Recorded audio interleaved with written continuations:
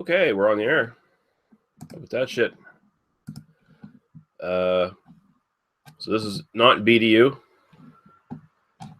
Rhino is on weird hours. So he can only do like Fridays and Saturdays. So I'm doing this for the midweek fix for whatever asshole needs it. Exciting stuff. Yeah. All right. So I'm sitting there. People jump in, they jump in. If they don't, I'll shut this down fairly quickly. And I'll go to my own devices. Code for masturbation.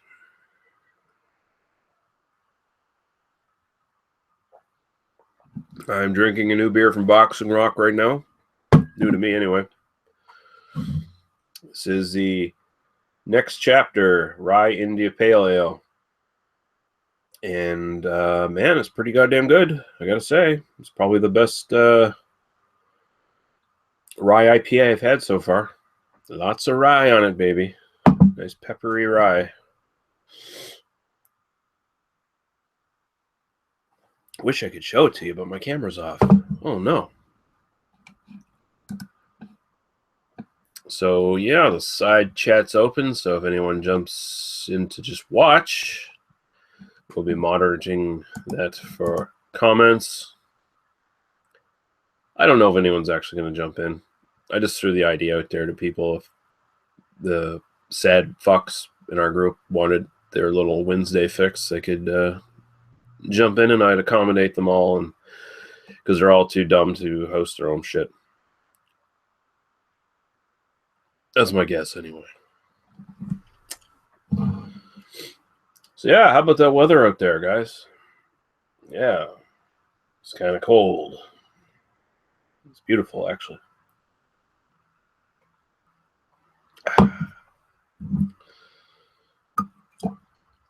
This is going to be super exciting, especially for people who don't know what the fuck this is. They stumble upon my channel for the first time ever. What the fuck? This guy's alone in a room talking to himself. It's like me, but on the internet. Holy crap, we got 3 viewers, so that's 2 viewers. It's me and 2 other people. The comment thing is open. You can send comments. I'm not going to promise I'm going to be polite, though. Link Donald. Oh, we got the Berserker. I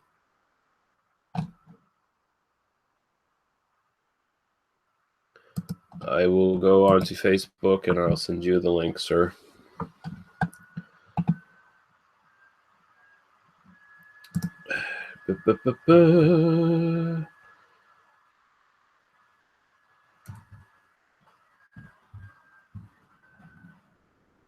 Here we go.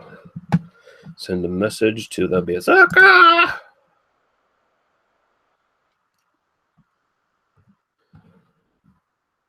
There you go. There's a link in the old Facebook for you there, sir. Raining on your parade. Who's in? Oh, it's Average Joseph. I couldn't let you be all alone tonight. That's so understanding of you, Joe. Very, very nice of you. Lee, I do what I can for my friends. There you I do what I can. Raining on Your Parade says best thrash metal album from Canada, Sacrifice by Apocalypse Inside, or perhaps it's Apocalypse Inside by Sacrifice. I have no idea because I've never heard of them. So I don't know anything about metal other than Slipknot is the best group of all time. I agree. Oh look, it's the Berserker! It's a Berserker of beers. Oh Jesus, is that a giant Grolsch or? Yeah, a giant 1.5 liter swing top of Grolsch for $11 came with a T-shirt. Wow, that's a good fucking deal. You know what they say about Grolsch? You can never have too much of it. What size is the T-shirt? 1.5 liters. No, the T-shirt. Oh, the T-shirt? What size is the shirt? I wasn't worried about the shirt so much, but I haven't tried it on yet, and it doesn't really say. Give him a fucking break, Nick. Your audio was all garbled from your goddamn bullshit New Brunswick fucking Nick, internet. it's one size fits all. Let's be clear. Yeah. Fits all the way down to a baby doll to a XXL. Mm-hmm. To an albino run. So we know what Berserker's going to be drinking tonight. It looks like it's fairly all right size there. It's long. It's like a shirt, actually. Yeah. That. It's a large. A long torso. So. There's a large. How many X's are in front of that? Because it doesn't look like a large. Yeah, it looks bigger than large. No, just large. This is a Dutch large. Yeah, So it's beer gut large. You know, they say the camera adds about 600 pounds. So yeah, they drink a little bit more in Deutschland there. So Deutschland. their large is equivalent to our triple X. Let's see how it is. yeah. Nice. So we know what the Berserker's drinking tonight. What is average Joseph drinking tonight? I am pulling a Ewert currently, but I will say within a couple minutes I am going to get something. So I actually drink while this is happening. That's good. Pull out all the stops for the non-BDU. Just for you, Lee. Just for you and your channel. Never on Rhino's channel, ever. I feel honored. Nicholas, what are you drinking? I'm about to go grab a beer. I'm grabbing one yet. You fucking asshole. That was... Why are you stealing my angle? That was my angle? You're my fucking inspiration, man. As soon as you get a channel... Oh. You're going to be waiting a long time, Nick, to be drinking then. Wait, what are you saying? As soon as Joe finally gets a beer review channel, you're going to start a beer review channel of your own? Yeah, man. I got to start my own channel. I actually have one in the... Listen, there's one going to be started soon. It's going to be called the Entrepreneur Power 90 Minutes. It's coming soon. Okay. Power 90 minutes. So that's a bit more. Actually, I kind of like that better than an hour. You know that gives you more time to stretch things out. Extra 30 minutes, can't go wrong. No, I don't know. I'm kind of more of a fan of the power half hour, just because if you can't do it in 30 minutes, you're just not going to be successful. Well, maybe you have a point there. Well, What if I take that extra hour and just play video games for that hour? Is that okay? Oh, maybe. Yeah, that works. Or edit videos of beer reviews. Is that all right too? Anything but being Does that mean successful. you're going to upload this to your channel there, Joe? Very real possibility that happens. There you go. I just want to see Joe review black metal albums. Sweet. Oh, yeah. I'm on top of it. You guys provide a list. I will do my best to research it. I want to see Joe in corpse paint running around in the woods. I don't think anybody wants to see that ever. I do. Maybe Paul. Paul would be a big fan. Paul would love to see that. Yeah. Actually, next time you go visit Paul, is probably what you'll end up doing anyway. Probably so, and dealing with roosters. Yeah. It's like chicken dinner. Chicken dinner. I've never seen a guy review beers and like every 2 minutes just yell at his rooster. That's a new one. Yeah. Times. What are you drinking, Lee? I'm drinking a new beer from Boxing Rock called The Next Chapter Rye India Pale Ale, and boy is it rye heavy. They released that a couple years ago. Nick brought it to the fest and we reviewed it, and I haven't seen anybody talk about it since then. 2015, yeah. The thing was the first time it was brewed. It was brewed with what's his name? And I can't remember the guy's name. You are a disappointment. Yeah, he used to work for Pickaroons. He's now kind of like a freelance Greg Nash type, but he's obviously not Nash. This is really good. I'm quite pleased with it. If I recall correctly, that was really good. I think I still have a bottle of that, actually. Yeah, I thought it was pretty good. Yeah, I mean, I think we all enjoyed it. To be clear, though, we probably were about 30 beers in by the time we tried it. So. Oh yeah. Yeah, we reviewed it. Yeah, it was 2015. You are correct, Nick. So like a year and a half ago or so. Yeah, I think the reviews up on my channel. I wonder if that was something they just I have a channel. I wonder if there was something that they just released like I don't know, locally, and then they decided to re-release it again because Yeah, from what I understand, from what it looks like, it was probably just like a kind of a special one-off the first time there, and when Nick got it, and I think it was a one-off, and it was only released in New Brunswick of all places. oh wow, Yeah. Wow. Well that would make sense if it's the Picaroons guy. Yeah, but you would also think that even if it is the Picaroons guy, isn't Boxing Rock out of Nova Scotia? So wouldn't have they released it there as well? Maybe they didn't. We just don't know. Maybe it probably was. It was just probably like some select NSLCs at the time. Yeah, or maybe even just locally to the brewery or whatever. Who knows? Yeah. Although the brewery, Andrew Esty Esterbrook's, right? That's it. Andrew Esty Esterbrook's. Yeah. Although the brewery is a bit out of the way. Like, if you go to Nova Scotia looking for Boxing Rock, that's probably like the farthest distance you're going to drive to get to a brewery in Nova Scotia. So, really, holy shit. Anyway, we got some tool shed going on, Daddy. Is that some tool shed? I like that one. Actually, that was a good beer. The Red Rage. Yeah, this is one of the best out of the Alberta for sure. Yeah, Boxing Rock is Reds have had. Boxing Rock's in Shelburne, which is southern Nova Scotia. So it's like it's right down at the tip of the penis there. Ooh. By the gonorrhea. Jesus. I think we should welcome Raining on Your Parade. Every time Raining on Parade is commenting on Chad's BDU, Ewart always chases them off because they have some kind of so-called beef. Yeah, that's right. I don't get it. I don't even know what the fuck that stemmed from. Yeah. So Raining on Parade, how are you doing? What are you drinking? What are you up to if you're still here? Yeah, and he's always welcome to watch this. You know, we will not abuse him and kick him around like Ewart does. You're welcome to watch anything, whether it's this or BDU. Just ignore Ewart. He's an old man. He tells everyone to get off his lawn, and we have no idea why. Everyone, and eventually he'll turn on everybody here. Mm-hmm. The way we treat it is we sort of look at Ewart as an old crazy man in a fucking wheelchair, and we're just visiting him at his home whenever we have a BDU. So we just humor the old coot. It's true. Yep, I agree. He's our friend. Stone beer, syrup to get us. One day you won't be able to get his Cantillon medication, and that'll be the end of it. Oh, yeah. He went to Cantillon and went to Zwansea Day and had a blast, seemingly, based on the Facebook posts. Yeah, looked like a great time.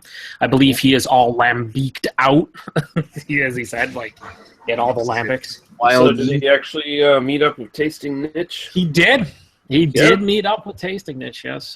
He sent a picture, a selfie that she did with him and another individual. I wasn't familiar with the other person. It was not Rob, so I know that much. So this wasn't on Facebook. This was in like RedTube or something. Yeah, it was not on RedTube, as far as I know. But no, I guess he just met up with her because he said he was going to be in Paris and whatnot. So I guess he just met up. I want to say they met up at a local bottle shop, something. I don't know. He didn't really say much other than he was just going to talk to her.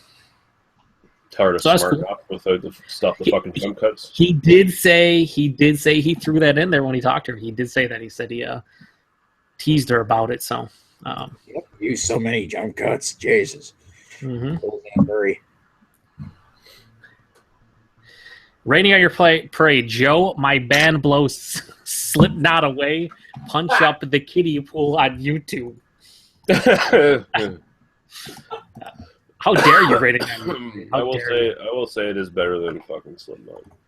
Nothing is better than Slipknot. Come on, 10 out of 10, Lee. You know this. No, come on. Limp Bizkit's better than Slipknot. Come on. Limp Bizkit is Limp Bizkit. I don't. Did it all for the nookie, yo. You gotta have faith. Is that? No, that's George Michael. No, well, yeah, but he covered it and did a horrible rendition of it. That was when they first got popular. It's the first song I remember being somewhat popular, and then they came out with fucking whatever that so-called album was afterwards. I get confused by all this sort of new metal stuff and the stuff that was before new metal that got lumped into new metal. Like, what the fuck is that band's name? They came up around the same time Korn did. They had that song, I Watch You Die. Oh, Symptom of a Down? No. Yeah, I think maybe. I don't know. System of a No, that's the one with the Arabic singer or whatever. Yeah, I don't think that they're a little bit better than they're everything else that we've mentioned. half-ass band for sure. I'm thinking, is it Disturbed or? I ignored the whole genre. Yeah, I can't get into it. I'd rather just listen to some Hawkwind or something, for fuck's sakes. How dare you? I'm sorry. How dare you?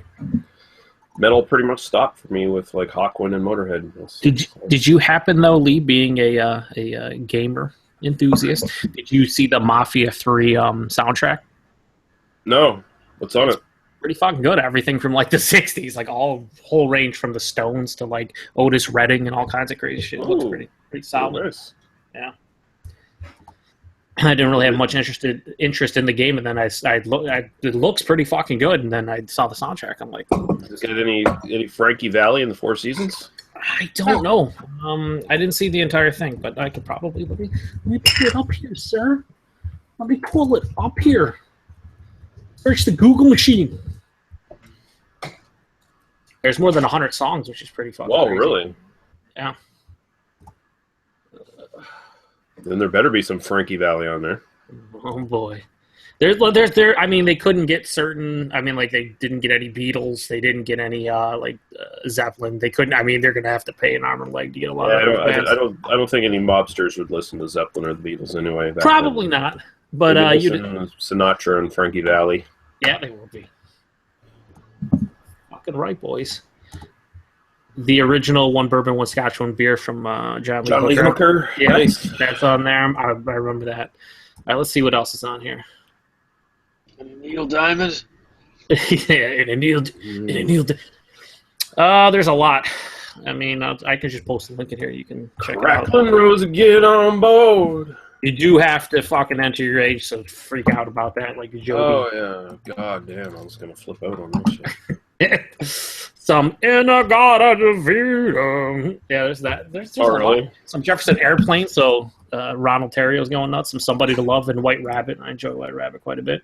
Yeah. Some Johnny Cash. That's very diverse. Oh, Question Mark and the Mysterians, The Animals, Aretha Franklin. Yeah. Mary McGuire, Eve of Destruction. Yeah, man, it's fucking it's one of the better fucking soundtracks I've seen from a video game, especially something like in this genre. Because you got GTA, they always try to fucking have all the different channels and stuff. But ooh, Bobby Fuller 4, nice.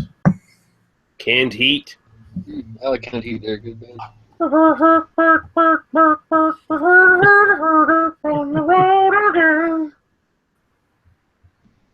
Ooh, Chamber Brothers, Clarence Carter. Jesus. Cool? They got the Count 5 on there. Psychotic Reaction. That's awesome. You know what? This cool. They have the Stones is Painted Black, but then they have a cover by the Avengers. They have both songs in there, which is interesting. Ooh, interesting. Del Shannon. Yeah, they better have fucking Del Shannon on there. Wow. Ooh, Dusty Springfield, Son of a Preacher Man. Awesome. Yeah. Some James Brown, baby. Yeah. Four Tops. James Brown, I Got You, I Feel Good. John Lee Hooker, Johnny Cash, Folsom Prison Blues Live. Mm-hmm. Lightning Hopkins. Ooh, Little Richard. Woo! That's fantastic. Shut up! Woo! Oh. Oh wow, they got the Misfit. They got the modern Misfits cover of "You Belong to Me." That's kind of interesting that they got. Isn't this supposed to be set in the fucking 60s? I want to say 1968. It says right, yeah, New Bordeaux, which is like it's supposed to be like a similar to Louisiana, like a town in Louisiana. I don't think they didn't go for anything like ultra realistic, kind of like GTA, where they base it kind of off of a place. That's interesting. Yeah, I mean, like I said, the soundtrack alone just sounds like just cruising around like in a fucking car and just jamming, killing people. Roy Orbison, Running Scared. Fucking oh yeah, they got a Ramones song on here too, Palisades Park. Do they really? I don't think the Ramones ever covered Palisades Park. I think they're incorrect. I think someone pulled their fucking playlist out of some fucking obscure fucking Napster fucking list where they used to fucking name all the songs incorrectly, because I don't remember the Ramones ever doing Palisades Park. It says on here they did cover it in 1989. Really? Okay. Interesting. Is this the Entrepreneur Power Hour? It's the 90-minute version. Where you can pay me for what I'm worth? You've already been paid, on the bitch. album Brain Drain, by the way. Okay. No wonder I've never listened to Brain Drain, so that's probably why. I don't see on the channel. Are you ready to get on with the Ontario beer news? Fuck here's no. the Ontario beer news. 43 new breweries open. They all make shitty beers. Chad complains about the prices and locations. Next, done. There we go. Here's the Ontario beer news. We now get Lug-o-Treads in Nova Scotia. There you go. Oh my fucking Lug-o-Treads! Hey, I got 2 bottles. Bitch. Also, Chad doesn't want to get new vintages of really good beer because he wants to buy really shitty beer to try. I said it, Chad. You have shitty beer. Try shitty beer. I told him last week, I was like, you make your fucking LCBO orders, and 75% of everything you order is a fucking cream ale. So I don't know what's going on there. But we just have to face the fact he really likes cream ales. Shitty ones at that, too. You can get a 95. No. Hey, Everclear. 95%, 190 proof. I hate you, Greg. I still have half a bottle of Everclear that I brought back from Calgary when I lived out there. Greg, how old is that bottle? What's that? How old is that bottle? How old is it? 3 weeks old, maybe. Holy shit, train boar. Get rid of it. Well, was it in his fridge or not? That's that's true. Was it in the magical fridge? It was in my fridge. Consume it instantly. Still good. Yeah. Guy, known as Drinking Canada, is in the chat. By the way, Guy, I could not get the entire week off. I am working Tuesday and Wednesday that week, and either Friday or Saturday. So hopefully we can get together one of those days. At the very least, if you're staying at the Aurora Inn, I will come down and visit and bring those 2 bottles of Garrison Spruce Ale that I've been sitting on for you. And in more ways than God, one. another beer trade's happening. The king is returning. But I will not be able to go to Halifax with you guys, unfortunately. Ooh, party pooper. Yeah, they switched my schedule around again at the last fucking minute. I mean, they even switched it on me yesterday, for fuck's sakes. Work is for losers and people who like money. They're trying to protect you from a certain individual. Maybe You're doing it for the money, aren't you, Lee? What's that?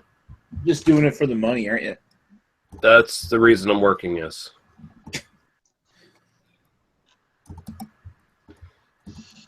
Donald's not looking too happy there. Berserker, what's going on? I'm just tired. Well, I'm just not drunk yet, I think. You need to put the helmet on. Fix that. A few more beers than me. I'm just kind of... It's early out here yet, so I don't really kind of go until late on a late night. Freak out. All right, That's the worst excuse to not get drunk ever. Guy went to Bo's with his dad since he needed more beer. I just felt sad, he says. Did he pick up anything good? Apparently not. He said he just felt sad. So, and in the basement says, "Sup, bitches? Sup to you? Why the fuck you not in the chat? Or I mean, in the actual hangout. I put the link in the goddamn." Because you're not the rhino he's looking for. I guess not. He does not like you because you have pigment. I don't have the big ivory horn. Albino goatsy. Ooh, goddamn! Thanks for reminding me of that fucking shit. Good old goatsy, along with what was it, lemon party, and then blueberry waffle. The holy trinity. Oh, please stop! Blue waffle. Blue waffle. In the basement, coming in 5 minutes. Too much information. Yeah. Yeah. That's nope. It shouldn't take you that long if you know what you're doing. Guy says, "I guess he's too good for Harambe." Is Guy saying I'm Harambe? I don't know. Yeah, Harambe. Yeah, okay. I believe. I'm only the greatest meme on the internet right now. It's great. Internet. What's Harambe? What? What's that? What's Harambe? That gorilla that got shot? I have no idea. That's the Oh, one I got shot a man. few Well, months ago you 'cause the you dumbass are kid officially... Yeah, Yeah, kid you, live in you took it. yeah, So you're officially the luckiest man in the world, Donald, because you're the only person who's not heard of Harambe and that fucking kid that fell in his fucking cage. Oh, I think I saw the initial thing, but I didn't know his name was Harambe, and I saw that months ago. I didn't know they shot him, but I assume maybe they would. I don't know. Yeah. Well, even though it's completely off topic, it's a completely an Ethan thing that we're talking a couple months ago. I just want to say, endangered gorilla, kid who's too stupid to realize you shouldn't climb into a gorilla pit. Save the gorilla, for God's sakes. That kid's not going to grow up to do anything useful with his life. Natural select. They should have just shot the kid. Yeah. It's like, Yeah, I think that's just what gorillas it's do. worth a zookeeper Gorillas going in there. that kind of shit, don't they? Like they're kind of a dangerous animal. Like I don't think... Well, the thing is, I don't think the gorilla is showing any signs of aggression towards the little baby.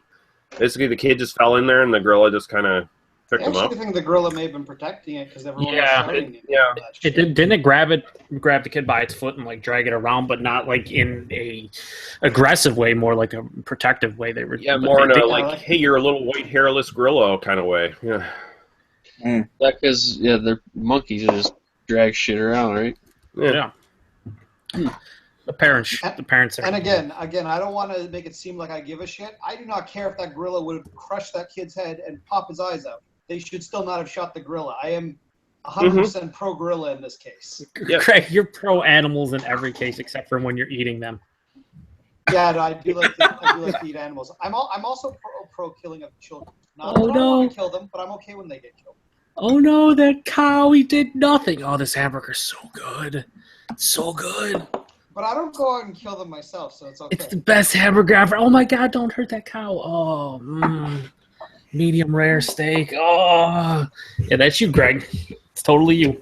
Oh, by the way, Greg, apparently you in the basement. Apparently you shot off his load for him as soon as he saw you, which is boom. Apparently. Yeah, glad I did it. And Guy says, "I am so black." Apparently. Well, compared to Chad, I am pretty black, but I mean that's everybody compared to Chad. Yeah. And then in the basement says, "Give a gun to each of them and see who dies first." There you go. The gorilla might win. 2 man enter, 1 man leave. Or one. Exactly. Yeah. Harambe owned part of town. I think the gorilla would just throw the gun at the kid and concuss him, and then eat his face when the kid's stunned. Remember that woman a couple of years ago who was on Oprah who got her face eaten by him? Like, it wasn't even a gorilla; it was a freaking just a regular like chimpanzee, wasn't it? I do Yeah, remember that. Chimps are violent motherfuckers. Gorillas are gentle they compared to are chimps, fucking man. assholes. Even like little monkeys and shit will come down and rip Oh yeah. faces I'm off. not a big fan of monkeys, like in general, but still, monkeys. I mean, you look at chimps. Monkey Chimps are stupid. genetically closer to us than any of the other primates, and that there's a good reason why chimps are violent motherfuckers and why human beings are violent, stupid motherfuckers because we're that close. But fucking orangutans and baboons. Baboons fucking kill you, man. They'll rip your fucking head right off without thinking about it. Yeah. Orangutans could fucking like literally tear you limb from limb, just pull your arms right out of their side like a Wookiee. Yep. Use your fucking arm as a back scratcher.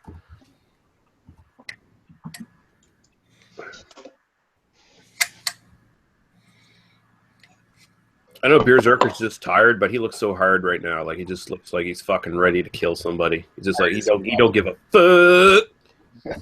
Gonna go my rant and my rave. I was about to go and flash someone. Hard as fuck, like bubbles of the glasses. That's right. I actually can't see anything. Maybe why I look so weird. I'm just like squinting.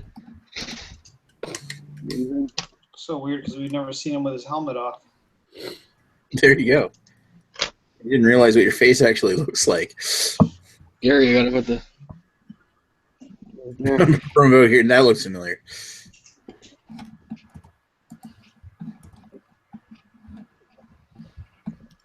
You guys getting snow yet or what? Nope. Not that far. Are you guys getting snow? Feels like we might. It's fucking cold. Wow. It's Just chilly, getting but below nowhere near freezing. enough to get snow yet. Yeah. We're like 4,000 feet above sea level, so That would do it. a little bit earlier sometimes. Yeah, I don't want to see no fucking snow till at the very least the end of December. Yeah. Yeah, I'll it's be supposed okay to. until wait into the new year. It's supposed to get up in Celsius here, like probably like the high 20s next couple days. Yeah. Fucking stupid. Like 16 here today. I can remember back. It was only like, wasn't even 10 years ago where we were. Maybe it was about 10 years ago where we were getting fucking ice storms and shit in November. It was like, Yeah, there was here, I want to say it was like 7-8 years ago in early October. There's a fucking ice storm that caused all fucking kinds of damage. And it was one of those ones that was like out of the blue. Like the weathermen were like, "Oh yeah, everything's fine," and then like fucking 2 hours later, everything wasn't fine. Just totally wasn't. Trees fucking everywhere. It was crazy. Trees Now- are fucking everywhere. Trees were fucking having all kinds of little trees. Wow. Mm-hmm. They were spreading that sap. Population of trees, they rose in that October of 2008. New levels. Guy wants to trade chimps for Ewoks for some reason. I don't think that is an option. Ewoks seem like nice creatures. See what I love about Guy is he always kind of chimes something in slightly after the conversation about a certain point is over, and because he's French Canadian, it's doubly out of context. Yeah. So Translation. it always gets my inner Sherlock Holmes going, where I gotta like piece the clues together and go, aha, that's what he's talking about. I love it. Good stuff. He never, I don't think, answered if there was anything he bought from Bose. Yeah. But I think the fact that he said I just felt sad was kind of the period on that. Like, we don't want to talk about what I got from Bose. you have to think they have, with all the fucking ridiculous amounts of beers. Now, granted, a lot of them are not all that good. You would think they have a lot of stuff at the brewery that you could pick up. That's why He says, no, I did not. I did not buy anything. So he just basically stood there and watched his father take the bullet. Did they have anything of interest, though, gear? Was it like their regular lineup and that's it, or stuff you've had before? Oh my god, this fucking... I haven't had Lug-o-Treads in a long time, so I can't remember what it fucking tastes and smelled like, but this smells just like fucking raw Cheerios, like without milk on them. Yeah, very grainy. I got like a little bit of red apple, too, on it. I remember a couple times I've had it. I was going to say, does Bose ever have anything particularly interesting? Does Bose have what? Do they ever have anything particularly interesting? And when they do have something particularly interesting, it's usually like $15 a bottle or something. Or it's like in a fucking 4-pack for like $25. Yeah, which, but I will say about that 4-pack is there's a pretty good chance because they make so many of them and because they don't sell that well, it's a pretty good chance you'll be able to get that 4-pack for like $15 in a month or so. That's what I'm keeping my eye out for. Makes sense. It makes a lot of sense. Yeah. A lot of our U.S. beers here got cheaper, like Maui and Deschutes and that. I noticed they shut off about $4. What are you talking like Deschutes? Like what's available? They're just regular like 6-pack of like Yeah, like their Chain Breaker and their Inversion and all those ones. All those 6-packs. They were like $20 now. They're like 16. And then the Maui was retarded. It was like 20-something bucks for a 4-pack of anything, and now it's about 16 for a 4-pack. So it's still expensive, but it's got cheaper for some reason. Just must have new distribution or something. I don't know. Yeah, that's probably very similar to what we would pay for it, and we don't get Deschutes here. We do get Maui now, though. Welcome, Chris. How you doing, sir? How you doing, bros? What's going on? Chris Peters of Entrepreneur Power Hour? No. No, Wow. it's the Chris we have to settle for, not Chris Peters. Oh, Yeah. I'm sorry. I just don't feel like I'm paying for what he's worth. Holy fuck. When I watched that fucking video this morning, I was like, wow, he's so fucked, that guy. I came home today. Jesus. I was playing video games. I don't know. Did you guys see the fucking animated GIF that fucking Jamie did? That was a funny. I couldn't stop fucking laughing. Yeah. That was the funniest fucking thing I've ever seen. That was awesome. Oh fuck! I thought I had a lot of time on my hands. Fucking Jamie. That one. I happened to watch the shooting the shit with the rhino that you did with him. Yeah, my incoherent fucking drunkenness. Yeah, it was probably the worst segment I've ever seen on his channel. Also, I'm not going to tell him because I'm just going to leave it up. Worse than the reviews I've done on his channel? I don't consider what you did on his channel reviews. Yeah. Then in the Big Rock Bourbon Barrel, I think it was Porter review, it was 31 minutes long, and I'm like, what the fuck are these two ass clowns talking about this beer for almost 32 minutes? I don't know why he kept it going. Shooting the shit that he released as a separate video, but he forgot to take it out. Oh, that was a fucking disaster. We filmed that one, and I'm thinking we're done the review, and then he wants to shoot the shit. I'm like, okay, so we start talking.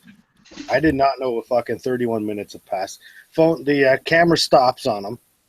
He's out of fucking room on his phone, so he's like, oh, let's do a shoot the shit segment with my other phone. I'm like, okay, sure, why not? And so there's more shoot the shit coming? No, that's it. There's fucking 31 minutes of that one review and then fucking shoot the shit. It was two drunk guys. Just I don't even know. I don't even know how to describe it. Those were the two last videos of that night.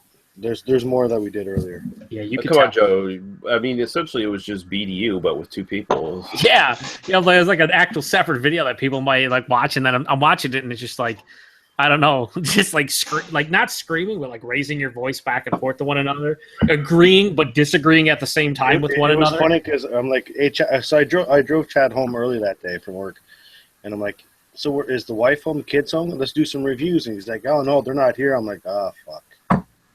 Here we go.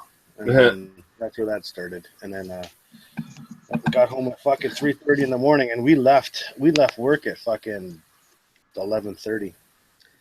I was curious to see in the Bourbon Barrel Porter review, he keeps referencing another barrel-aged beer off camera, but he never says what it is. Oh, that one. Oh, that one. And I'm like, you said it like 4 times. Why don't you just say what the fuck it is? Because you don't ever release your reviews in order. Ever.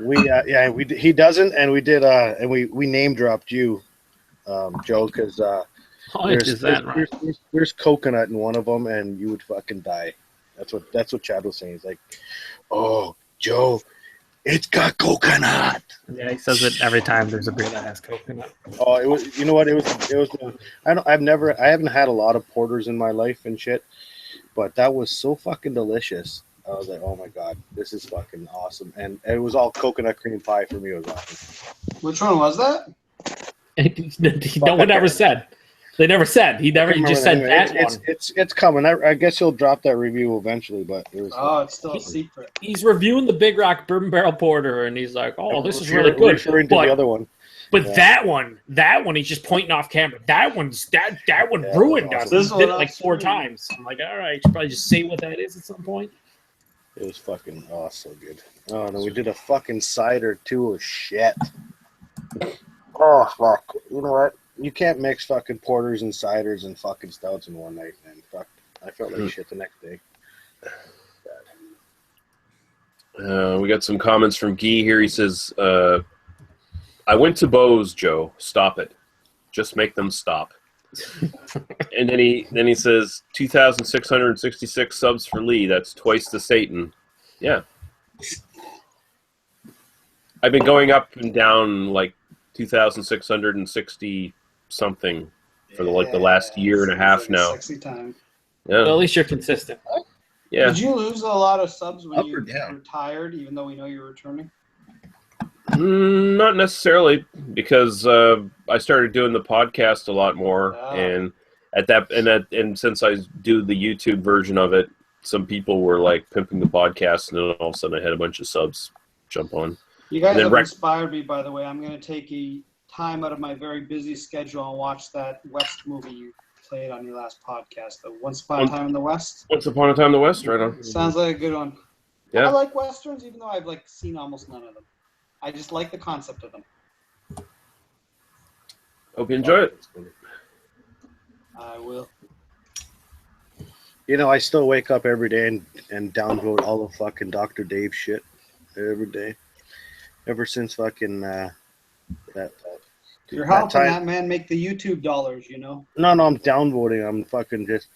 Oh, downvoting. I think you said Yeah, downvoting. Yeah, downvoting. I thought it Dave- was like some kind of torrent of Dr. I downvote every single day all of Dr. Dave's fucking videos until I fucking caught up. Dave's not monetized anyway, so it doesn't really matter. He's not making the YouTube dollars. The Lee Russell fucking $300. I wish I made $300. Jesus Christ. The Lee Russell Power Hour. Yeah. Oh, fuck. That's Pubic right. hair We in gotta my pay you chin. what you're worth. If I actually did make money on YouTube, I would actually, be pretty impressed. I don't consider getting $100 every year and a half or 2 years making money. Well, it's more than you had before. Yeah, but then consider all the time I've spent making videos and where I could be actually doing something else, like having a second job, and then it's not really making money.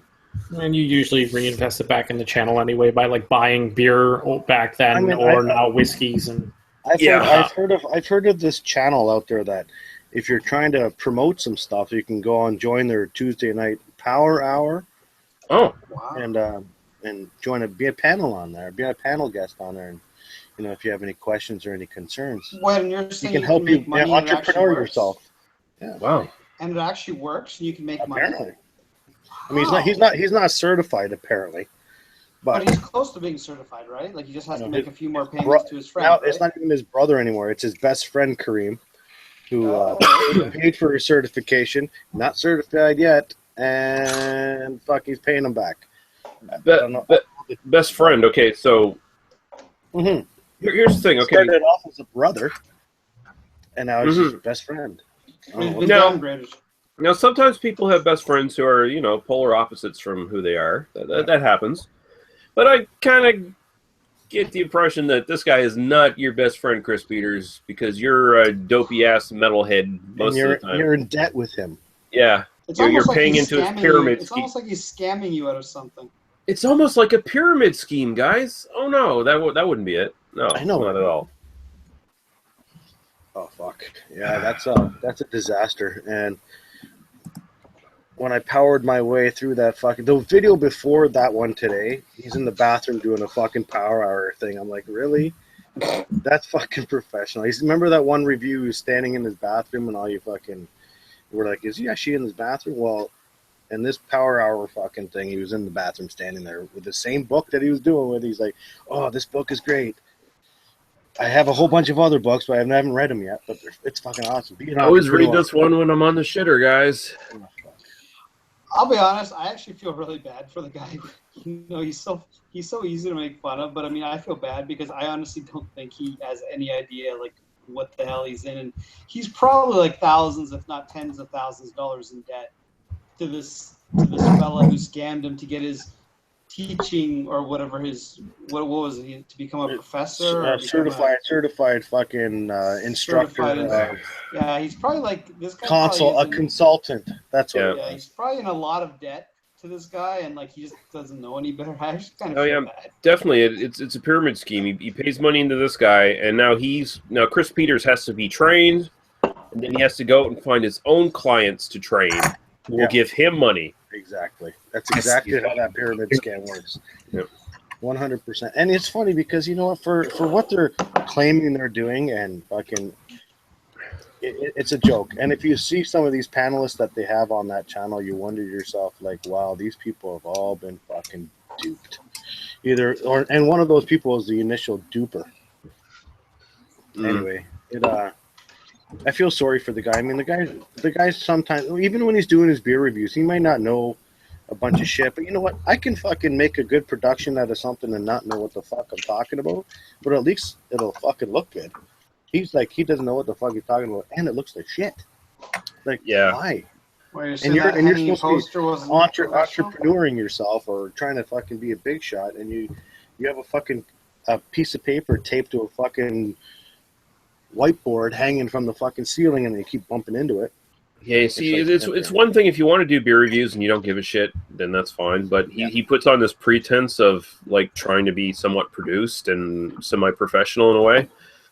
And then when he starts his video, he's trying to range his camera and knock it the fuck off his fucking tripod or whatever. Like, no, you set up your camera angle before you start your fucking video. If you actually give a fuck about how your video looks.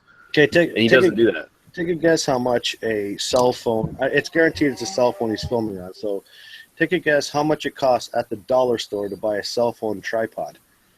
Yeah, it's $1, and it's fucking the easiest and simplest thing to fucking do. And you can't even fucking figure that shit out. Guaranteed, it's leaning against something, or he's got some foldable camera that's fucking. He's got it leaning on his stack of fucking Power Hour books. That's why I haven't read them. Been fucking drinking beers. That's bad. I mean, he got a ton of views today because of us going back and forth on it. But yeah, Guy says Chris is selling pyramids now. Trophy Coop. Who doesn't want a pyramid? Well, when he gets certified as a consultant, he'll be selling. That's for sure. Yeah, and Guy says, would you say Tits Bong Beer 420 is better? Tits Bong Beer 420 is. He's his own entity. For what I've seen, he continuously does the same shit, and it's like that's what he does. I mean, he branded himself as that guy who's fucking taking hits out of a bong and drinking beer and not knowing what the fuck he's talking about. He lives in this alternate reality where everything is made out of weed.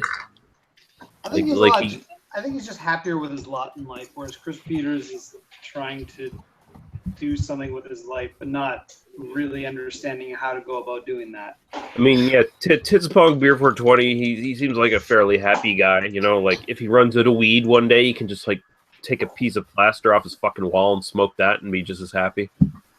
So full of resin.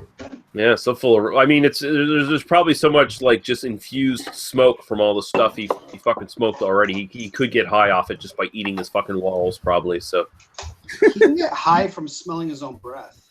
Probably. Can you imagine if he is actually watching us talk about this, that he suddenly thinks about, I'm going to cut out a piece of gyprock right now. I'm going to try that, man. Oh, that sounds like an awesome idea, man. You mean we're smoking dog shit, man? And then he'll comment on the video after it's been posted for like 2 weeks later and say, have you thought about this? Great idea, man.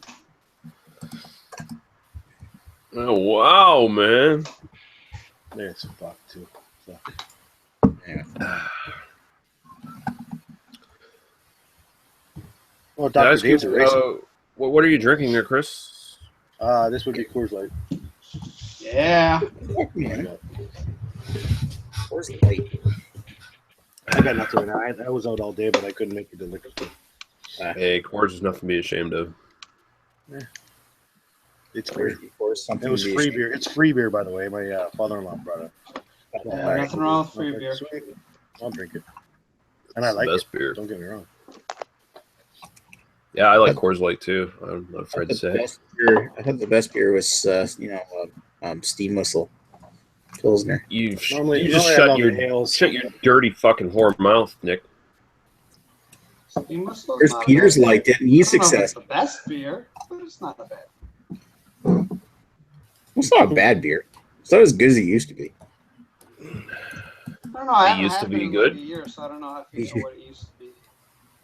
I remember the first time I had it, I was like, "Oh man, this is an awesome copy of a Pilsner, like a Czech Pilsner." And then I had it a couple weeks ago. I'm like, "The fuck? It's like a basic lager." The thing with Steam Whistle like is a thing, that yeah. it's more age dependent than any IPA you've ever met. If you get Steam Whistle within 2 weeks old, really good. Yeah. Any longer than that, and it noticeably is inferior. It was on tap. Yeah, on tap it should be good, but you'd also be surprised because a lot of Actually, I think it was a bars will buy, bottle. But anyway, I don't like their company. I don't like their whole idea. Like, we're just going to make this Pilsner and that's it. Oh, and we'll make the super secret one that's unfiltered for. Well, they make a bunch of different beers, but they only released them at Beer Fest. They actually had a hoppy pale ale, which was actually not bad, but they only released it at like a couple beer fests.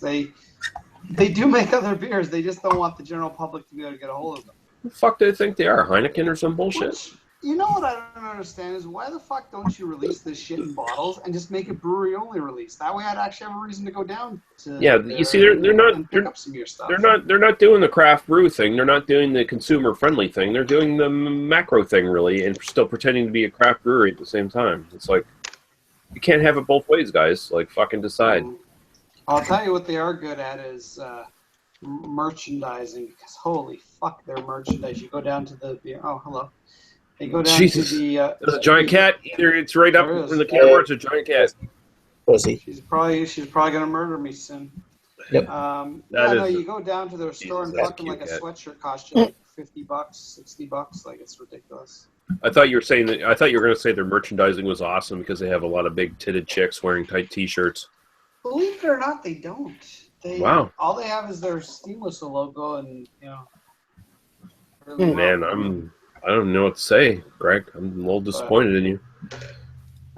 Yeah, unfortunately, other than Nickelbrook, there aren't a whole lot of sexy beers. Like Nickelbrook, they do their their American Pale Ale. I can't even fucking think of the names right now, but they got their Headstock IPA and they got their no, sorry, not their Headstock. Their Naughty Neighbor Pale Ale that has basically a naked woman on it, but it's her silhouette. It's not colored in. But you can use a crayon and totally color in the titties. You'll be all good. With a white crayon? Because it's a fucking silhouette. Yeah. I would say use more like a nipples. peach color for a pinkish color for the nipples, and then maybe like a skin color for the titties. You don't need to color in the rest of the woman, because that part's not important. You just need the important part, yeah. No, that's right. Maybe give her a little black triangle. Welcome to the Misogyny Power Hour. Oh my God, I've been attacked. Dear God. I gotta turn my light on so you can see what's happening right now. Jesus. I don't know. You might want to keep it off. Take it off. Oh, Jesus. There we go. Ah! She's on the back of my neck. I love that you have this basically bull-felled fucking cat from James Bond. Oh yeah, totally. You just shave your head and get a big fucking scar down the side of your face, and you'd be Blofeld. It'd be awesome. Yeah, and she's bored. Actually, we may have through a friend of a friend, we may actually have a connection to get another one that looks just like her. So they'll be twins. It'll be cool. But we're still working out the details on that. But they'll be the two of them psychotic, because she is crazy. He says, "Booth girl, golden shower over Heineken anytime." I think he's implying the Bose Booth girl from the festival. Maybe, I don't know. He's on some. Here's a weird thing. Even though they're both bodily wastes, I would much prefer a girl pee on me than poo on me. Probably the same, because that's easier to wash off. Yeah, I can't believe I just had this conversation with somebody. Agreed. This is fucked.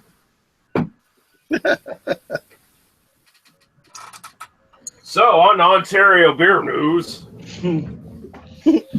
Well, Mill Street has released their new Halloween pack that has their Tankenstein IPA in it. Yeah, and their lemon tea beer and all this other bullshit no one wants to drink. Actually, I'm going to buy that. I want to try their Tankenstein. I don't expect it to be good, but I do want to try it. Plus, it comes with the two of their shitty pumpkin beers and two of their okay Oktoberfest beers. I'll buy it. Whatever. So what you're saying is they have a beer called Tankenstein? Yeah, it's their Tank House beer, but it's like the Imperial version of it. And I didn't buy it. Like, they released it in, like, I think 650 milliliter bottles last year. That they were like something like $10 a piece, which I didn't want to buy. But now they've stuck them into their Oktoberfest 6-pack, and you get two of them. You get two of their pumpkin, two of their Oktoberfest. So I'll buy that for $13. I might buy that. Yeah, not bad. I mean, the thing with Mill Street, they always make okay beers. They don't make bad beers. They don't make great beers. They just make okay beers. Yeah. My favorite is Cobblestone Stout. Yeah, it's still good. Cobblestone's a good one. I like their vanilla porter. Vanilla porter is good. I mean, their Tank House is really a like classic. your, It's still quite good. The West Coast IPA. I thought that was delicious. I had that too. It was. I don't remember what I'd like. I remember liking it. I remember not loving it. Honestly, most of their stuff I just pass up now when I see it. Anything new from them. Tank House isn't as good as it used to be. Like, we can get Tank House regularly now, and I just avoid it because it just doesn't taste as good as it used to before they got taken over. Unfortunately, I find everything, and I know Mill Street's now a macro company technically, but unfortunately, I find everything that like gets widely distributed isn't as good. Like 10 beer years is nowhere near as good as it used to be. Bone Shaker's nowhere near as good as it used to be. Like, they either cut corners or maybe they just make more of it, and it ages a lot more before you actually get it in your hands. But unfortunately, that's kind of the thing. Like, unless you have a brewery that you can just get to the stuff and get it fresh, and it's brewery only releases, it's almost like wide distribution just automatically will mean the beer's not as good. Yeah. Guy said he reviewed the Tank and Steed. I'm going to have to check that out. He said the same week it released, it sold out, apparently. Yeah, it did sell out pretty quickly last year. Yeah. And Raining on Your Parade says he's drinking a Victory Golden Monkey. I'm not familiar with that beer at all. In the States. And Guy is drinking a Bone Shaker. LOL. I've got a rogue. I've got a rogue hazelnut brown nectar. What'd you say, Nicholas? You were distorted. Yeah, I know. People were talking. Well, then repeat what you said, you fucking asshole. Here. Got a rogue hazelnut brown nectar. Okay, turn your camera off. I don't want to even forget what you said. There you go. Good job. How's that next year?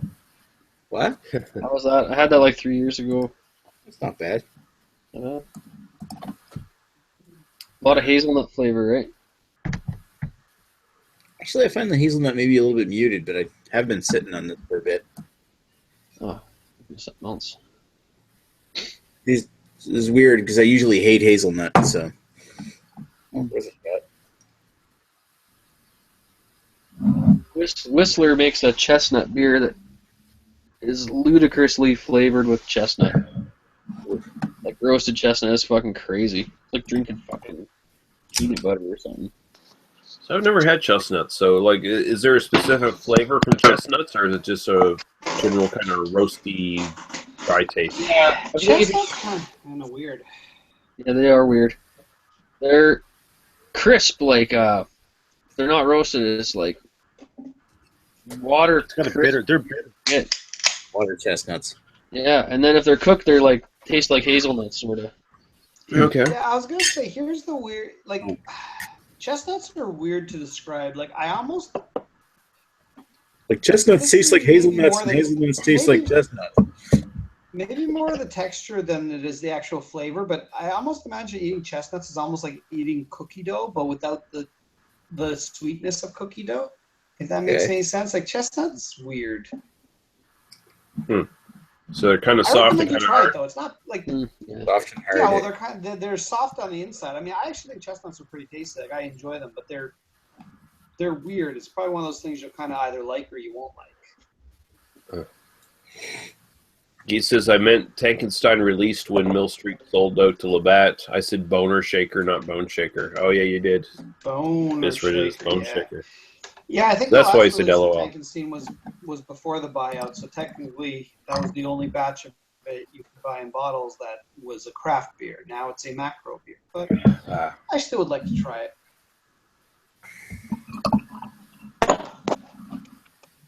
By the way, it looks like a lot of their Christmas beers are starting to come out at the LCBO. You can get the Rockford 8 and 10 now, and you can get the St. Bernardus.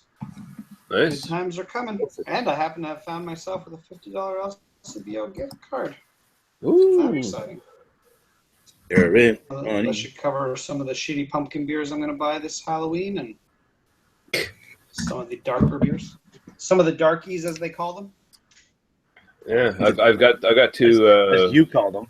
Yeah, you call me a racist. I got two. I got two Saint Amboise pumpkins sitting in the basement there waiting for me. Hopefully they're still at the same high quality as usual. Are they from last year or this year? They're from this year. Oh, okay. It better fucking be. He doesn't Better- drink your old beers. Bottle on date, guys. Bomb they got.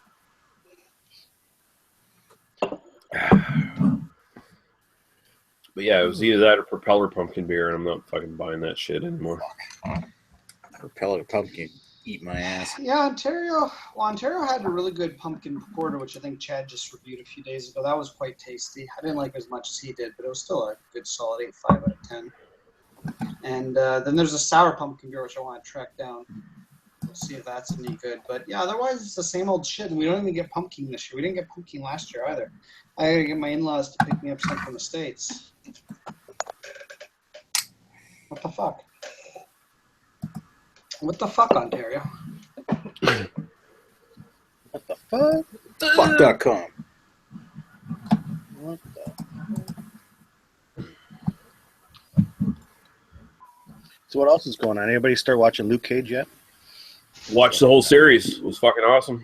Did you? I'm halfway. I'm about 5th episode through. So Is that the new Netflix Hey, series so with it's the good, black eh? dude? Yep. it'd be your favorite I kind. haven't seen it. Is it any good? It is fucking amazing. I'm quite impressed with it. Just like all the other Marvel series, it stands out on its own. Like it feels connected to the universe, but at the same time, it's like a separate kind of thing.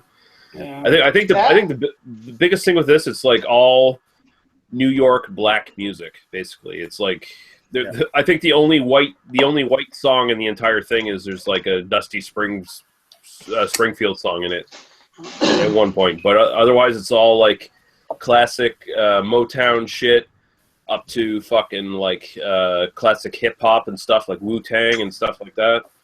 It's awesome. And it is awesome. It is fucking awesome. The music's great. The acting's great. The bad guys in this are fucking amazing again. Like the Marvel TV series, they do their bad guys way better than the fucking movies do. Oh my god! Remember Jessica Jones? Fucking Kilgrave was the best fucking villain ever. Yeah. In any fucking Marvel world. Yep. And Kilgrave was great. I I don't want you to spoil it for me, but is there any other heroes that show up in this series? Or No. Don't tell me nothing. Forget it. Okay. But Spoiler alert, Spoiler motherfucker. alert. But you don't need them. I think you'll be quite satisfied by the end. I'll just say that. Wait, is Samuel L. Jackson in any way? No, thank fuck he's not in it in any way. Although honestly, when you think about it, he would be the one guy you would probably want to stick in it. But no, he's not in it. Yep. The series stands on its own. It doesn't. I mean, the only character in it that is from any of the other series really is Rosario Dawson's Night Nurse. Yeah. If anyone hasn't seen Rosario Dawson's nude scene in Trance, go see it. She has a completely shaved punani, and you get a very nice full frontal of it. Fantastic. I remember fucking nude scenes from Alexander. Yeah. No, these are much better because she had a bush in Alexander. This one is completely shaved. You get to see every little bit of her labia. And her boobs are nice too. Rosario Dawson's fucking hot. Let's just leave it at She that. is. Sin She's City. very hot. But yeah, Luke Cage was really good. I was really impressed with it. I mean, fucking just the club scenes where they get some of these like real life acts in. Like they had the fucking Delphonics in there for fuck's sakes. Yeah. That was awesome. They had the fucking Delphonics in there playing. That's great. I wonder if Dr. Dave watched it. I mean, he's up on the black culture. He knows. Oh, he knows. I mean, have you seen his playlist on his fucking YouTube channel? Oh yeah, he's in. Well, actually, he's into really shitty club music and really shitty rap music. One of his playlists is Nicki Minaj for Your Pleasure. Yeah. Fucker. The fucking asshole. The dick. I'm just really grateful that his taste in music is so shit that it just helps justify my hatred for him even more.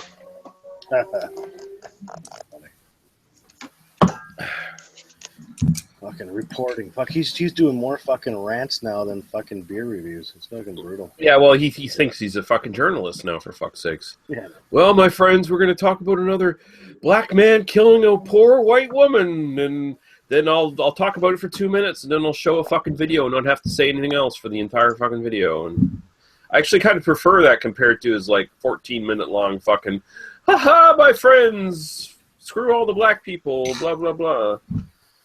Who doesn't want to screw some black people? Yeah. Sure, there you go. But yeah, Luke Cage is awesome. Highly recommended. Good. And they're releasing the over what's going on this weekend. I think one of the Comic-Con somewhere. Something's going on somewhere in the States, and they're going to release the trailer for this weekend. Which is the fourth character in the series, right, for the Defenders. Oh, Iron Fist. Yep. That's coming this weekend, I hope. Looking forward to that. And I saw some. It was just like some. They're filming the Punisher series as well right now. Oh yeah, that's gonna be awesome. Yeah. Cool. You know what? And you know what, Lee, you're right. The Netflix Marvel world, even though they're it's all connected to the fucking Marvel world because they make all those little Easter egg like mentions of what's going on in the whole Marvel universe. But I love the way Netflix does it. It's gritty, it's fucking dark, and they've got a great. It's just it's way better to watch, and it's more entertaining for me. Plus, it's not everything crushed in the fucking 2 hours. It's like it's a long fucking movie, and it's good. Yeah, you can stretch out all the characters and all their stories and stuff. And I mean, like with Daredevil and Jessica Jones, you got Hell's Kitchen and shit. So it's got a very different feel than when you move to Luke Cage, which is like totally Harlem. So you got this really big black music vibe in it, and it just feels like you feel like the culture is different. Just watching the entire thing, it just has a totally different feel. And the guy who plays Luke Cage is just fucking awesome. And I love that even though he's this basically almost invincible fucking superhero who you can just like unload bullets into, he still runs into problems. Like people still fuck him up. He still has to overcome fucking shit to win. Oh, yeah. Decisions. Yeah. Why is it that the Marvel Avengers universe, and the same one that they're in on Netflix, not tied into the X-Men? Because is there a difference? Besides licensing, maybe that's it. Yeah, that's what it is. Fox owns the X-Men properties because in the early 2000s, Marvel almost went bankrupt, and so they sold a bunch of their properties out. So Fox owns like X-Men and Fantastic Four and some of that stuff. So that's why it's not connected. Like they actually had to garner a deal to get Spider-Man in the latest Captain America movie. Spider-Man was Sony, wasn't he? So yeah, I think he was Sony. Yeah. Like X-Men is Fox. That's why Deadpool was a Fox movie. Yeah, because Deadpool's X-Men universe. Yeah. So I mean that's kind of why like Marvel is not focusing on X-Men and mutants. They're going towards, I guess, the Inhumans. I think is the plan for them. But yeah, it was just licensing deals because Marvel was in dire straits, so they had to sell their properties out to avoid going under. Why can't they all just get along and fucking put the X-Men versus the Avengers already? Because that would just be fucking. They're starting to. They're starting to get along. I mean that deal to get Spider-Man into the Marvel universe that's kind of a big thing. Huge, yeah. Yeah, they revealed Wolverine 3 poster. Yeah, if you guys seen it. Yeah, huge. Also, I think with Civil War, the most important thing is that it's the first instance of Aunt May being hot. They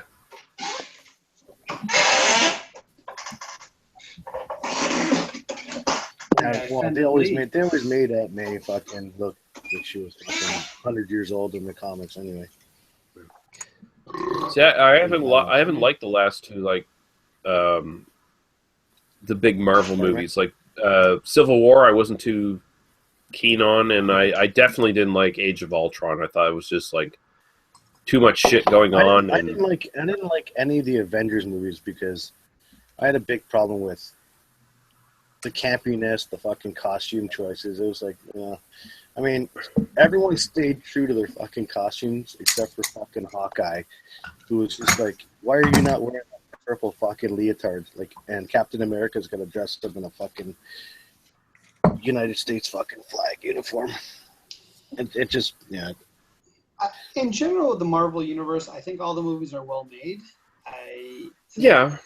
What they've done is really good, but I'm lukewarm on it. I'm not a huge Marvel fan to begin with. I'm not really a big superhero fan, with the real exception of Batman, and I think Superman's okay. So the entire Marvel Cinematic Universe is like, it's fine. I've enjoyed a lot of the movies.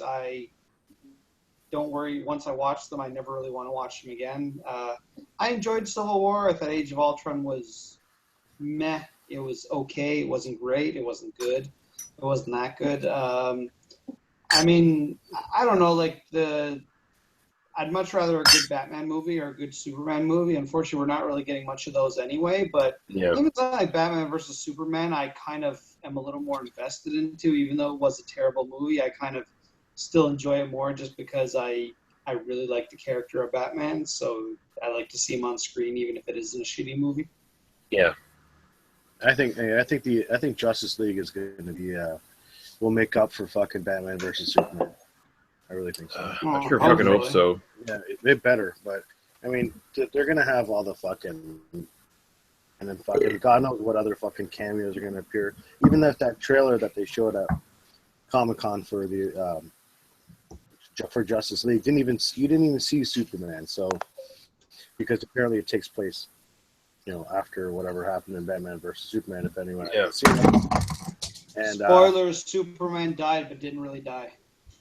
Yeah, so we'll see if it comes back. We'll see if this is funeral for a friend, or what happens after. I'm kind of stoked for it, because if they're gonna go with the Superman death storyline, and Cyborg shows up and turns into an evil Superman, not the Cyborg that is the black kid in this fucking Injustice League, but the Cyborg that was Hangshaw or whatever his name was. That the whole. If they do it that route, or if they go with Brainiac something, or who knows who the fucking villains are going to be in Justice League, and that's the best part. We don't know yet, and it should be. You know what I would like to see is a sequel to Dark Knight, not the Dark Knight Returns. Let's just erase that from our memories. Let's give Christopher Nolan another shot, because he made 2 really good Batman movies. Give him another shot. Give Christian Bale another shot. Let them make a proper 3rd movie. Not one where Batman's like, oh, I'm going to quit for 8 years because my girlfriend died. And then I'm going to fire my butler because my butler said something. What fucking Batman is that? Where, oh, my girlfriend died, so I'm going to quit for 8 years, guys. Fuck you. You're not Batman. You're not fucking Batman. Dark Knight. You're supposed to his parents died. Like, that was the thing they didn't quite get in that movie. Listen, if they're gonna, but you know what? If they're gonna do another Batman movie and they're gonna put Bane in it, they have to have 2 different characters play Bane, because I know this was brought up earlier before. Bane is a skinny motherfucker until he puts his venom in, or whatever his juice in, and then he turns into every fucking professional wrestler put together. Yeah, he turns into They completely changed. They Bane fucking botched the shit out of that, and that fucking mask was terrible. I mean, that whole movie was an abortion. It was like, okay, so Christopher Nolan did 2 movies where he brought Batman down to basics and tried to make it more realistic, made it more almost into like a crime drama in the second film. And then he decides, oh, let's turn it into a bullshit superhero movie at the end in the 3rd movie. Let's just make it like overboard and over the top. They almost tried to make it a war movie at the end, where the fucking the army of cops came to battle the army of villains. Like, really? Yeah, who've apparently been living in the sewers for months. Like, what the fuck are you doing? Like, this is ridiculous. Yeah, it was bad. That was so bad. And the thing is, like, I mean, I know Dark Knight is just so good. It's so perfect. It's probably the best superhero movie ever made. But Batman Begins is also so good. It doesn't get so much credit, but it is such a good movie. And fuck, how did he fuck it up so badly in the 3rd one? Like, I think it just he didn't give a shit at that point. I think And the Dark Knight was. I think he didn't want. He never read a fucking comic with Bane in it for one fucking thing. well, that's the thing. And he did his own thing, and he fucked up. Basically. Yeah, the Dark Knight just feels like an afterthought. Like it. Well, no, I mean, no, not Dark Knight. Dark Knight Returns. It feels like a fucking afterthought. It just feels like he blew his load on the second film. Like he did everything he wanted to do in the second film, and then by the time the third film came up, it was like, I don't have anything. And I mean, I know Heath Ledger died, but I mean, holy fuck, you could have done something with Joker. Even if the fucker was off screen or something, or you recast him, you could have done something with him. Anybody, there's so many fucking impersonators out there that have nailed that whole Heath Ledger as Joker that they could have put him in. I mean, they don't want to do it because, you know, he died and he was a big legend when he first did it. But if they want to bring in the Joker, like the Heath Ledger Joker, they could have easily done it at any point. Yeah. Anybody can do a fucking impersonation of somebody else. All it is makeup and hair. Fucking change your fucking voice. They could have recast, and they could have just like said, "Oh, Joker changed his face." Changed his face. He just because this isn't. Then there's Suicide Squad. Yeah, then there's that whole. I don't even want to talk about that. That's just depressing. That whole movie sucked ass. Yeah, Will Smith movie? I actually had good hope that would be a good Joker, and I think that was honestly the worst Joker that's ever been on screen. I mean, that's like. It was. I would rather watch the '70s Batman. It was a terrible Joker, but the most disappointing thing was the Harley Quinn. Even like that was even more disappointing for me. I didn't like any of those characters. And see, I thought Harley Quinn was about the only saving grace of that movie because I thought everyone else was just terrible. Whereas Harley Quinn was nice. I'll agree with Greg on this one. Actually, the saving grace of that movie was Batman. Yeah, that's about it, and he's in it for like 3 seconds. And here's the thing: Suicide Squad is not like okay. The whole premise is skewed because they went into it in the wrong direction. They're like, okay, Suicide Squad. We're gonna have them take down these big fucking super guys. Like, oh, we're developing this team to fight people like Superman. No, you're not. That's not what Suicide Squad was developed for. I mean, I don't want to get fucking super geeky here, but Suicide Squad was using supervillains as covert ops for the government to take down terrorists and bullshit. Like, yes, guilty, and fucking. Suicide Squad is not taking down these fucking super-powered godlike characters, and it's just so unbelievable and bullshit. That they should be going after terrorist organizations or anyone the government doesn't like. That's what Suicide Squad was developed for. They where the fuck would they stand a chance against Superman? I don't understand. How come before the Suicide Squad was dispatched to go after the fucking evil Egyptians or gods or whatever they were, why didn't they call Batman first? Like, he's obviously in that world. Like, I mean, Batman's there. Wonder Woman's in the world, too, because it's all taking place after fucking Superman's death. Call the two fucking strongest, fucking smartest people first, then send in the fucking You see, that's another weird thing. Batman in the comics and in the animated series, he fucking hates Amanda Waller. He doesn't like her at all. Oh, he doesn't like her in this one either. But. Yeah, and but he wouldn't talk to her. Like, he would not make deals with her, for fuck's sakes. And if they contacted him to try to get him to help, he'd be like, fuck you. No, I guess. Yeah, so, I mean... That makes sense. And you know what made me so mad about that movie? Is they already had a fucking amazing Suicide Squad movie. What was it, The Assault on Arkham, which, Lee, I know you've seen. Yeah, that was good. That was a fucking awesome movie. It's Never seen it. You got, on one end, you got Batman fighting against them. On the other end, I think you got Joker fighting against them. And it culminates at the end of everyone just having a big orgy together. Yeah. It's fucking awesome. Like, why didn't you just make the movie version of that? Yeah, the animated, what was it called? Arkham Assault or something, I think it was? I think it was Assault on Arkham. Yeah, something like that. And it actually took place within the Arkham universe of the video games, like nice. Arkham City and Arkham Asylum and all that shit. Yeah, that was Batman games ever. Yeah, that was so much better. That was so well done. And I mean, some of the DC movies as of late have been garbage, but that's probably been the best one in the last little while. I actually think their Although- animated movies are pretty decent. I mean, even though they're usually based on comics, like they had the one based on The Dark Knight Returns and Batman Yeah, Year One and shit like that. That one was, I like the new Batman series you're doing, where his son that he had with Talia al Ghul, where he ends up having to raise him for a couple movies, Yeah. and he basically becomes the new Robin. They need to Yeah, I make saw the one. I think it was called Son of Batman or something. That was pretty. Yeah, They need The to make like a Conan movie or something different in there, mix it up a little bit, or they're gonna wear out the whole superhero thing. I'd be what up they for a should new do? Conan movie. I think Schwarzenegger. They should bring back like I don't want to see another Alien versus Predator. But however, I would love to see something like a Predator versus Batman, or a Predator versus Punisher, or Batman versus Punisher. Like they need to do some crossover shit. I know it's never gonna happen because of licensing, but that kind of shit would just bring in so much money for these businesses as long as it's done right.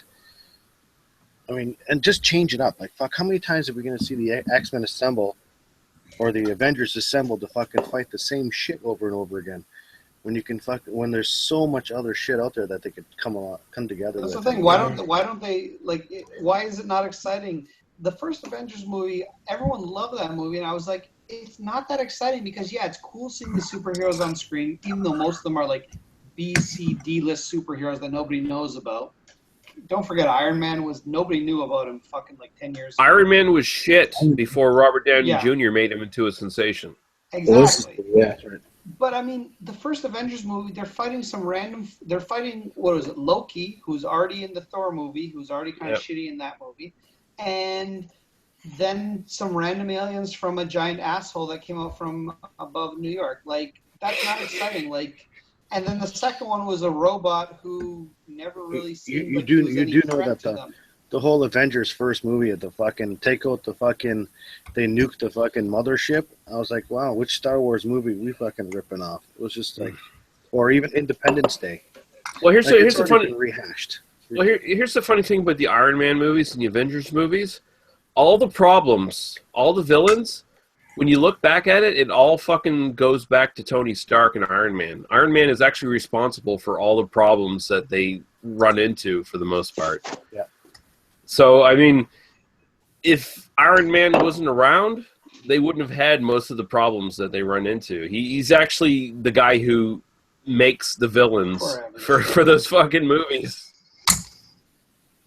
True. He's the guy who harnesses the power that attracts the bad guys, or makes the evil robot that they have to fight, or spreads the technology that the bad guys use to fight back. So Makes fucking Captain America's shield. So I mean it's all interconnected. It's like Iron Man is actually the mega villain in the Marvel Cinematic Universe. Basically, it's not even Iron Man who's the real villain. It's Tony Stark's dad who's the main, not the villain. I would say he's the main reason that we're. Yeah, that too. Yeah. I also thought like with Marvel Civil War, the last movie, it's almost like Iron Man was just kind of like. It made no sense what he was doing. He's like, no, I want us all to register. Oh, you don't want to do it? Well, I'm going to fight you now. It's like, it seemed like a very contrived plot. Even though I liked the movie, the plot seemed a little weird. Yeah, it just seemed like, I don't know, it didn't feel like the character, honestly. I mean, yeah, I get it. Captain America and Iron Man are always going to be kind of dynamically opposed to each other because they're kind of different in that way, but you spent all these movies where Tony Stark was like kind of finding himself and becoming a better person, and then I'm just going to be a dick in this movie. Yeah, it doesn't make any sense. I really wasn't a huge fan of the whole Avengers. Even the Civil. I'm not a big fan of Captain America to begin with. The whole concept of Captain America was just a fucking big fucking ego boost for the States. That's all that came about in the first place. And keeping it going, it was just like, you know what, this character is so gay. I'm not a big Captain America fan at all.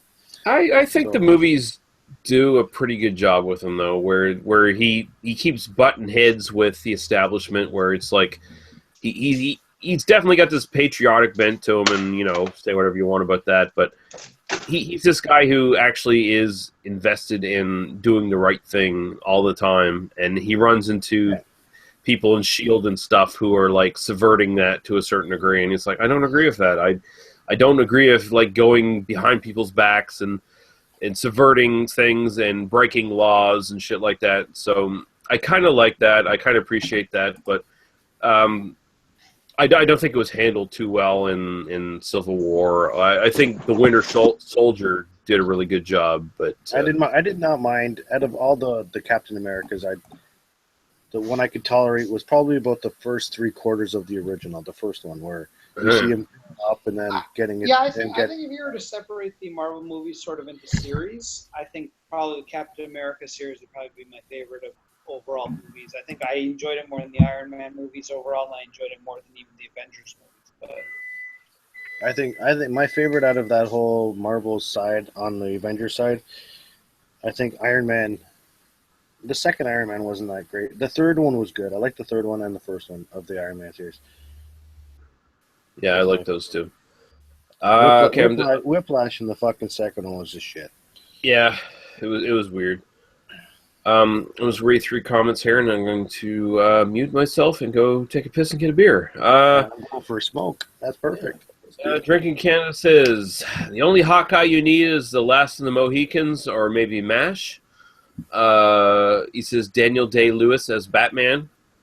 And he says, I have a Harley Quinn poster FAP wall. Would also want Enchantress Fun Time. So there you go. Gee, you're a weirdo. funny thing is, I totally believe you. Yep. All right, I'm going for a smoke. I'll be back.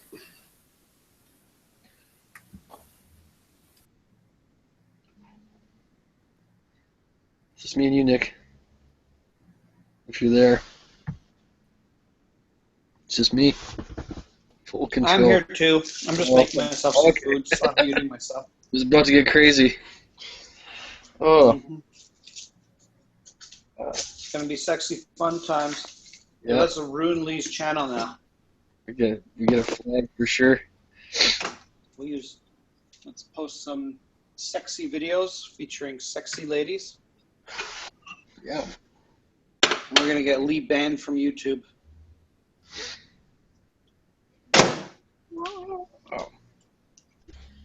Oh.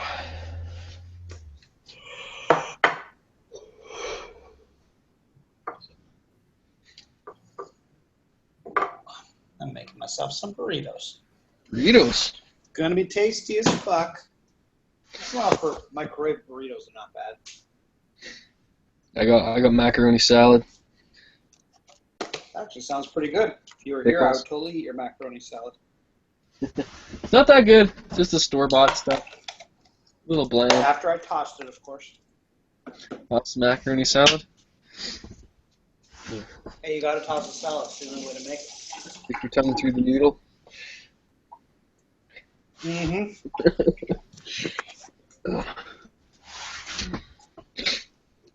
Well, there's got to be some like obscure comics out there that people haven't really brought out into the public. Oh, probably Ant-Man. Nobody's ever heard of that. Oh yeah, Ant-Man was in one of them. I saw that Ant-Man. It was an Ant-Man movie where he was part of another movie. I saw that one. The other one was actually pretty good. Michael Douglas. Yeah, Ant-Man was in. He was in the last Civil War movie, and he was also in his own movie called Ant-Man. Yeah, that was really good. I thought. Out of all those movies, I liked that one a lot. A lot better than I thought it was. I enjoyed it because it didn't take itself too seriously. It was kind of a comedy type movie. Yeah, I don't know a lot of the Ant-Man history, so I wasn't there to like critique everything that wasn't, I don't think anyone knows the Ant-Man history unless you're a hardcore Ant-Man fan. Yeah, but actually, like when you see his power, it was pretty cool. Like, I never really thought about how that could be cool before, but it was like, oh, that's actually pretty good. Fun fact about Paul Rudd: the very first movie he was ever in was Halloween 6: The Curse of Michael Myers, which is not a great movie, but that was his debut performance.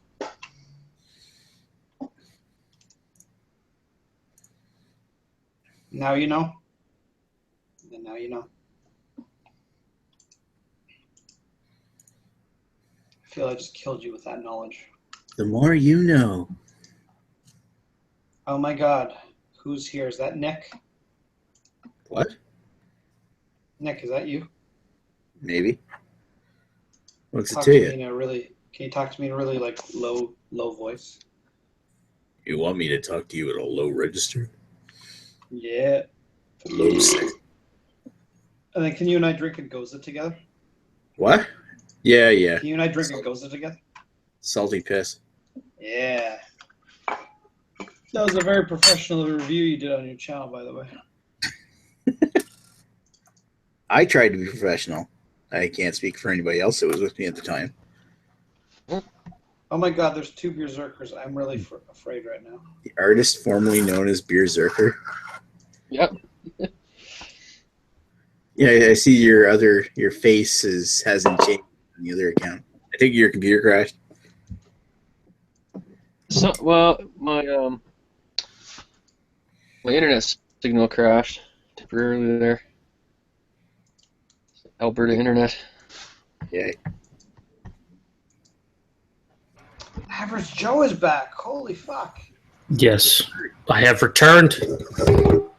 I lost my connection. I lost my actual internet connection for like 10, 15 minutes, so that was interesting. Joe. We thought You you lost just got yours annoyed because you didn't want to talk movies. Beerzerker did.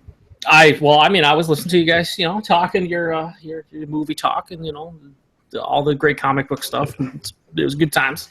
Enjoyed it. It was good. And in the meantime, I went and grabbed a beer. And What kind of beer did you have, Joe? Is it a water? It is not. It is an actual beer, Greg. It is a double IPA from Grim Artisanal Ales, and it's called Splish, and it's fucking fantastic. So it's not an actual beer; it's a double IPA. It is a double IPA. The IPAs aren't beer. Grim is one of those breweries that's getting a lot of hype in the Northeast. Their pounder cans are like $4.69 a can here, which is quite expensive for a fucking pounder. That's can. a lot. That's like $12 Canadian. Yeah, it's a lot. But everything they do is fucking really good. So I can never really complain. And I can't get more than a can anyway, so it doesn't fucking matter because it's one per person. I mean, I could go to a bunch of different stores and hoard them like an idiot, like a lot of people do, but fuck those people. Yeah. Fuck them. Hoard Trying to that get over shit, to the Joe. Buffalo Hoard it. Sabres. Trying to get over to the Sabres Red Wings game in November. Fucking, I'll let you know. If you do, maybe Yeah. maybe we'll do something. All depends. I'll let you know. I'll send a message out if I get Yeah. to that game. It's on a Wednesday, so. It's on a fucking Wednesday. Yeah, you're off on Wednesdays though, right? Yeah. Chad's off on Wednesdays too. Oh, wait, no, he's not. No, he's not. Not this month. No, he's not. So So Lee has who did Lee leave in charge? I think I I'm in think Greg's in charge. charge. This is a fucking travesty. Shit, we're fucked now. All right, gentlemen, let's all post pictures of our favorite labias.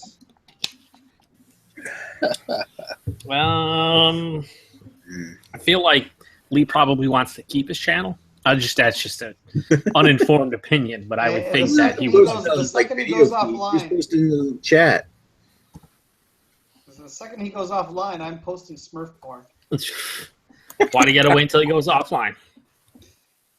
Well, he'll get upset because he's planning his big, his big return, and he'll get upset if I ruin it for him. There's a big return.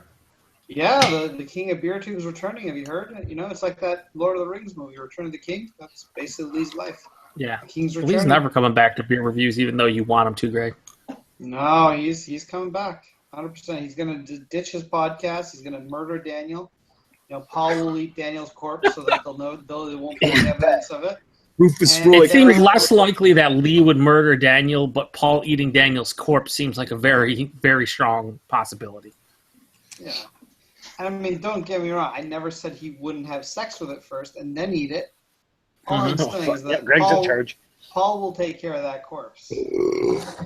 Paul will take care of that corpse. This was a classy conversation, Nick, until you just decided to belch in the middle of everyone. Yep. Oh, you Well, fucking Chris Peters? You gonna start picking your nose? How about that? There you go. The other day I watched Pride and Prejudice and Zombies. It was okay. Really? Has anybody started I haven't watched it yet. Plan on watching the first episode, but Westworld, HBO. Anybody start I that haven't yet? downloaded it. I haven't watched it. Is it out already? Because I wanted to actually. Yeah, it started this past Sunday. Episode is out. Oh, good. I have not. I have it on the DVR. I have not jumped into it yet. It sounds like a was it like a Matrix Western, basically. It's kind of what it is. I skimmed Average through Pops the was- first episode. Average Pops was telling me about the original one. He remembers the original one. Watch it, and I'm like, I don't remember the. Original back in the- original Westworld's pretty good. Yeah, When The was old the Ritter. original? that's what he was Bill saying. Burr. Have you downloaded the first episode, Lee, or have you checked it out? Or are you going to check it out once? I don't know if I'm going to watch it, honestly. Stop being a fucking douche. Well, here's the thing. I am a fan of Westworld, and I'm even a fan of the sequel Future World, but I don't necessarily know if I'm a big enough fan where I give a fuck about a TV series based on it. Fair enough, but you're wrong. Well, Oh, you got to give it a shot. It's Anthony Hopkins is in it. You got to give it a Yeah, it's shot. Anthony Hopkins. yeah, you know what? Anthony Hopkins is also in fucking Rob Zombie's 31, and that was a fucking abortion, and I don't want to give... Did you watch it? Did No, you see it? okay, no, I'm thinking of one different. Fuck it.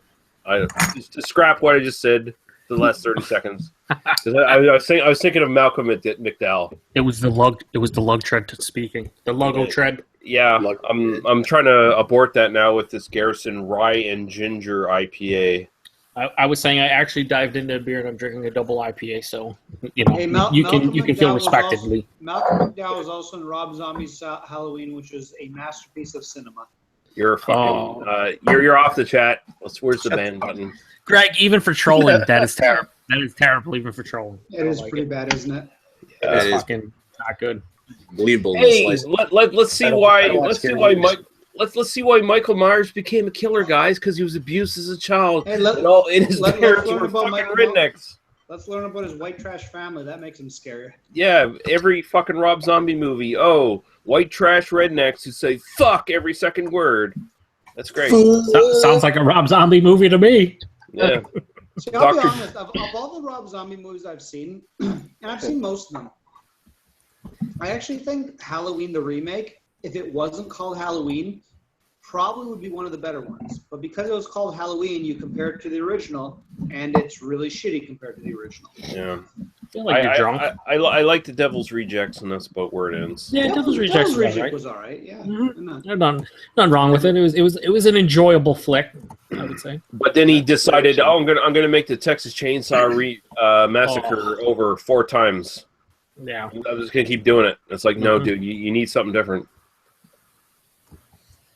Yep. Fucking what? Rob Zombie has the opportunity to make a fucking brand new fucking evil character. Why don't you make him an evil fucking black metal fucking entrepreneur fucking villain?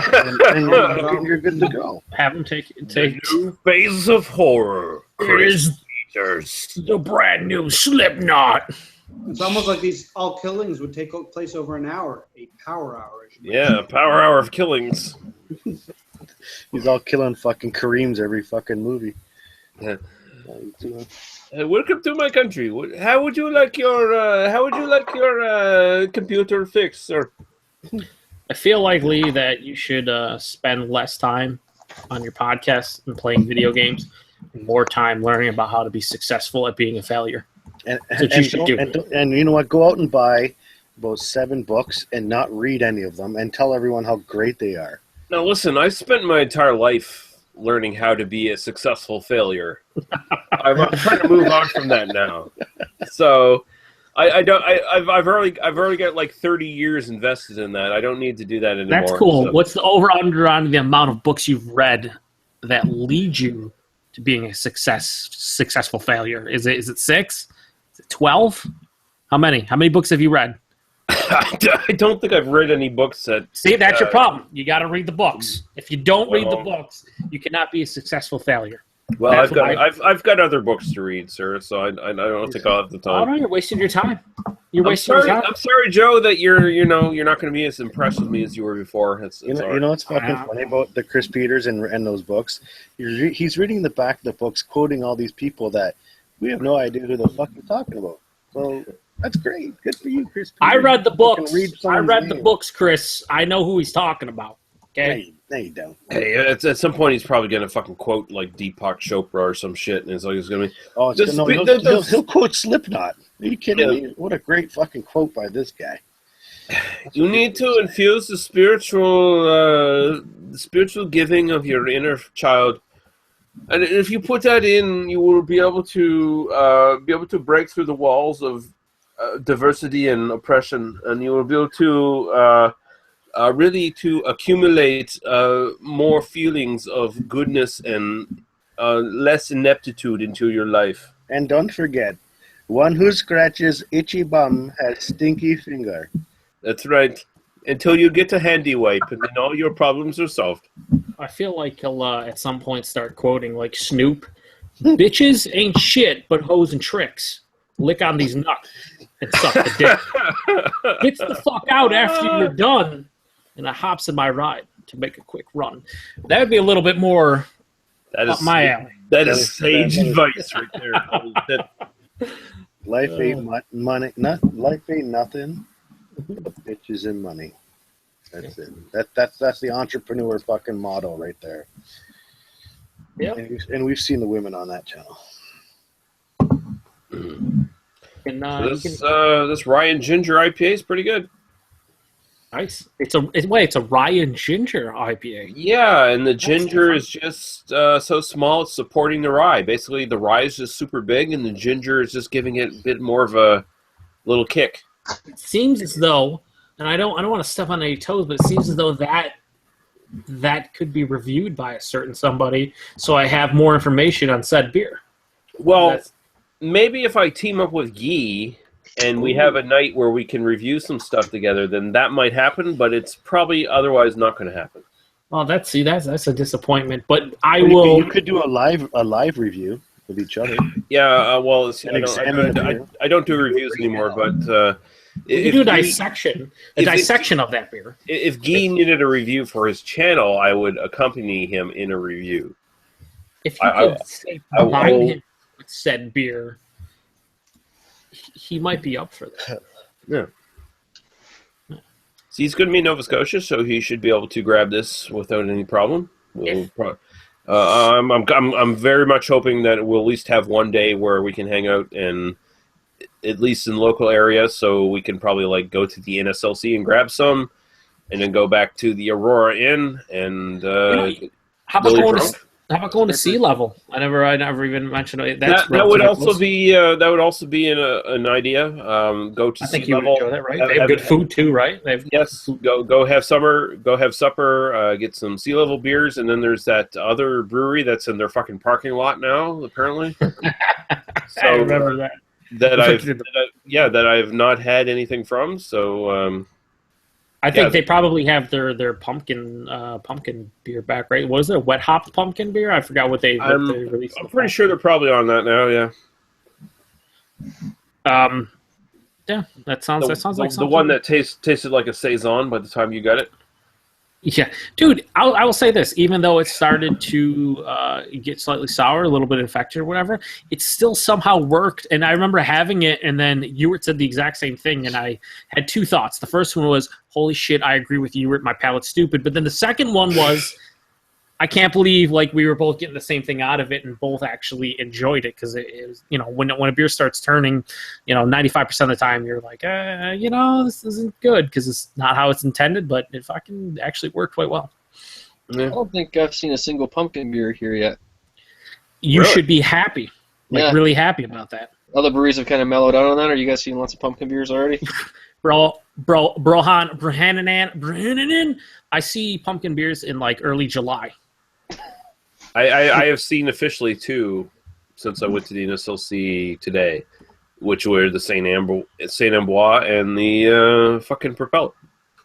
Which is fine. I mean, at this point, here. it's October. That's fine. When you start seeing like, dozens of pumpkin beers, and it's seriously like middle of August, I'm like, what are you doing? Like, it's just, I have no interest at that time, and I venture that most people don't really care to be drinking pumpkin beers in the middle of fucking August. Number one, this year was super hot for the most part, especially in the Northeast. So I don't know, everyone's like, yeah, man, it's like 95 degrees out. I can't, this pumpkin ale is gonna just make everything great. No one cares. They want something light, refreshing, not spiced to piss. So when I see them in like July and August, I don't get angry because whatever, someone wants to fucking drink them, cool. But for me, nope, never. But you still see lots of them ahead of time. And I mean, if you're getting them that early, you're pretty much guaranteed they're going to be extract pumpkin beers. Yeah, or canned pumpkin beers. Shit that's just, it's not fresh. When you get something in the late September, early October range, they're probably using fresh pumpkins, or at least they give a shit about maybe having an actual seasonal beer, which is nice. I like that now, though. Like, I mean, pumpkin beers were the big thing. Now I like the fact that there's like variation on pumpkin beers, which a lot of people are like, oh, there's too much shit going on. I don't know. I like it because if you think about it, pumpkin beers, at its roots, basically people try to recreate pumpkin pies, or they just recreate a fucking beer that has spices that are in pumpkin pies, right? That's basically one which way you go. But now there's ones with like you get barrel-aged beers. A lot of places are using coffee, which is really, really nice to get like an actual like pumpkin spice latte that is in Starbucks. Like it's nice. Like they released Pumpkin this year with a cold pressed coffee version of it on draft, and it was so fucking good. They should release it in bottles because it's better than Pumpkin and better than their rum barrel aged version. It was like absolutely great. I'll never try. Yeah, maybe not. I don't know. That rum barrel version, though, Greg, is going to show up in distribution areas. So I know your in-laws are just going to go to the fucking shitty grocery store or whatever, but the fact that Southern Tier sells their shit in shitty grocery stores, you never know. They might get, I got them check it out, but they're going up this weekend, so I don't know if they'll have it by then. It's here locally, so it should be in Michigan probably the end of this week. All right, I'll check it out. Cool. Like, the thing is, like, I love Halloween. It's my favorite holiday. I don't necessarily want to see pumpkins in July or even August. Like, it's like there's a time and a place for it, and Halloween goes well with fall. Pumpkin beers also go well with the season. Well, it's like fucking Christmas, right? Like all the places that have Christmas decorations and are selling Christmas fucking everything, and it's fucking end of September, early October. It's like you got like fucking 2.5 months until that's an actual thing. Like I like Christmas a lot. I just don't like it in fucking late September. It's not appropriate. I don't know. They got to beat everybody to the punch. Everyone thinks, oh, if we do it first, it's great, and they just keep on getting earlier and earlier. It is ridiculous. Like if you think about it, and I'm not even exaggerating. Like you could think I'm exaggerating about pumpkin beers in early to mid-July, but I swear, like Pumpkin from Southern Tier and a couple other places, they will show up like July 10th. You'll walk in a fucking beer store, Joe, and Pumpkin will be on the fucking shelf, the new version, and I'm just sitting there going, it's July 10th. We have over 2 months left in summer. Who the fuck wants to drink Pumpkin right now? Now, granted, there's some people that do, but come on. Joe, if you go to the Southern Tier website, they even say that Pumpkin releases early July. Like they're not even dicking around about it. They're like, hey, this is when it's releasing. That's fucking crazy. I get a feeling that in the next few years that's going to stop, though. I think the whole pumpkin craze is going to fucking go down the fucking toilet. You know who's gotten better at it? We shit on macro companies. A lot of people do. I mean, whatever. But Sam Adams, they used to release their mixed seasonal packs. Didn't matter which season it was. It was always like 2 months before the actual season existed. Like it'd be like, here's our winter seasonal in fucking October, and you're like, huh? What the fuck? They did a better job. I actually picked up for that shit. I picked up the fall seasonal like early September, so they were only a couple weeks early. I was like, oh, wow. I was like, you guys do a great job. This is fantastic. Nice to see. And here's the thing, too. In their fall seasonal, no pumpkin beers. Wow. Oh, my God. They had their Oktoberfest, which is appropriate. But nope, they didn't put their fucking – they released a new pumpkin beer. It was like 20 barrels of pumpkin or some shit like that. I don't remember the name. Something like that. But they put in like a maple ale, a toasted caramel bock, a bonfire blonde, all kinds of different interesting beers that weren't pumpkin. Yeah, I still have a couple of my drink. Average pop really enjoyed the vast majority of them. So that was good to know. He has a stellar palate. Stellar palate. Stellar palate. But yeah, so yeah, the fucking whole seasonal thing is, I mean, I think all of us are not the whole, seasonal Nazis where it's like, I won't drink a stout in the summer. Yeah, I'm pretty sure we all will. I will, but I vastly prefer to drink a stout when it's cooler outside. Yeah, but you're not. Someone's gonna give you a fucking awesome stout and be like, "Oh, here you go." You're not gonna be like, "Oh, well, sorry guys, it's July. I'm gonna have to save it to." Not like I would say, like, "Oh, you can't wear white after Labor Day," kind of bullshit when it comes to that. But if you're looking at these breweries who are releasing stuff, if you're releasing stuff meant for fall in July, stuff meant for winter in September, it's like drink stouts after St. Patrick's Day, man. Yeah, you dicks. And Guinness is the darkest beer available. It's the thickest as well. Well, speaking of Guinness, did you guys see they released 2 new beers? I haven't picked them up. Have they? Really? I think I'm going to. I think a rye. I want to say a rye IPA and some other fucking beer. I actually have to look it up. No, I didn't know they did anything new. Like I kind of figured like entire perspective of reality. I kind of figured like, oh, their American ale and shit was like, okay, this is kind of a semi-failed experiment. We're not going to do it anymore. I'm trying to find it right now. Yeah, I want to say it was a rye IPA. Here it is. Guinness and Company debuts 2 new limited time beers from the Brewers Project.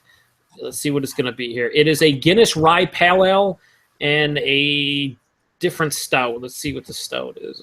So yeah, a rye Pale Ale. I don't know.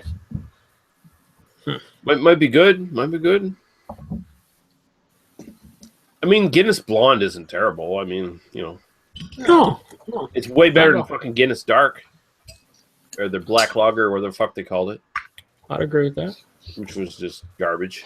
The problem I had with Guinness Blonde, for the most part, is the advertising of mosaic hops in it, because that was like their big selling point. And the marketing gimmick. That shit, yeah. I was like, oh, it was our Guinness Blonde made with mosaic hops. And it's like, if you ever had a beer actually made with mosaic hops, you would know what mosaic hops, the characters and the qualities of that hop is. And you drink Guinness Blonde, and you're not anywhere near that. There's not even like a remnant of mosaic hop. Like you can't be like, oh yeah, I can taste a little nice. Yeah. It's not at all. It was decent, but it wasn't, the beer that was going to change the macro craft, pseudo craft revolution, or the fuck. Shitting on Raining on Your Parade. That was Raining on Your Parade. He sent me a private message. It was like, you need to get the Guinness Blonde to your to all the Canadian guys, because I think it's going to change the face of macro beers or whatever. To his credit, did you not say that it kind of went down in quality? I don't recall that, so I don't know. Oh, okay. Well, maybe I'm giving too much credit. Either way, it was not impressive. I'll just say that it wasn't bad, but it was like they led you to believe it was going to be some kind of like revolutionary beer, at least from a macro standpoint, and it was anything but. Yeah. But that's when you're talking about marketing, and you try to hype up a beer, it usually falls flat, right? You could probably say the same thing out of fucking a lot of different beers over the last 5 to 10 years, based on different marketing gimmicks, different commercials you've seen. What was the fucking other dark beer that came out that I'm trying to think? Was it the fucking? It was the Guinness. It was the Guinness Dark, right? That was the their Black Lager. Yeah, Black Lager, right? That was a huge fucking marketing. They commercials and fucking everywhere in stores, and it was a big flop. Yeah, it was supposed to be their sexy beer. It was supposed to be their club beer, where people these days are looking for more bold beers and shit, and these club kids want more bold beers because they're hip urbane hipsters who hang out and do shit. And it's like, yeah, so they want this beer that does not have any real flavor. It does not taste like any other kind of macro black lager out there that actually has some flavor. Well, good luck with that, Guinness. Good luck with that shit. And another one was Miller Fortune. I remember drinking that at Chad's, and we were misinformed. I mean, that review, if you go look at that review, it's shit show because when we reviewed it, there was still I don't want to say rumors, but I guess kind of they were rumors that it was supposed to be like the whole like bourbon flavored kind of beer. Here's the thing. It was like marketed as an alternative to bourbon.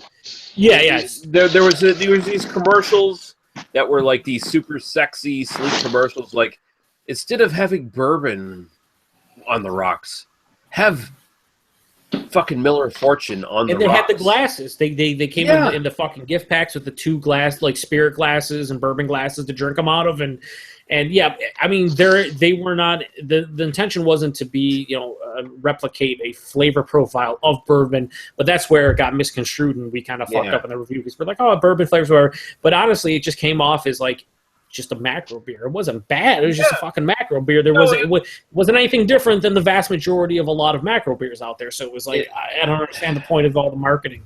It was Miller Dark Lager basically, or Miller Amber Lager, I guess would be the best way to say it. It was like it had a little bit more color, a little bit more caramel flavor to it, and other than that, it was absolute fucking garbage. And it was like, oh, put ice cubes in this and drink it like a bourbon. Why the fuck would you want to do that? I would drink bourbon because bourbon has flavor, motherfucker. This shit does nothing. Randy got your freight still watching because he goes, let's get one thing straight. When Guinness Blonde first hit the shelves, it was awesome. That was the first batch. It was sweet with a great malty body, and then after that, every batch that I have had, he hasn't said anything else. I'd imagine he's going to say it went down in quality. Well, listen, I gave you that, sir. I granted you that it was probably the first batch, and you were saying it was good, and Joe is here like, no, he never said any shit like that. Number one, I did not. I pleaded ignorance to it because I had no idea. No, listen, don't turn him against me like I'm on his side. You're a bad person. I am a bad person, but that's a whole separate. I'm a bad person. No, but I will. Hey, Raining on a Parade, I also want to say that a while ago you sent me a private message about asking for my address. I assume you wanted to do a beer mail, and then I sent you a message that said instead of using YouTube's terrible messaging system, which I can't even believe still exists, but there's no way to access it unless you go to youtube.com /messages. Like otherwise you can't even, there's no link to go to check your messages that I can find. Like there's none. I did send you my email address, so if you do want to do some kind of trade down the line, respond to that email address because I'm not using YouTube's messaging system. It's fucking archaic and terrible. That reminds me, I should probably check that messaging thing because I haven't checked that in like a year.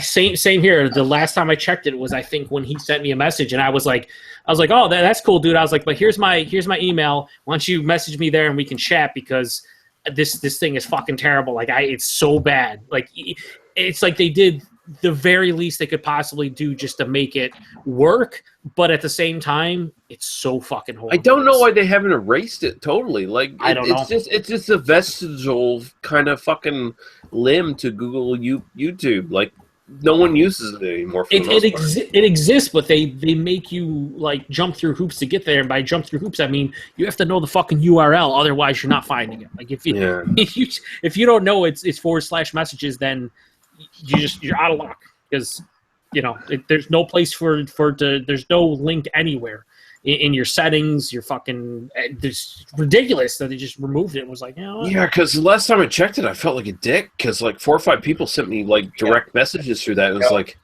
oh shit, what's up? Go to YouTube Creator Studio, then it's under Community and it's Messages. I love it. Like let's go through 3 links to fucking get to my messages. Exactly. Fucking fantastic. Yeah, that's stupid. Yeah, well, I mean, it's fucking YouTube, right? Like they I guess they don't want you to interact with your potential viewers. Like that's something aside from the fucking messaging system underneath each fucking video. They used to have a nice inbox that was like, it was almost very email-like. It was simple. Yeah, they didn't need to get rid of it. Well, it used to be tied into like Google Mail, wasn't it? No, they did that. I think didn't they do that a little bit after? Yeah, Google Mail's after. Google Mail is totally separate from that. Google Mail actually works. Yep. Yeah, you're right, Nick. There it is. Messages. It's like, but it's like hidden. It's like, Yeah. somebody might have messaged you, and like I'd imagine creators that have a shit ton of subscribers, and potentially some of their viewers want to contact them. Your account, and then under a menu, and then another menu to get to it. Exactly. Well, you get the people who never switched over to Google Plus, like they had YouTube and they never switched over. So there was that kind of fuckery where the messages were all jumbled and shit. And then now we have the situation where it's kind of switched back somewhat. It's even more fucked. Like it's just like I wonder if I can find the original message that Joe sent me where he said he was going to start a channel soon. Oh, it's in there. No, you know what? Those are probably long gone because that was lost to the ages, apparently. Yeah. Yeah, they probably were. The sad thing about it, though, is like, and you could sit here and say whatever, where like the old men get off our lawn. But if you think about it, like YouTube 5 years ago, the actual setup they had, it's very simple. You could do video replies. You had an inbox. Like it worked. And then they were like, no, let's link to video responses. Yeah, remember video responses? Remember those things? Remember when people could be like, "Hey, I'm gonna fucking make a video that responds to yours, and then you're gonna be informed about it instead of having to check my channel." I realize why they went after those and got rid of them because people were abusing them. But I mean, they could have found a better way. Like they could have set up a reporting system where people who abused it got basically banned from YouTube. That probably would have been much better. Yeah. I think the sad thing is though they put all their eggs in one basket, and that was Google Plus, and they thought it was gonna fucking contend with like Facebook, and they were gonna be like, oh, it's gonna be awesome, and then they realized that there's no way in hell it's happening, and then they pretty much just neglected the whole interaction between Google Plus and YouTube. Basically, it came down to fucking Google Plus Hangouts, right? Like no one else used Google Plus aside from that for the most part. I mean, once they got rid of video responses, they kind of they killed like 60 to 70% of their community. Like they just erased so much shit doing that. It was just one fell swoop. Yeah, video responses were the best goddamn thing. Like that was what YouTube was built on. It was built on the user base actually producing content and communicating with each other. But then YouTube decided they were bigger than that. When they partnered with Google, they decided, yeah, we're actually what's responsible for the success. We're bigger than that, and they basically spent the last few years abusing their subscriber base. Yeah, and they're making a lot of bad decisions one after another. And they're not making any money. They're not making any fucking money. Maybe YouTube decided to go without the video responses only because there could have been fucking threatening shit. There could have been fucking dicks out. I think they just covered their ass by doing it that way. Well, that's why they did it. Yeah, it was probably just too hard for them to monitor it. You know what I mean? Like fucking, if everyone's video responding with some shit, and then like some chicks doing a fucking striptease, all of a sudden all the video responses are fucking dicks out. YouTube's just gonna be sitting there all day trying to filter that shit out. So it's like, but what they went after was. Well, I know, Greg. Sorry, but but basically, what they actually went after was someone would make a video, and it was very popular, like a big channel that was very popular. Like a couple thousand people would make a video response that was not related at all to that video. They would just do it to leech off the popularity of that video and try to get subs. That's why they cracked down on it. True. It's a shame that for people who actually use it, though, they fuck them. Yeah, but there's tons of people online parroting fucking, really popular videos, and they're still doing the same shit. They're just getting views off. Basement has left. Yeah, Jamie. I don't think Jamie's internet's been pretty flaky lately. What happens when you're on dial-up, Jamie? Throwing shade. Oh shit! Right now, your parade finished his thought, and he said, when he continued, he said, "Then every batch that I have had has never been even close to the original batch. Guinness are not a bunch of dummies. They make a great first batch, then let the craft beer heads try it. Then they dumb it down. The closer to Budweiser it tastes, the more it will sell." Yeah. Maybe, but I mean, I don't know. I mean, I didn't have the first batch, so I mean, I'll take your word for it. But and he says, "I still say Guinness one day will be the kings of lager." Well, it would have to be a lager first, right? Well, when you think about it, the Guinness Stout is pretty much lager-ish. Yeah, but it's not a lager. Yeah, but I mean, come on. It's a stout. It's a style on its own. It's not even ale, guys. That's right. It's not an ale. I always, and that's the one thing, and I'm sure a lot of people have said it, but I always love when people are just like, "Oh, this tastes like more like a stout than an ale," and I'm just like, Jesus Christ, Yeah, fuck it. Come on, I'll kick you in the fucking head. Listen, if you're reviewing beers on YouTube, you should at least know that a stout is an ale. Like that should just be like that thing you should know. Like Reviewing all the ales. styles. Reviewing more all like the an ale styles, than a guys. yeah, like there's lagers and there's ales and there's a lot of sub styles, but I don't. Light, Stouts- dark, stouts, and ales. Let's review all the styles, guys. Come on. And all Yeah. Slipknot albums. All Slipknot albums. Yes. Well, not all of them, just most. Hey, give No, him time. He might get to all of them. Come on now. Let's hope he I doesn't. heard a rumor And that your other Slipknot's black not even metal. black metal. And all your other black metal artists. I All can't your wait. black metal artists, man. Can't wait. No, wait. I just want to see a video of Chris Peters running through the fucking woods with corpse paint on. It'd be great. I don't know what the definition of great is, but I'm on board. No, that would be great. To see Chris Peters run around the woods with corpse paint on his face, pretending Yeah, he's if something. he's so much, yeah, exactly. If he's so much into black metal, fucking paint your face up for a fucking review. I want to see this shit, and then we'll post that to the fucking Entrepreneur Power Hour, and then really fuck up his life. I just want to Chris see one Peters video is- where he just basically goes, I've gone down. He's scary. I think Chris Peters should be the star in the reboot of the Twilight series.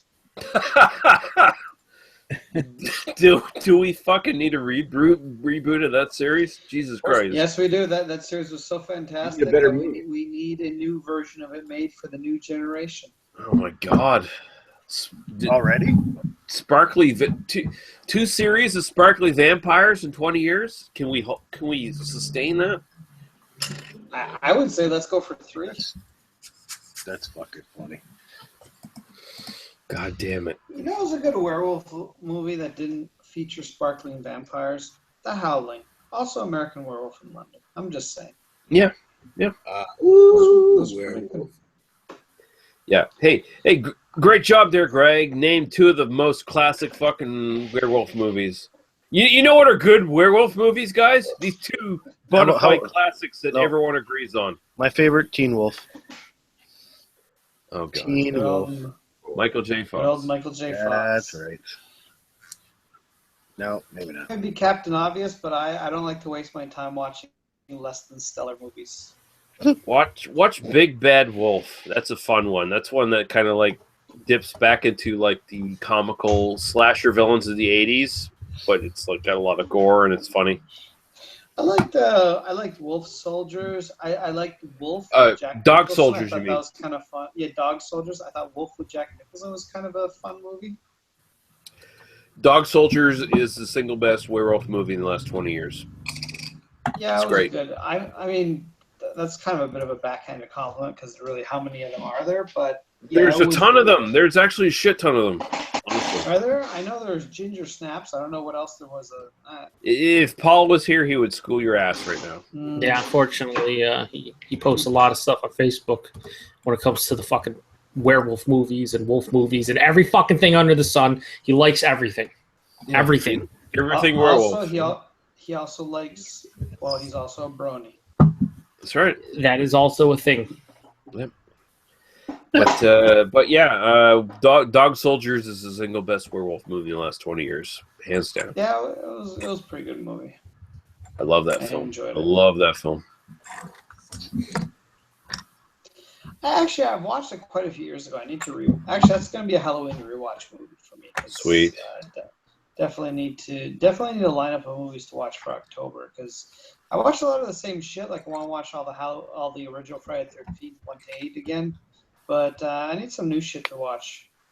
Well, our next episode on the podcast is Night Train Murders and Cemetery Man. So if you Cemetery Man I've seen, and it's an excellent movie, and the girl in it has fantastic tits. yeah, I have Anna not seen Fulci is wow. Like that woman's gonna have back problems into her. She's probably gonna have a hunchback in her 60s. But goddamn, Totally worth it.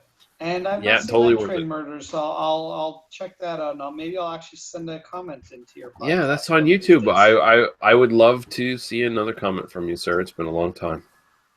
Yeah, You well, the fucking problem is slacker. I always listen to this shit on because I listen to your MP3s now on iTunes because I don't watch it on YouTube. And then I'm like, Paul says something like, "Oh, Greg never comments anymore." I'm like, I'm totally gonna comment on this and be like, "Fuck you, Paul, I'm still here listening." And then by the time I get home, I'm like, I forgot what I wanted to do. So the comment never gets made. Yeah, but I mean, whenever you feel like it, But you'll totally be welcome. my ears totally still support your podcast. My typing fingers, not so much. I appreciate it. I really do.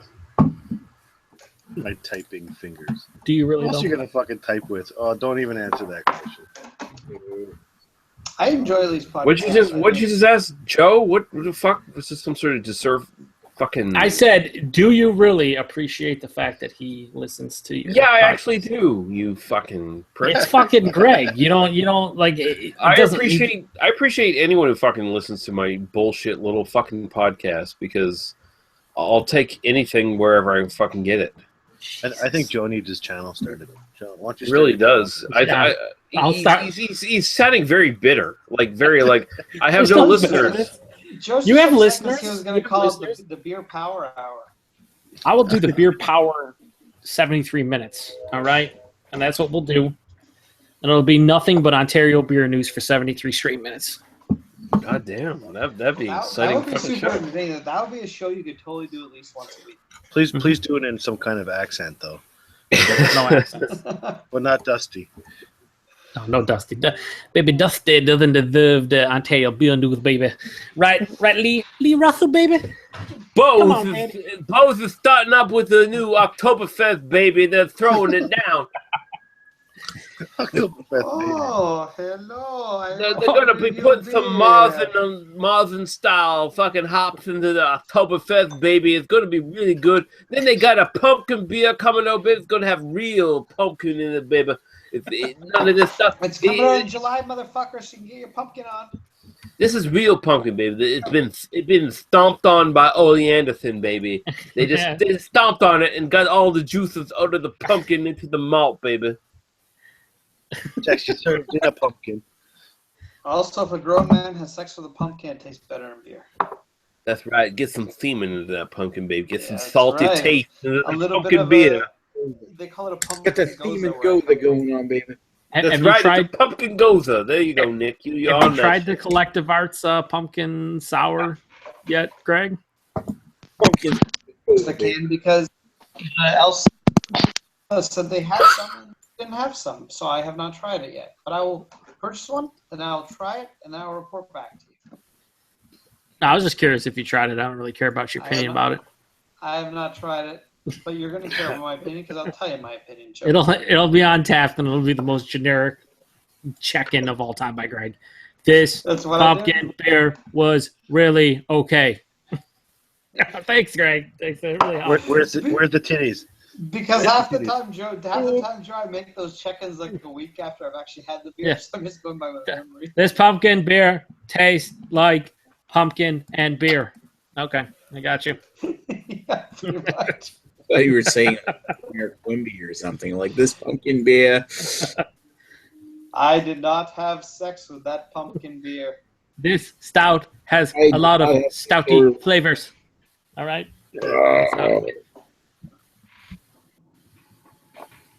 Weyerbacher is the best Michigan brewery of all time, though. That's all you need to know.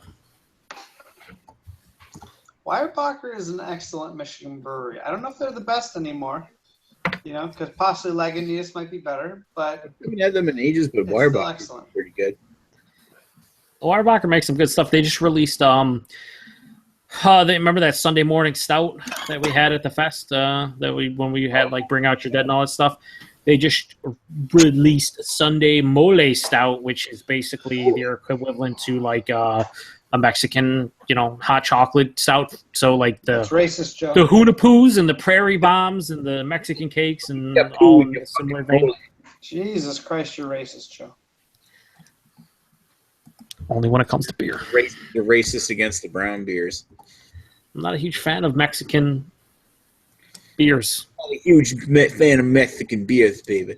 Baby, I don't like the completely Mexican non-racist. hot chocolates, baby. They are too Mexican for my liking. All around the Mexican beers, you're gonna make Mexico pay for it. It's gonna be huge.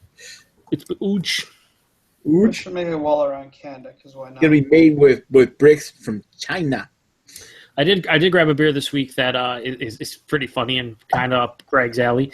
It's from Evil Twin. Yeah. And the name of the beer is Michigan Maple Jesus. So it's their Even More Jesus Imperial Stout aged in Michigan maple syrup bourbon barrels. Yet, I think the vast majority of the stock is actually going to New York. So it's very up Greg's alley. Take a Michigan. I don't call it Michigan product because they just used Michigan maple syrup bourbon barrels, but then release it in mostly New York. So, sounds like a plan. Yeah, because why not? Nobody cares about Michigan. It's filled with obese black people. It was $11 for a 12-ounce bottle, so I know you totally not buy it, Greg. Probably wouldn't. It's too expensive for my blood. I can't afford anything more than $3 Canadian. Yeah. Well, you're the guy that wanted me to get you Prairie Bomb, which is like $11 a 12-ounce bottle. Listen, Joe, that was in the past, and frankly, the last 2 bottles of Prairie Bomb you got me were disappointing. Weren't as good? Well, listen, the first bottle of Prairie Bomb you ever got me, I wanted to make love to that beer. I wanted to pour it into a nice little bowl and then just thrust Emphasis on little. Yeah, emphasis on little. Very little, because, yes, I have a very small penis. I didn't say that. You just wanted it really tight. That's all. I don't know what you're getting at. No, it's okay, Joe. I know you're insinuating I have a small penis, and that's fine. That's fine. I did not insinuate anything. That's fine. But you know what? I can squirt semen out like the best of them.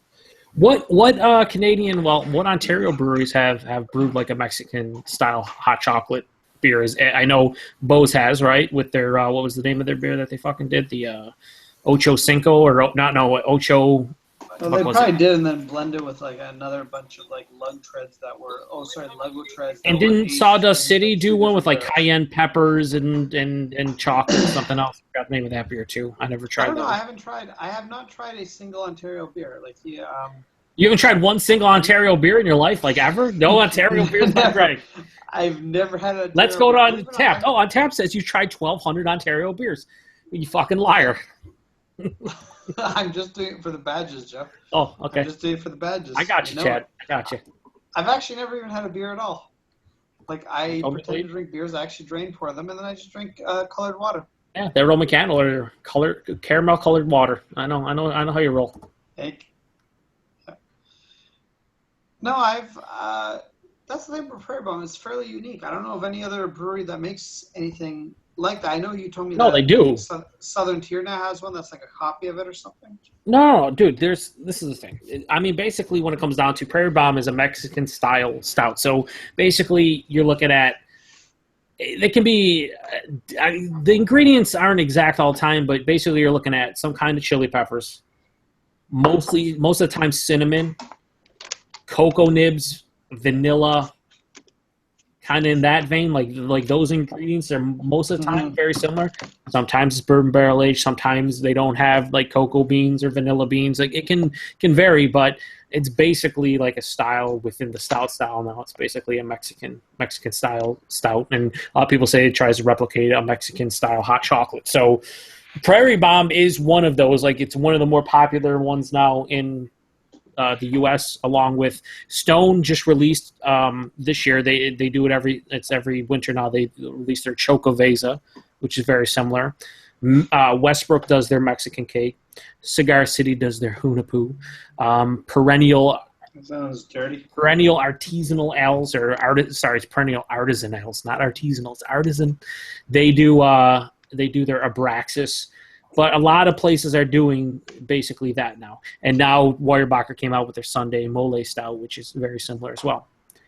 The thing is, when all these beers get released, because of the amount of ingredients, the fact that a lot of the ingredients in the beers are expensive, every single bottle of it is quite expensive. Like the cheapest Mexican-style stout I've seen is like $5 a bottle, a 12-ounce bottle, American. So, I mean, you guys are paying, $7, $8 a fucking bottle, basically. It's But goddamn it, like the first time I had Prairie Bum, holy fuck, was that amazing. Now the last two I had weren't as good. I don't know if the bottles were off or maybe I waited too long to drink them. I don't know, but like it could be batch variation, as you like to always point out for everything. I mean, for some it could things. be batch variation. No, I mean Prairie. If you're talking true batch variation, Prairie is Prairie is known to have some batch issues, and I shouldn't even say issues, just the quality. I mean, it can be different every single time, especially when they brew a beer like that. Could be more vanilla forward one time, more chili forward. Just less cohesive, more cohesive. They don't have the AB InBev quality control. Let's say that. Speaking of AB InBev, Joe, I still got the bottle of Bourbon County 2015 that you got me, and I'm saving it. I'm probably gonna drink it around Christmas. I did check the bottles that I got, and based on everything I've seen, they were the ones that weren't infected. So that should be good to know. Remember they recalled the regular, they recalled the barley wine, basically I think like every single variation almost because of the infections. Like that, yeah. Yeah, the ones that I got were not part of the recall, so it shouldn't be infected. So if it is, surprise, and if it isn't, yay. But I don't know. I haven't drank one since earlier this year. If it's infected, you know what? I'll just send AB InBev another $20 for the bottle, and then I'll say, it's a high-quality soured beer. You could do that. I will do that. It could. I mean, it'd be a nice sour stout. Well, look like we're getting October, probably good either November, December, but Elwoods, we're getting some more Baltic Porter, and I forget what we're getting, but something else. But just nothing super exciting this month, but a bunch of dark beers. From where? Dark Horse? From Bellwoods. Oh, from Bellwoods. Yeah. Because often they've I don't remember exactly when it came out last year, but again it was an October release, but it doesn't look like it's going to be anymore. You do know if Bring Out Your Dead or 3 Minutes to Midnight, I think comes out, sign me up for at least a bottle every time. Well, Bring Out Your Dead, or 3 Minutes to Midnight is usually like an early, they release it early in the new year, because typically Bring Out Your Dead was like an October release, and then 3 Minutes to Midnight, they aged it for like an extra 3 months or so. Or don't they, I thought they reused the barrels that they Bring Out Your Dead. They reused the barrels. Like once Bring Out Your Dead came out, they reused it, and then they usually released the... and they put the cherries in there. 3 Minutes to Midnight sometime in like the new year, like either January or February. Yeah, I'm disappointed I didn't get to try a lot of the new Bellwood stuff, like the Jelly King, for instance, and they released a wet hop beer recently. My buddy Julian... I tried was nothing super special. The Jelly King was sour. It was okay. Julian, who you remember the guy who works at Brooks' house that you met when you came down with Agnes? Yeah, deep fried broccoli boy. I love Julian. He said that. Well, number one, he said something about Folly is supposed to. They got this new line, I guess, is going to be, or not Folly. Who was it? Was it Reinhard? Maybe they're going to come out with some specialty series of like barrel aged stuff. They are, but only one of them is being released in bottles. The rest are on tap only. Okay, and he also said there's a release next week for Folly, a double IPA that's like $9 for 500 ml. I didn't hear it was a double IPA. I knew it was. I thought it was like a farmhouse sour or something, but like an imperial farmhouse sour. But I'll have to look into that. Yeah, he says it's a double IPA, $9. He's like, anyone want one? He's like, Jesus, $9 for 500 ml. I'm like, ooh, that's crazy. I would buy. Well, I'd at least try one for that price. But Folly. The thing with Folly is all their beers are farmhouse style, so they're all sort of a Belgian-y style saison taste to them, no matter what beer it is. So yeah, for the most part, the yeast strain they're using is Belgian. Yes, I mean I've tried about 5 or 6 of their beers, and although I think all their beers are well made, I don't really care for those flavors all that much. You fucking weirdo. I am a weirdo. It's true. You haven't tried any Barn Cat stuff, have you yet? You need to get on that. No, is that an Ontario brewery? That's in Cambridge. Oh, Cambridge, that's a bit far away. But if I'm in the area, I'll try and check it out. Cambridge is far from you? It's like 45 minutes away. And I'm what lazy. A I don't fucking go weirdo. very far for my beer. Yeah, I don't like to do fucking beer trips like you do, Joe. I just like if it's within 'Cause you're 15 lazy. minutes of me, basically. If it's within 15 minutes of me, I'll buy it. Otherwise, I don't care that much. You should try it out though. It's supposed to be really good. I'll check it out. Like I want to go up to Manantler one time, but Yeah, fuck Manhattan, they're dumb. Okay. Funny thing is, you say that, and I don't obviously take any reviewing site or anything as gospel, but Untapped, according to Untapped, Manantler is not all that great. Like it's not even in like a lot of the upper tier, and I don't know where the whole came from. I don't remember who said that.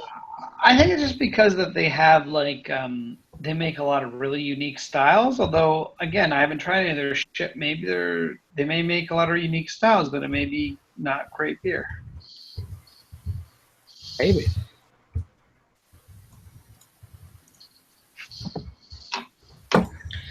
Well, yeah. Well, it's like Burdock. I thought Burdock would be like an amazing brewery at this point because they started out so strong and they've been really stagnating. I don't know if it's because they're running in a brewery space or what it is, but they've been really stagnating this year. Like they haven't really come out with anything interesting. Whereas Halo Brewery, on the other hand, has just been amazing, and I want to try more of their shit because they're coming out with some great stuff, even though they don't bother to label their bottles properly. I'll give an example on Manantler. Looking at all their beers, number one, the brewery gets 3.65, which I know you know, Greg and Nick. Like 4 out of 5 is like you're fucking good beer, good brewer, right? 3.65 for the brewery. I don't see a single beer of their top 10 beers over a 3.8 or like a 3.85. So I don't know. Doesn't seem to be as hyped as some people would say. I'm not saying they make bad beer at all. It might be awesome, but from a hype standpoint, which Chad was talking about, doesn't seem like they're all that hyped. Might just be like you said, the location and the fact that a lot of people don't get to try them makes them curious. yeah, they aren't in exactly a great place. They're kind of annoying to get to for Torontonians and shit. Mm-hmm. Interesting though. Interesting. Look who's back! It's the king of beer tube. Oh, sorry, former king of beer tube, no longer. How's it going, guys? Here on the Entrepreneur Power Hour, we're going to talk about. Yes, hey. Are we gonna? You need to get paid what you're worth. Number one. Anyone else? That's right. We all need to be paid what we're worth. Dudes. What we worth, baby. Now, if you're worthless pile of shit, what do you get paid exactly? Pile of shit. You get paid terrible chin hair. I get paid a pile of shit an hour, baby. Do you get dog chains to wear? Maybe that. Fucking brutal. You know what? You feel sorry for him, but then T-shirts. It's funny though. I wonder. Well, since we've broken into Chris Peters again. Well, I wonder. No names, my friend. Sorry. I wonder if the rest of the panel know that he's the Alcoholocaust. Like I haven't heard that. Is that a thing? If anything's gonna offend me from him, is the name that he doesn't put on his channel, but apparently that's what it's called. That is fucking brutal. Welcome, guys, to the Alcoholocaust beer reviews. Yeah, that's okay. News to me, dude. Yeah, my YouTube channel, Chris Peters, the Alcoholocaust. I don't know. Because I thought this was the Chris Peters YouTube channel, basically. I don't know. The intro kind of dissuaded me. The intro's a fucking minute long. It confused me, man. It confused me. I thought it was just one thing and it's totally another thing. I do enjoy his cellar is very solid, though. I really like his cellar. Oh, that's fucking. His cellar is amazing. Aaron has pointed this out. Thankfully, the one fucking beer the shelf that he got for fucking $60. Yeah. Sorry, I don't know what you're talking about, Chris. It's a cellar. It's a cellar of beer. Yeah, it's a cellar. Don't diminish this. That's never. That's fucked. My cellar looks exactly the same. I don't know about anyone else. We all have that shelving in our cellars. Mm-hmm. Fuck, I have that shelving sitting on my fucking studio or behind it now. It's not really as much as a shelving as an actual cellar. That's what that is. It's just a cellar. Yeah. I agree. I mean, I don't even know what we're talking about. I mean, there's no way to doubt that. No way to dispute that. Oh, Paul's here. I get paid from tongue punching all the honey boxes. That's his first comment. Well, yeah, I mean, you know. And he says Alcoholocaust is a great thrash band, and I don't care enough to comment of other humans' meaningless exploits. You also don't care enough to hop in the fucking actual chat because you're a piece of shit. Well, to be fair, he doesn't have the link. So, I mean, I could sit in the link here. I don't know. That hasn't stopped him before. He is fucking Paul. Where there's a will, there's a way. Trust me, I've been at his place before. I know, and that's not a good thing. I'll send him the link just in case he's so engaged. That's cool, Paul. Keep on reviewing the fucking home brews that you don't tell anybody about the beer. Just keep on doing that. Oh. I'm waiting for. I know you're not trying to give like a grade on it, but like you just abruptly end all the reviews. Like, all right, guys, done. It's like, what? You talk 6 minutes about the beer, but I have no idea. Would you care? Do you like it? Do you not like it? It doesn't matter if he likes it or not. Taste Well, it doesn't. subjective. I think he actually has to fill out like a whole fucking like thing on the website, like it's like an intricate fucking break beer or something. Like when they do the whole what is it called, the fucking homebrew challenge or SJ Pour? SJ Pour homebrew challenge. Yeah, they fucking. I think everyone who's involved, they get like a score sheet or whatever on the website, and you have to grade it. Hey, well, I have to do the grading on a score sheet and have to keep the score secret. So So what's the point of the reviews then? You're just telling people, I guess, that you're drinking it? I don't. Basically, you know, everyone who sends him a crap beer, it's pretty good for the style. It's decent. Oh, is this a wit beer? It tastes like a wit beer, guys. Yeah, and then the final grade is like, this is the worst shit I've ever had. Oh, this one's called Back to Back Pale Ale. I can see why you named it that. I can drink them back to back. Because it tastes like two fat, sweaty guys rubbing their backs against each other. That's something Paul's into, for sure. Oh.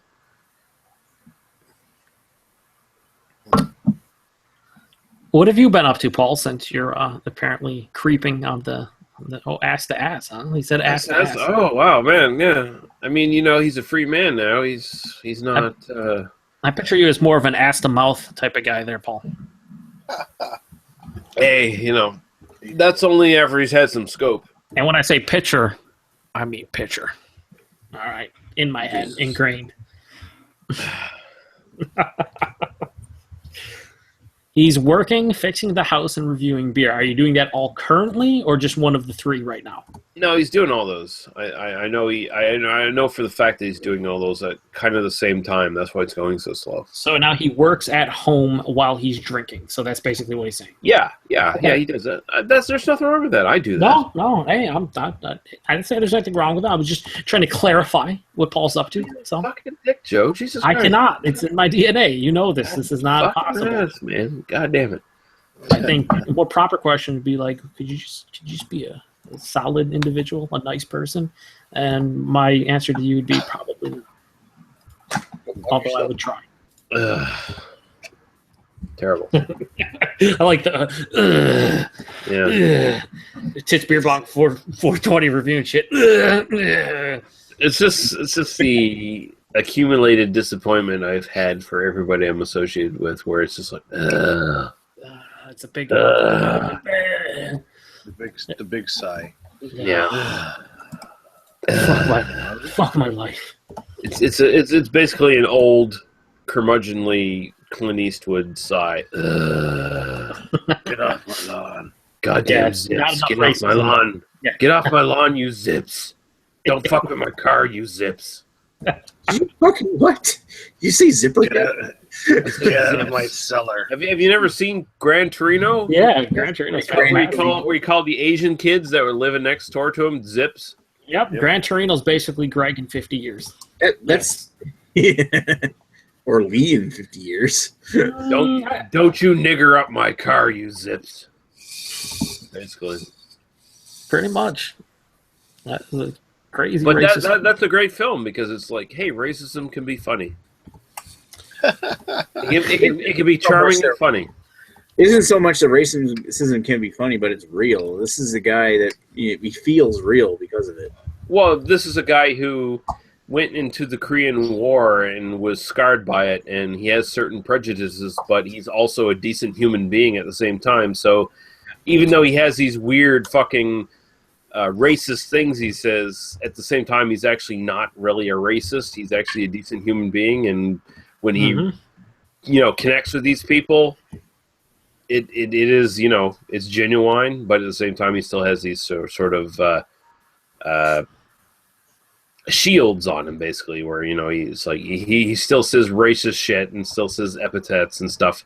I mean, the guy goes to his barber shop and you basically, fuck you, you Irish piece of shit, fuck, So I mean, it's just kind of the culture he was brought up in. So I actually appreciate that movie quite a bit, because it's like, you know what, some people actually talk like this and they're not necessarily actually racist. It's just the way they fucking talk, and people should fucking get over it. Because in the day when they were, in their prime, that was normal.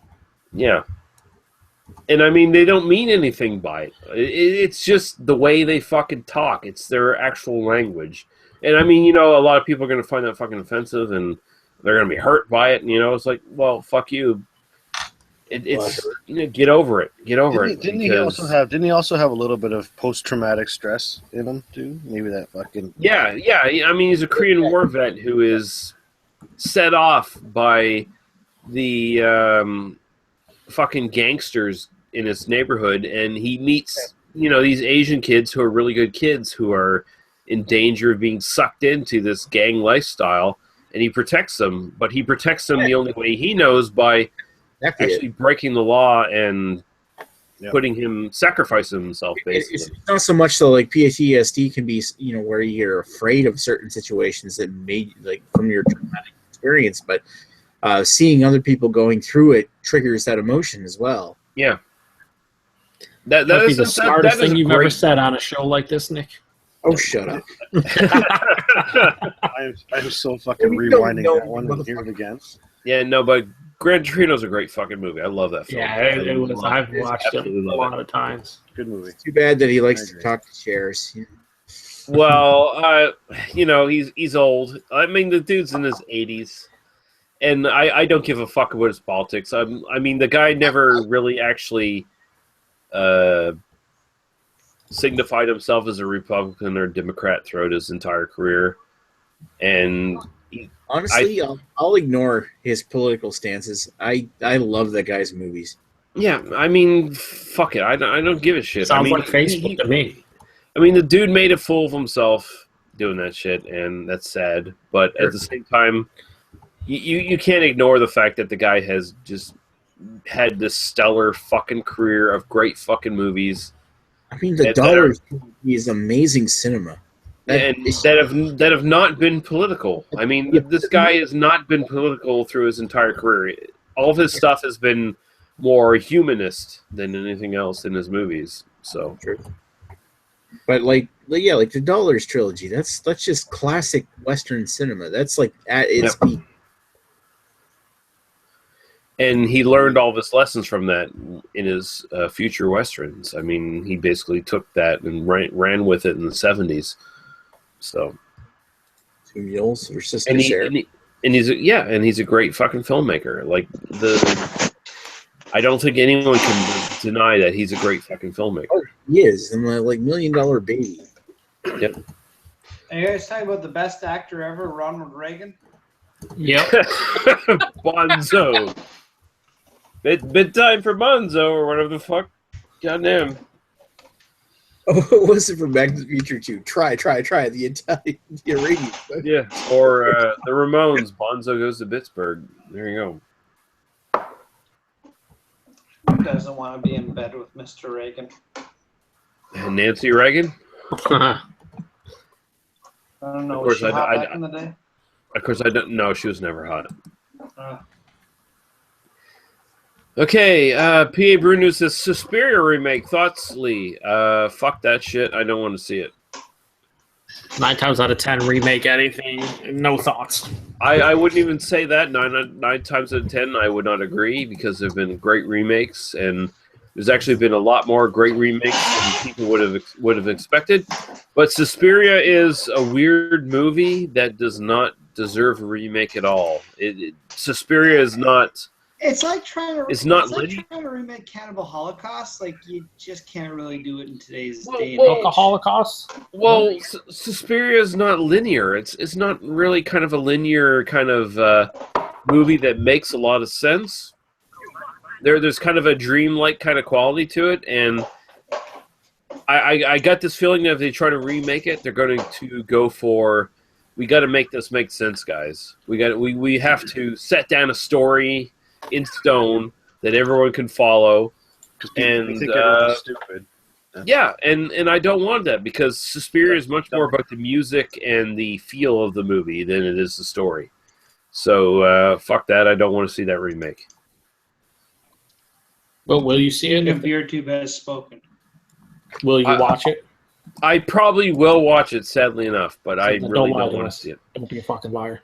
You know, Fuck it's you, kind Joe. of like the remake of RoboCop, where it's like you didn't want to watch it, but I watched it anyway, and it was probably deep. by another name it probably would have been okay, but it just compared to the original RoboCop, it's not good. It was decent, but I mean, it wasn't RoboCop. I mean, it didn't do anything RoboCop did. Like RoboCop was so satirical and biting, and like really had a lot to say. The remake was just kind of a competent action film, basically. That was it. Our resident political agitator, one Ethan Flair, wants a link, baby. So here it comes. Ethan Flair? Oh goddamn, Ethan Flair. Okay, go on the Everything Trump is grand, according to Ethan Flair. Ethan Flair. I'm gonna contact you on the Facebook, baby. I sent him a link already. Oh, okay. Well, Joe already sent you a link, baby. There you go. You didn't even ask my permission. I figured you're Right. okay with Ethan Flair, baby. Ethan Flair is one of us. Except No, for that he I'm likes okay Trump, with so he's Ethan not Flair. one of us.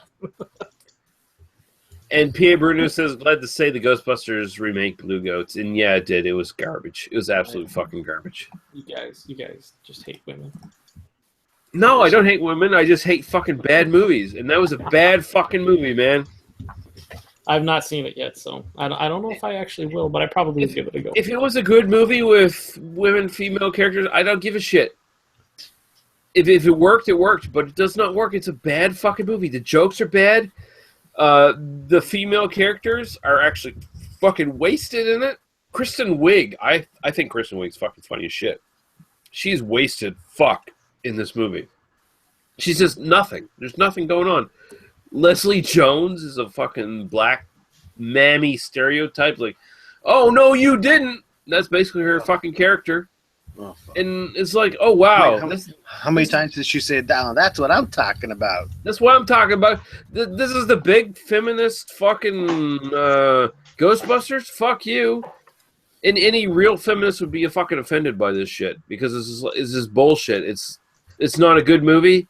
The female characters are not strong. They're just fucking stereotypes and they're loosely written and it's bullshit. All the males in the film are assholes and weak pieces of shit. And the whole movie is just a reaction to the social media campaign that came out against it. Hey, it's mini Trump himself. Dare you interrupt Lee's rant on the new Ghostbusters? Fuck you, Ethan, you piece of shit. Are you drinking a 40 ounce, bro? Of King Cobra? Is that a 40 ounce of King Swill, Cobra? bro. Is that label out? Because I didn't look like the label was exactly out. It looked like it might have been in a little bit. Tap it, bitch. There you go. You're the man. You're the man. Good job. God damn it, is Cobra. Yeah, I saw Holy King fuck. Cobra at the BP gas station. On top of that, they God accept damn it. EBT cards. So I was God totally God damn it, stoked. Ethan. I have newfound respect for you. Which is, well, I say I So have what were newfound you, I heard you respect. guys. I have newfound respect for you, You which do is to know- say I've actually gained respect for you for the Ethan, first time. Ethan, you do know if Donald Trump is elected, malt liquor is abolished instantly. You know that's the thing, right? Because when Donald Trump takes over, it's going to be only the best beer. We're only going to do the greatest beer, guys. We're only going to do the best beer. We're going to do it really well. We're going to do the champagne of beers, Miller High Life. Yeah, that's High all. Life, we're only going to do the best beers. We're going to do it very well. We're gonna get on that. We're gonna have some really great people doing really great beers on that. Believe me. Believe me, we're gonna do the greatest beers. You have to believe me. And China. You won't believe it. You won't believe it. It's pronounced China. China? China. China? China. Dude, It'll be unbelievable. They have so much more about liquors than us. Ivanka is going to use her own vaginal yeast for a lot of these beers. Oh, Yeah. She's going to get us the Baltica over here. Mass produce it. Yep. And then I'm going to die, and she's going to inherit all my wealth. It's going to be great. I can't believe Ethan came out. He's drinking a fucking 40. That's It's fantastic. going to be great. Oh, that's so good. I love it. I also have the Weyerbacher's Sunday Maple Mole? Stout. Sunday mole stout.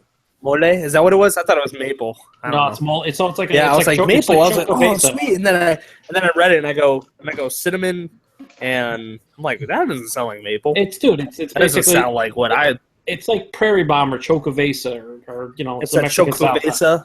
Yeah, it's very. I mean, it's similar style, not exactly the same, but I hope it's worth it because it was like $18 for a 4-pack. you could get 4-packs. I could So. get single bottles here, so consider yourself lucky. Oh, really? Oh, okay. Oh, I'll send you a 4-pack, Joe. No, it's probably garbage Oh, anyway, right? I don't know. I'm gonna. Are you going to review it?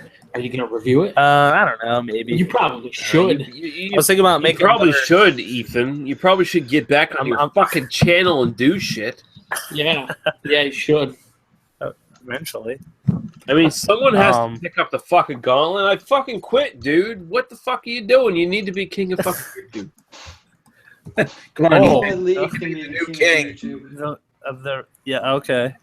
This is Squire. Well, I'm not related to Lee though. You don't have to relate Am I like it to his be third you. cousin? It's not like Twice removed. hereditary, like traditional kings, baby. You No, need to- you are a squire. Oh, okay. We brought you on. We brought you from the fucking peasantry and brought you up. You're I don't have the vulgarity that you do, Lee. No, but you do have 40 ounce malt fucking. liquor. Oh, fuck you, Lee, the Ethan. tyrant. Ethan, you're a fucking vulgar piece of shit. Come on now. You're related to Don't even fucking We're probably dealing pretend. without the shit part, but yeah, he's vulgar. Don't even pretend, Ethan. I mean, he's not Paul vulgar, but he's vulgar. The malt liquor is getting to my Wait, brain who, cells. who What's could left of them? possibly be Paul Vlogger? Nobody can be Paul Vlogger. Well, you're close, but in an over the top way. And I know you say stuff just to say it. Paul means everything he says. Yeah, Paul just said women Yeah. are good for catching cum and making cookies. That's And I about believe, it. and I believe that's exactly how he thinks too. It's not. And he even a said, joke. I drank some ragtime red ale made with her yeast. With And who's he yeast? said, I don't know. And he said, I haven't Her. seen the Sunday The Spick Paul stuff Rag yet. means it's once a month, baby. I think he's talking about Ivanka. Ivanka Trump. He No. says, I haven't seen the Sunday Spick Stout yet. Whoops, Trump typed this, apparently. What a racist. I don't- China. China. God damn. China? Terrible. China. China.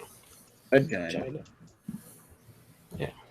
So how's it going, Ethan? Ethan Flair, what's happening tonight, baby? Yeah, it's good to So, see you. has anybody had any good brews lately?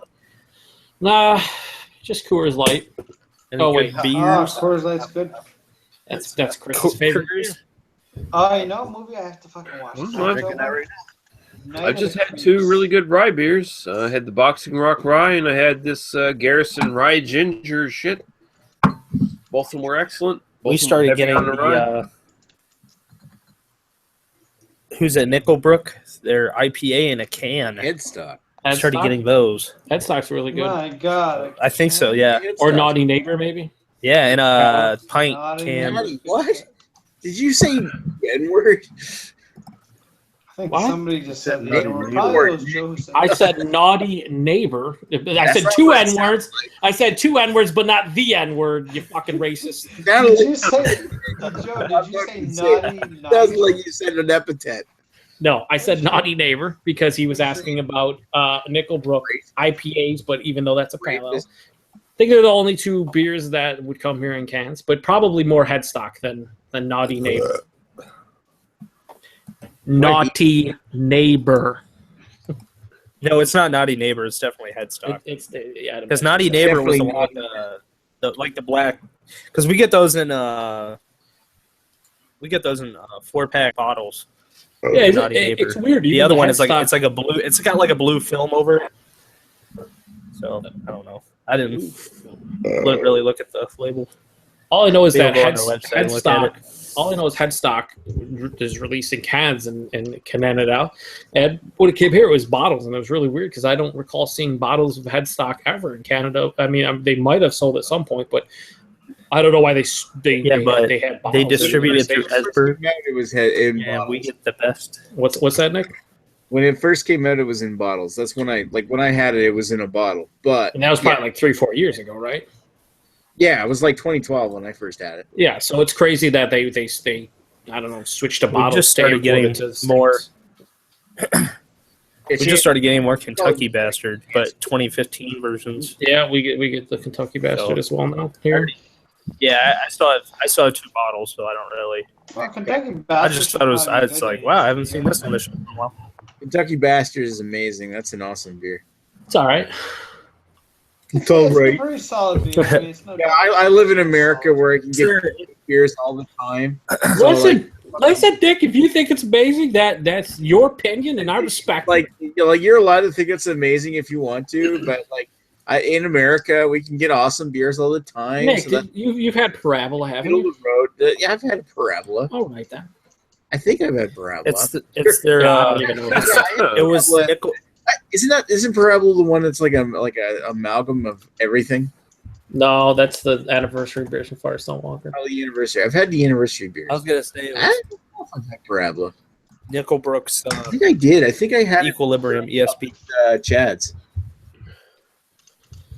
You I'm just gonna need to check watch the my chat. review of Parabola, and you'll You have know not. you've had You've had that Parabola. anniversary. or not.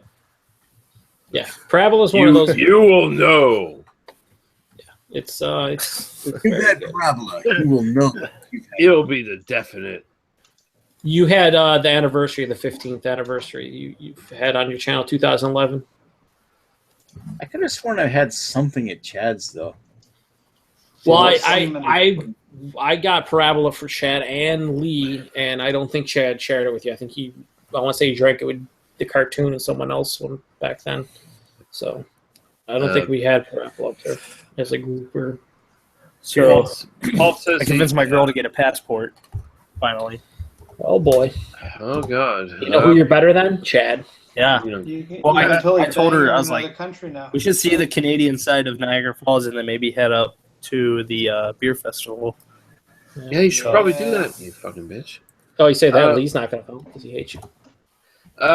Paul says brewing Belgian Quad and Fuller's London Pride clone with month. Yeah, you're not even going to be close to that fucking clone. It's going to taste like balls. It's gonna be a stout. It's gonna be Mexican chocolate stout. Yeah, London Pride in my ass. He just bought kegs and a beer engine, British pulled pints in the I've had whole fire. slam soon. Excited? Who wants to That's drink what British I'm beer trying other to than do Lee? right now. That's just expensive. He says he also That likes sounds awesome. base beer instead of the whiny and Kentucky bastard. Yeah, Bolshevik Bastard's fucking one of the better Yes. IRSs I've had. Yeah, it's awesome. He says also Parabola is just like all So- the PEI beer, but it's actually good. There's not that much PEI beer there, Paul. I think you might just be Maritimes beer if you're trying to Yeah, I think everybody. you're kind of confused, Paul. And Nick's not in PEI, so I think you kind of fucked that up. He says, I brought the 17th anniversary beer that you share with me, Nick. That makes no sense. That sentence made absolutely I no had the sense. 16th with you there, Paul. And then he says, and yes, can't type sorry. All right, at least you admitted it. So that It was your 500 video. It was on YouTube. Oh yeah, see, good call, Nick. Because I always forget about the fucking group shares where it's on 17 people's different channels, and you have to fucking search for it. That was like 2014. Looking at this, his blueberries in it. Yeah, she came and fucking Wait, she got Blueberry hammered, King? looking for. baby.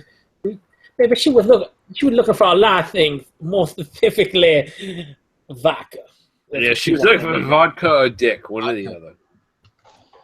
Why, she seems like a nice girl. Do you think she's saving herself for me? No, I think she's saving herself for a big bottle of vodka. Yeah, more vodka, baby. She kept talking. Unfortunately, Joe because There was one spot where she wanted me to look at her drink and introduced me to her sister. So okay, like, listen, I'll just say this, and because she'll probably never see this video. If you see early pictures of her on Facebook, she's fucking super smoking, fucking hot. Super She's smoking, cute fucking for hot. sure. he's still And then there's years of drinking, and all of a sudden, not so much. She's a nice person though. We'll go. She was nice. She's awesome. She's awesome. She's not like what's her name? The contender or something like that. I don't know who you're talking about. Something about the contender. I don't know. It's like. Are you making up letters and words and all kinds of things? I might be. It was like. Did you just call her the cunt tender? Is that what you just called her? the contender. Like the contender, but the contender. Like very misogynist. I don't know what you're talking about, Greg, but yeah. I don't even know what's going on anymore. It's almost like she's a commander, but a cunt at the same time. Cunt commander. It's like Day and See, Silent Bob. Nick has the right idea. Nick, I got a question for you. What? Do you still have? Well, I guess Jesse still have the Pharaoh that's from Lindemans that he hasn't drank yet, and also the barrel aged. What was the fucking quad that I got you? The fucking La Trappe quad. Do you still have those? I still have those. Yes. Okay, just making sure. Just wondering if you drank them yet. What you want to see review though, baby? No, I was just one. I mean, I don't. Baby. I don't know how that barrel aged quad is gonna hold up, but I don't know because I've never had it before. Well, you know what? Listen, Pia Bruno says barrels she over something else. So they used virgin oak, didn't they? Virgin oak. Yeah, virgin oak. Virgin oak, baby. A bit of virgin there, baby. Yeah, you stick your dick in that virgin oak. He said she came and came and came. And came, yeah. baby.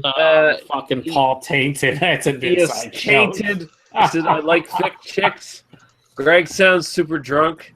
Chicks deserve thick chick, I'm baby. only moderately drunk. He said, I could have been someone. I could have been a contender.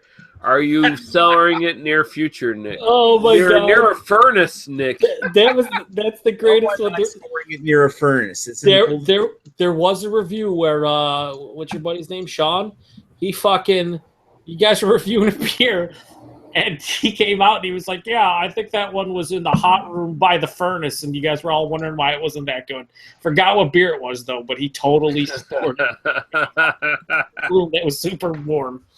I can't remember what beer it was. Paul, you remember that beer? Because that's what he's referencing. God damn. I just remember you were at I want to say you were at his house, Nick, and you guys were reviewing a beer that he brought, and he was just like, "Yeah, do you think being in the furnace room would affect it at all?" Something like that. You think having It was an app 12. Was it an having app this 12? beer in my trunk for a week might affect it? Oh wait, fuck. Oh yeah, fucking Ethan! For Christ's sakes, Ethan! Oh, something that Sean had, wasn't it? The Sith. That's what I said, Sean. It was Sean. Paul says it was an app 12. What beer was it? You remember? Paul says it was app 12. Yeah, let me see. I'm gonna go look right now because he just came out and he was like, "Guys, like that was stored in my furnace room." Yeah, see, it was a little bit underwhelming. Yeah, see. You see, you know what I love about Paul? He actually watches everything, and he just comes up with this dirty fucking laundry.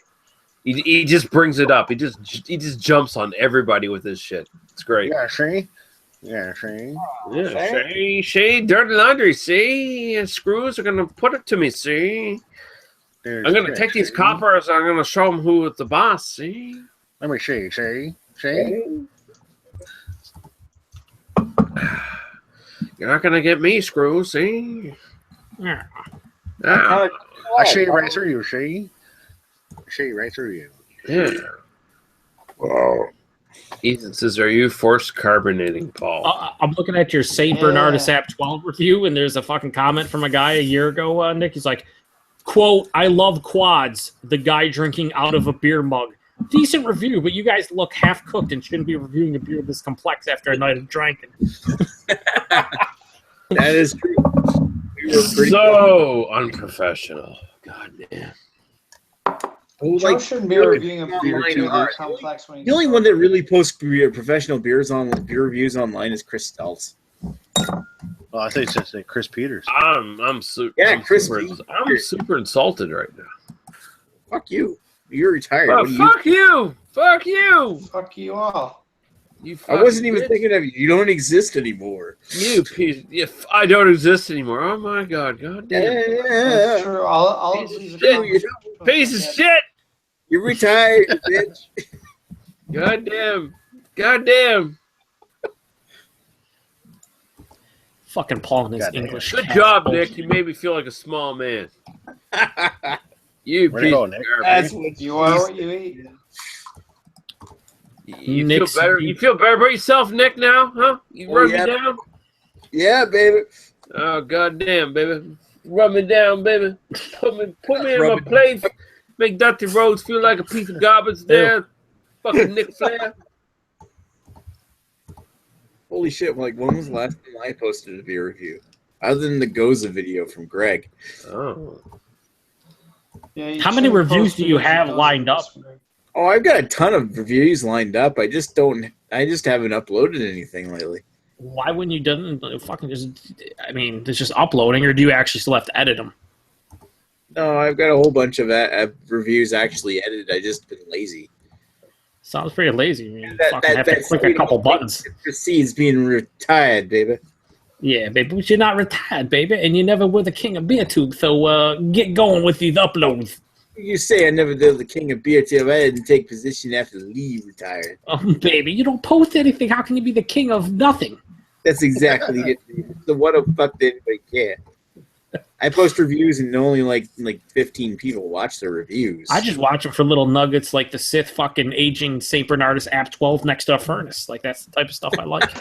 Nick is the king of I'll show up once in a while, baby. That's what There he's you go. the king of.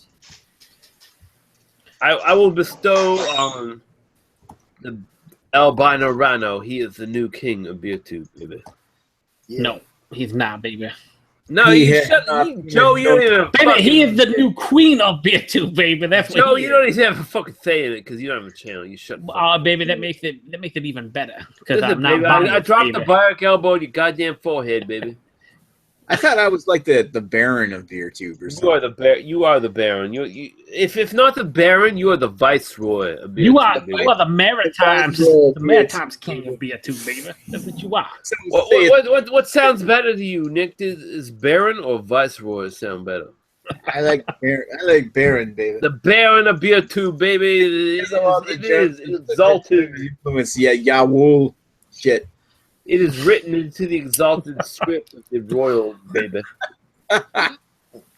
Oh my god. Baron von Beer Tube. Baron Nick. What the fuck is happening right now? Baron Low, baby. Baron Low. Baron The Low. people It's are Baron getting Low. inebriated, baby, and they're turning into Dusty Rhodes. That's We're throwing- Yeah, this is the episode of the inebriators now. Yeah, Oh, it is, baby. shit. Jesus Christ, you just shut your fucking face, baby. Ethan Flair, let's do an inebriated with Sunday Mole style, baby. We'll do a review with baby. Do a review. Ethan is Yeah. like a The review of the King Cobra Malt Liquor, baby. Ethan is not a baron. Ethan is not a viceroy. Ethan's like a satrap, baby. It's like a satrap of beer too, baby. He's in there.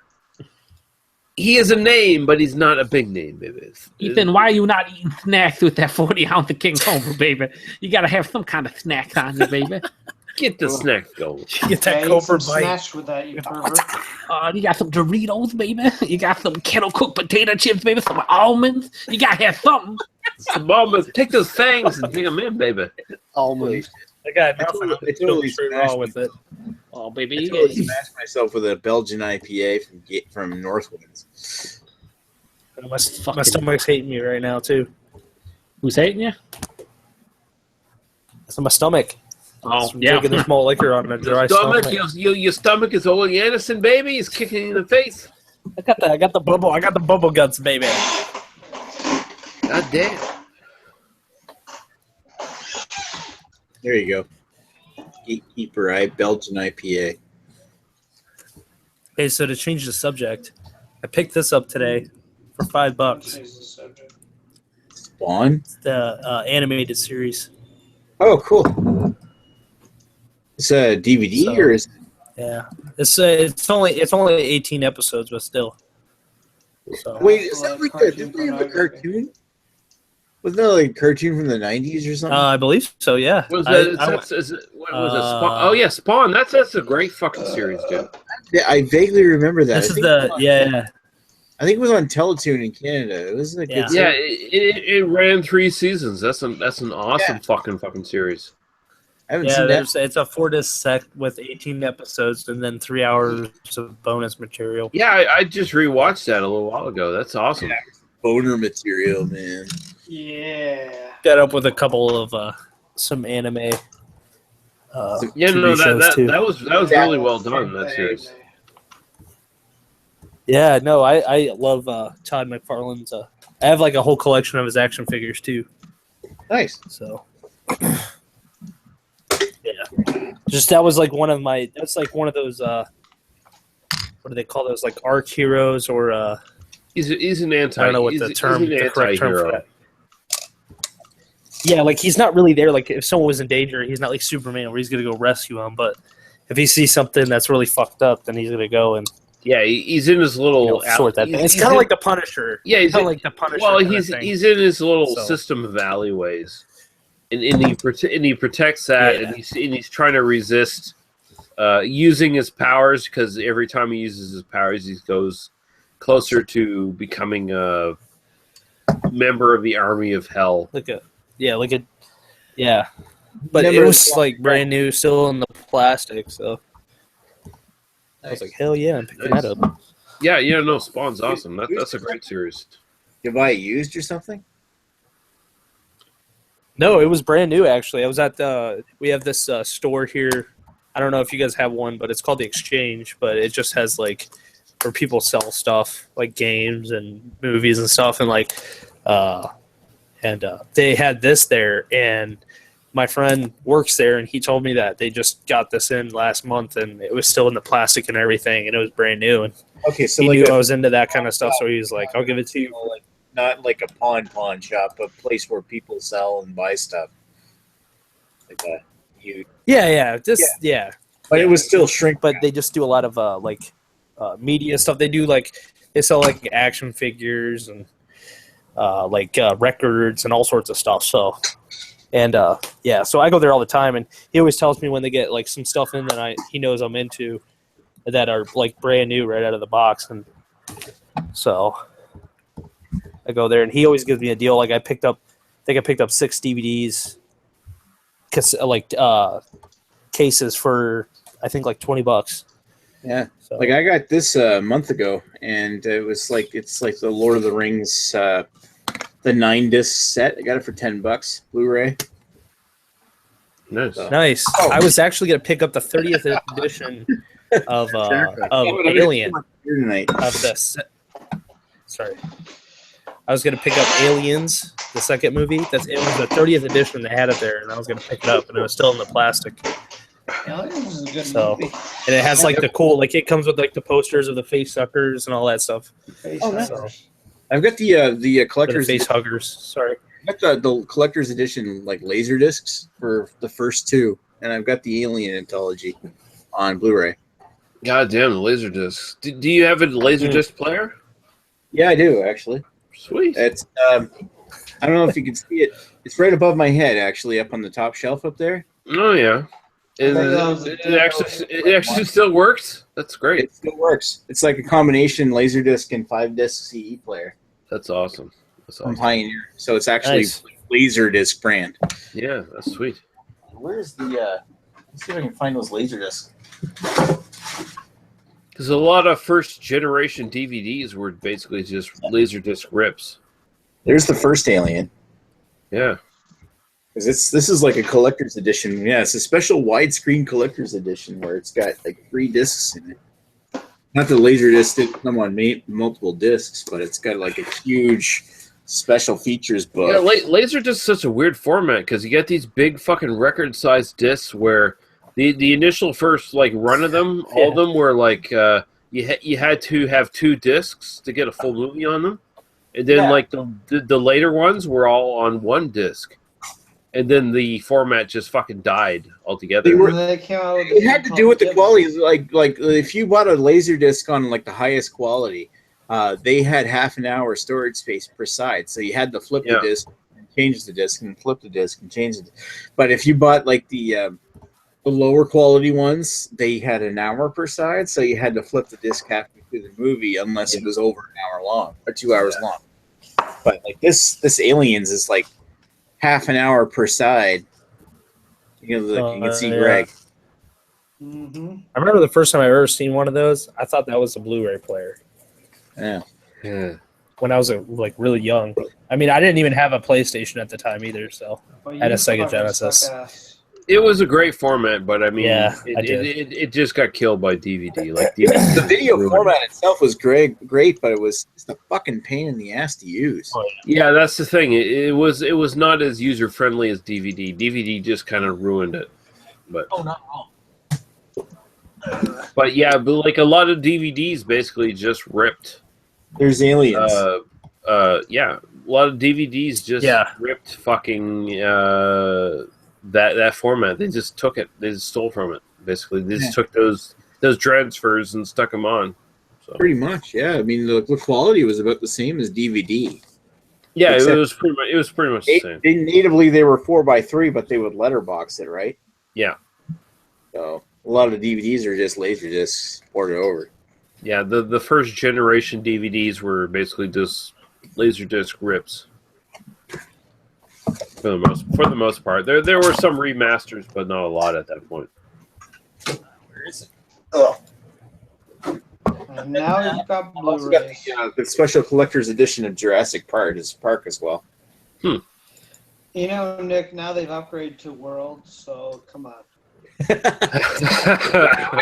haven't upgraded the World yet. Like, I haven't even seen that movie. I heard it was all right, though. It's a decent movie. It's kind of like, basically, imagine it's just what movie? Jurassic World. It's kind of like Jurassic Park, just 20 years later. Like, it's basically the same shit. Like, it's a good movie. It's a fun movie as long as you don't expect too much from it. Yeah, like I heard. Honestly, it was the best part of that movie was just that nerd guy with his like old school shirt, and it's like I felt like that was like one of the best parts. No, the best part of the movie was the best part of the movie is the best part of the movie is that we have a British nanny. Let's figure out how we can kill her 10 different ways in like 5 minutes. Well, I thought it was funny with the ending. I was watching a review, I think, when it first came out, and they said that there was a lot more people than they thought that would have lived through that. They should have had at least half those people in that warehouse fucking dead. Yeah, they should have died for sure. Yeah, but that would have been a little bit too dramatic for fucking this day and age. Yeah.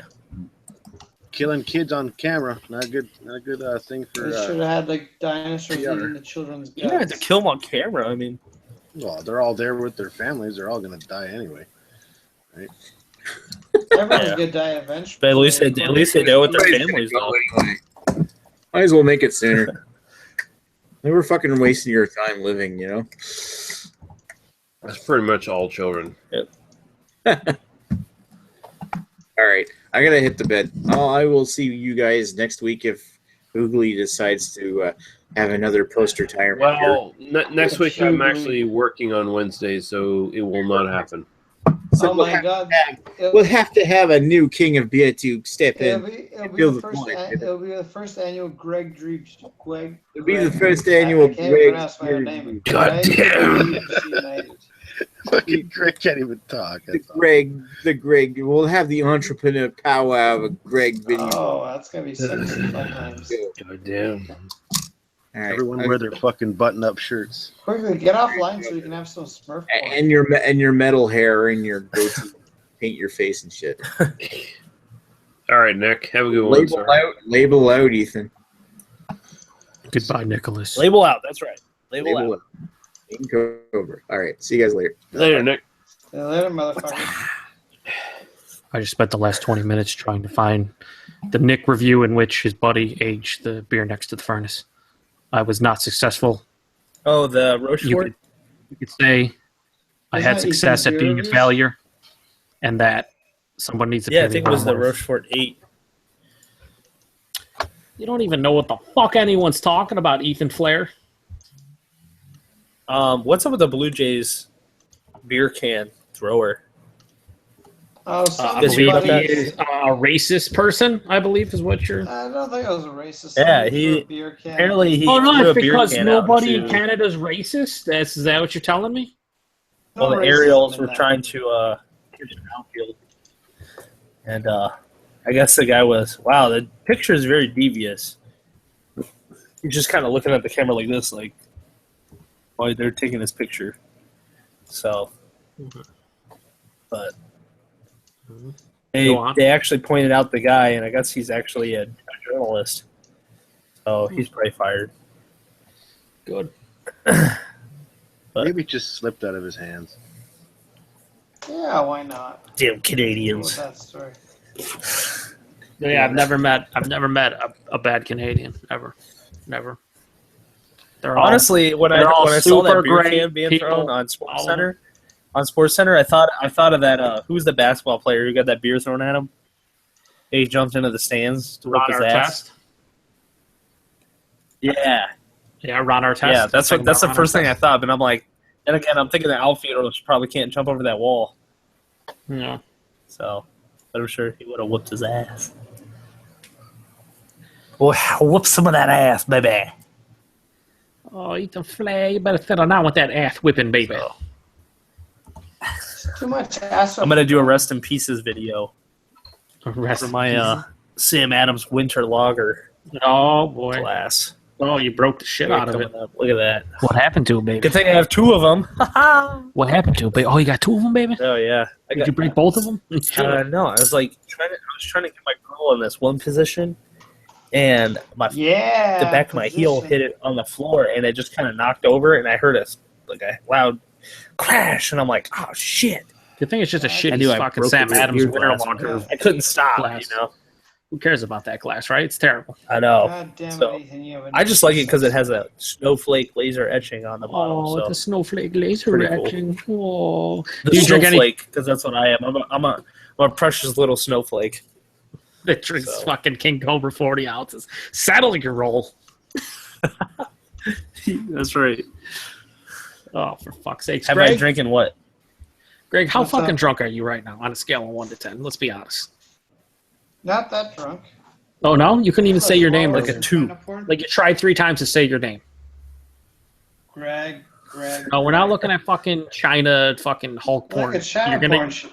Look, there's Oh there's my another, God, another Greg, girl what having her the- way with her. Greg, What is Greg, that, Greg, She-Hulk? you cannot be doing this Is on that this She-Hulk? channel. You will totally get in No, trouble. no, listen, there's no nudity on this. This is completely... Greg, damn it, answer my question. Look, she's just enjoying it. You can see it in her face. She's enjoying it.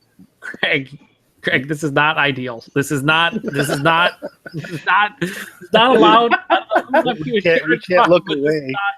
Joe, quit interrupting. Let him talk so we can watch it. Listen, there's no nudity on this. She is just Greg, say enjoying something it. nasty. Greg, Greg, like, come on. this This is like Nature's Omaha Greg, just stop it. No. or Wild Omaha. What is that? Sorry, That British dude? You gotta Greg. talk like him. Somebody just muted me. How dare they? Yep, that was Lee. There may have been some nudity right at the end of that. I'm not. Now he's gonna do sure. anal. I got some. I don't know. of China, You have too. infuriated him. I don't know how Lee thinks about or what he thinks about you. You know, putting porn on his YouTube channel, but you know that's not cool. Listen, it wasn't porn. It was implied porn. It was only. He's gonna get a strike. He's totally gonna get a strike. No, he's not getting a strike. There was no nudity in that. It was just a lady Totally gonna get a strike. enjoying. It was just a lady enjoying her lesbianism. Oh, I've got some lesbians at my work, and they fucking love me. I don't know why, but they fucking love me every time they see me. Because you're not a threat. They work at our other office. Every time they see me, they're like, "Oh my God, Greg, how you doing?" It's true, I'm not a threat, but I'd totally like to get a cock between the two of them. Isn't your fiance? No. Listen, she supports my endeavors You to know try it- and convert. To try Answer and the convert question. Lesbians. Oh yeah. What's the question? Is my fiance living? Yes, she is. No, I said is she in the other room? Is she in the other room? No, she's fucking sleeping.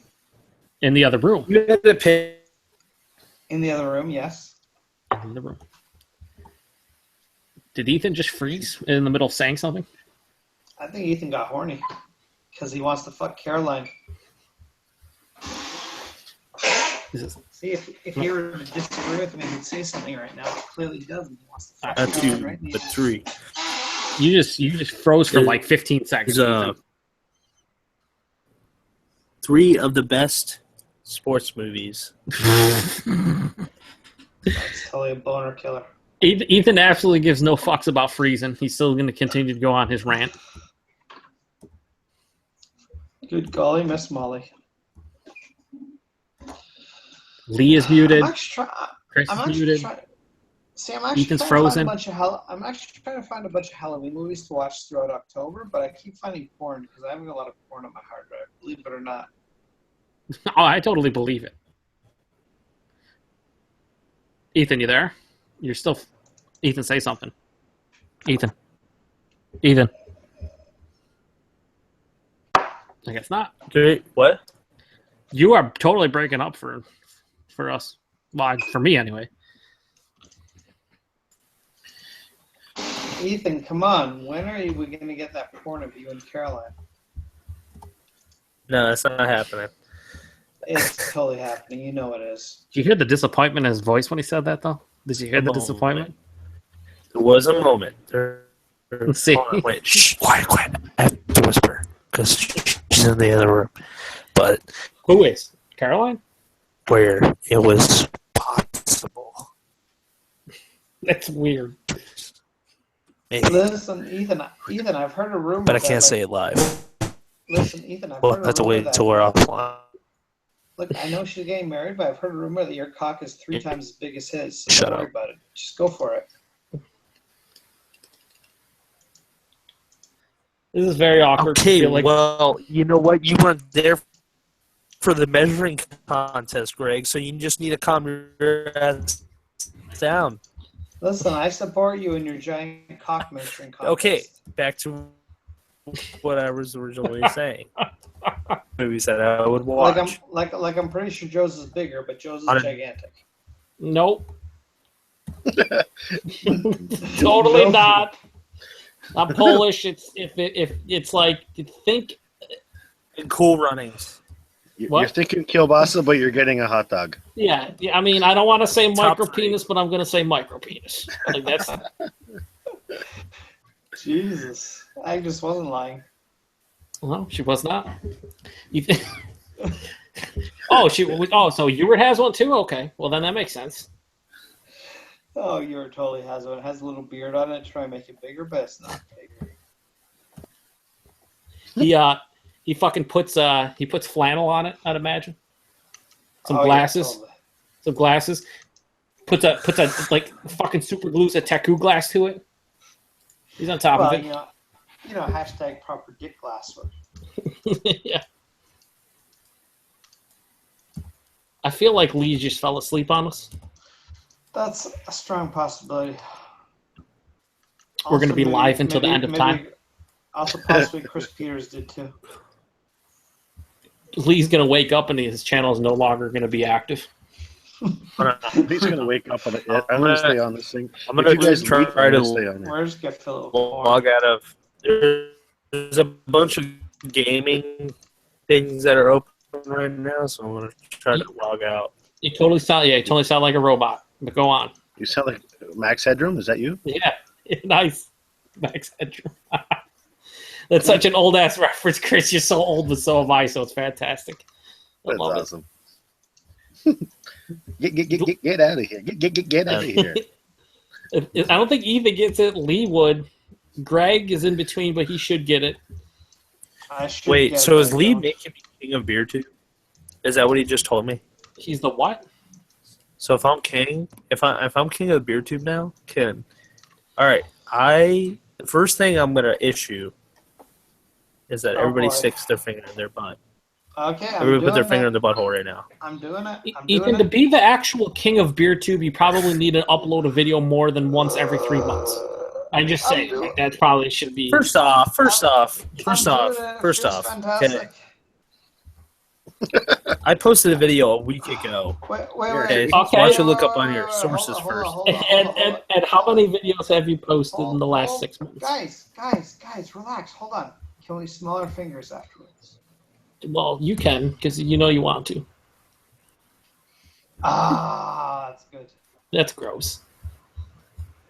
That's gross. That's so gross. I'm pretty sure Way to go, Ethan said Paul. not to Great. smell your fingers. He just said stick them in there, don't smell them.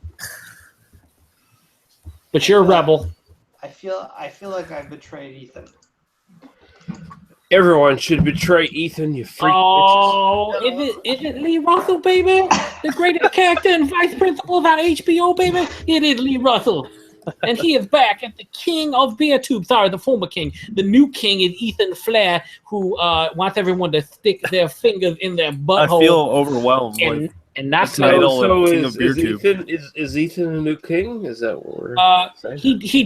I mean, as long as you're, I don't know how the process is, As knighting long or as whatever. people Much- stick their much- fingers up their buttholes. Much like one Lee Russell, a.k.a. Hougly of Hougly's Beer Reviews, yeah, he is the new self-proclaimed king of BeerTube, and his first order Well, of business was taking my your finger and issue- putting it in your my issue, butthole, baby. That was him.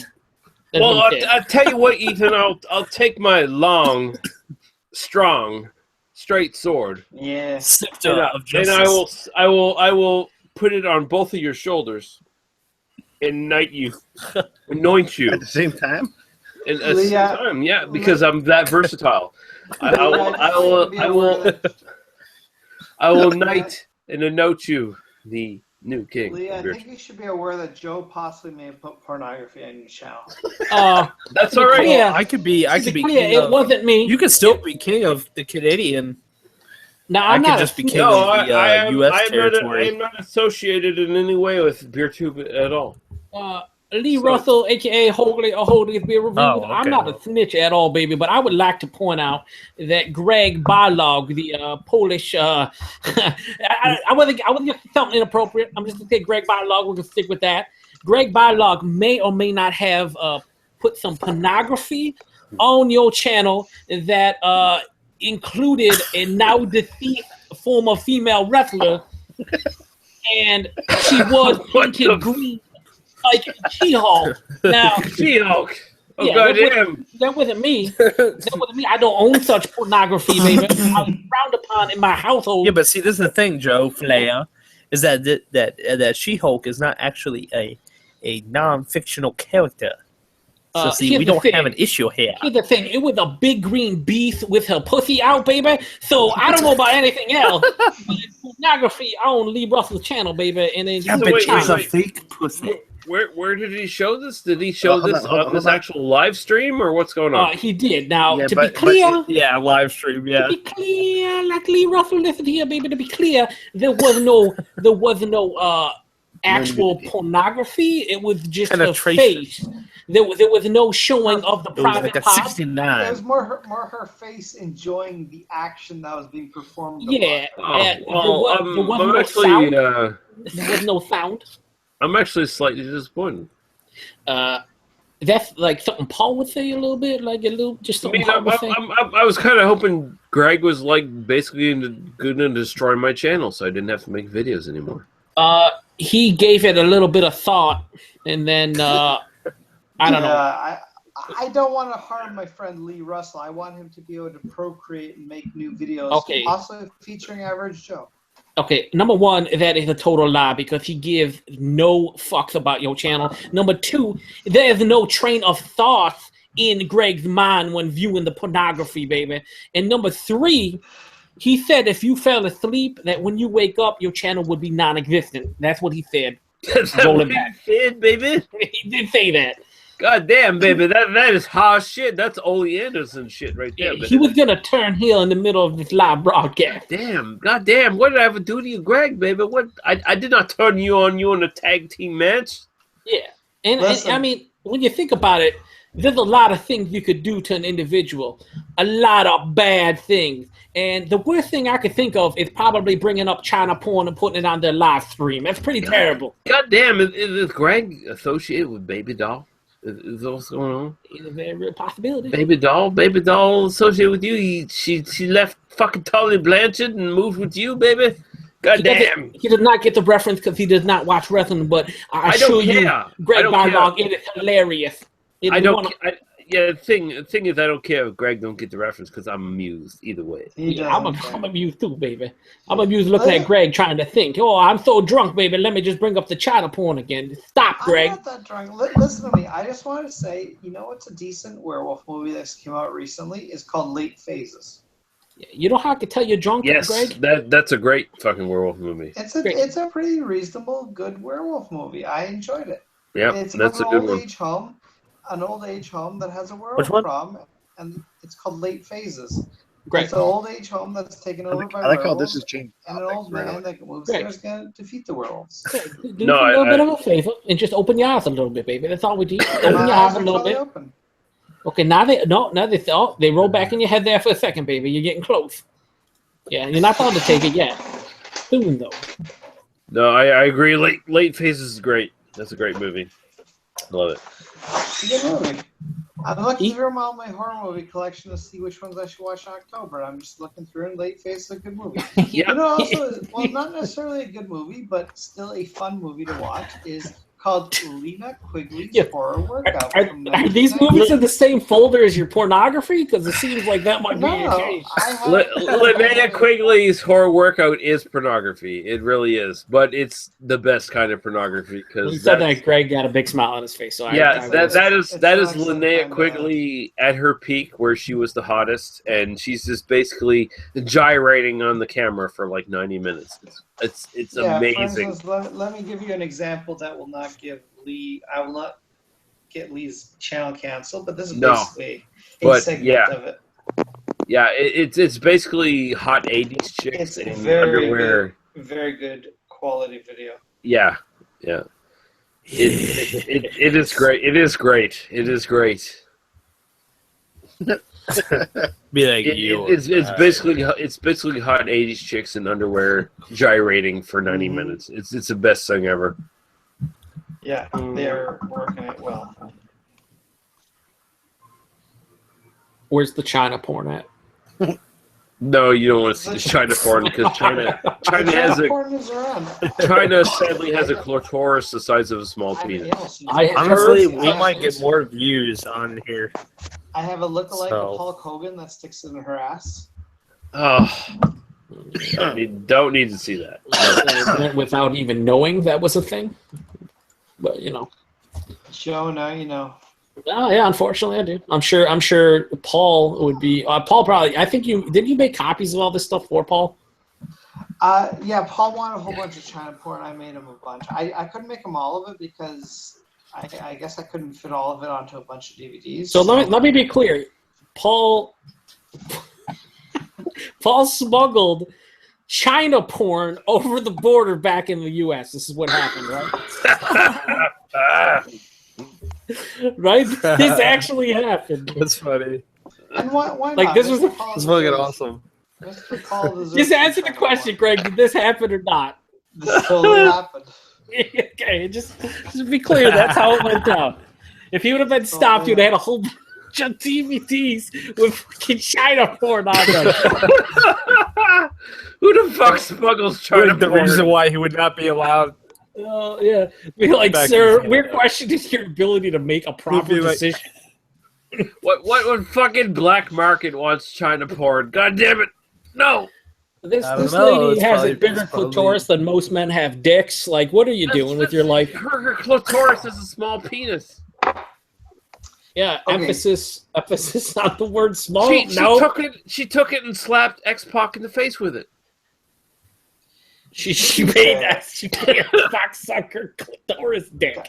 Yeah, definitely something that I would have been better off not knowing at all ever. I mean, I don't want to make fun of the woman, but I mean, she did too many steroids and she bodybuilded too much, and she had a clitoris dick. That Paul's Guys- all about, apparently. Guys, let's be honest. Like, we don't want to judge Paul too much because at the time he was still married to his wife, and his wife was Listen. a fucking cunt. Listen, there's no judging going on. All I know is a grown man from the state of Pennsylvania went up to Ontario for a beer fest and smuggled back into the U.S. China porn. That happened. No judging. That just happened. It's a fact. Well, here's the thing. He didn't have to even smuggle it. He could have got it on the internet anytime he fucking... Paul did not wanted have it. the internet at that time, so he needed to smuggle it, apparently. I don't know. Yeah, I don't think Paul knows.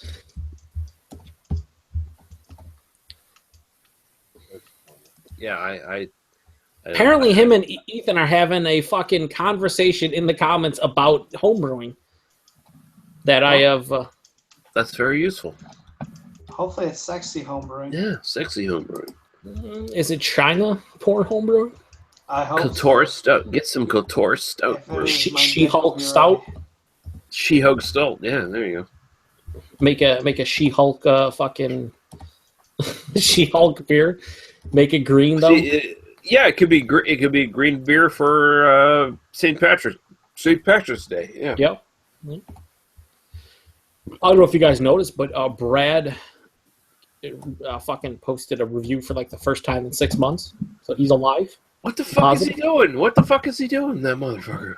I don't know. He reviewed Bourbon County brand barley wine. First video posted 5 months. He must have a life. He must be getting laid.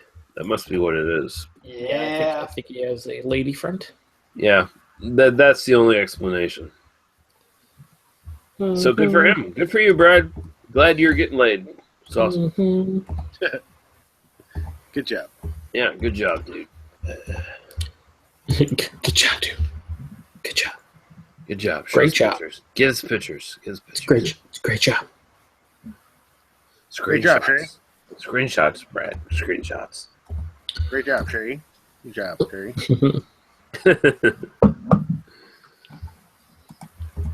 Your coppers are never getting at me, Sherry. I'm getting laid, Sherry. How many viewers do we have? 18. Actually, showing up as blank for enough. my thing's fucked. It's coming up with some I negative don't even numbers. see how many viewers we have. It's Says one watching now, and that is me. So good stuff. You're all I want. Yeah, you're going to get some laid action. I was not expecting a lot of viewers. Oh God, Max. I'm sadly not as popular as the albino rhino. So probably not. shut the fuck up! Stop trying to fucking throw me down. You should I'm be building me just up. agreeing with what you say. You should have been like, no, come on, Lee. You're too hard on yourself. Could have done that. God damn it, you fucking piece of shit. Lee, I think you should do some more fucking beer reviews. Yeah, you shut up. I'm Do it. doing that. I'm not doing that shit anymore. Who? Lee. No, I'm not doing that shit anymore. Oh, Lee? It's done. It's over. You're doing liquor reviews, though, aren't you? That's right. Yeah, I have yet to watch those. I saw you posted those today. This is my first time being on YouTube in 4 or 5 days. So You should probably get on. You should probably get on me. channel. Guys, I got a fucking channel with hundreds of videos. First time on YouTube ever. I have almost 500 subs and I don't post Ethan, videos. All I gotta say is, My Ethan, first you day.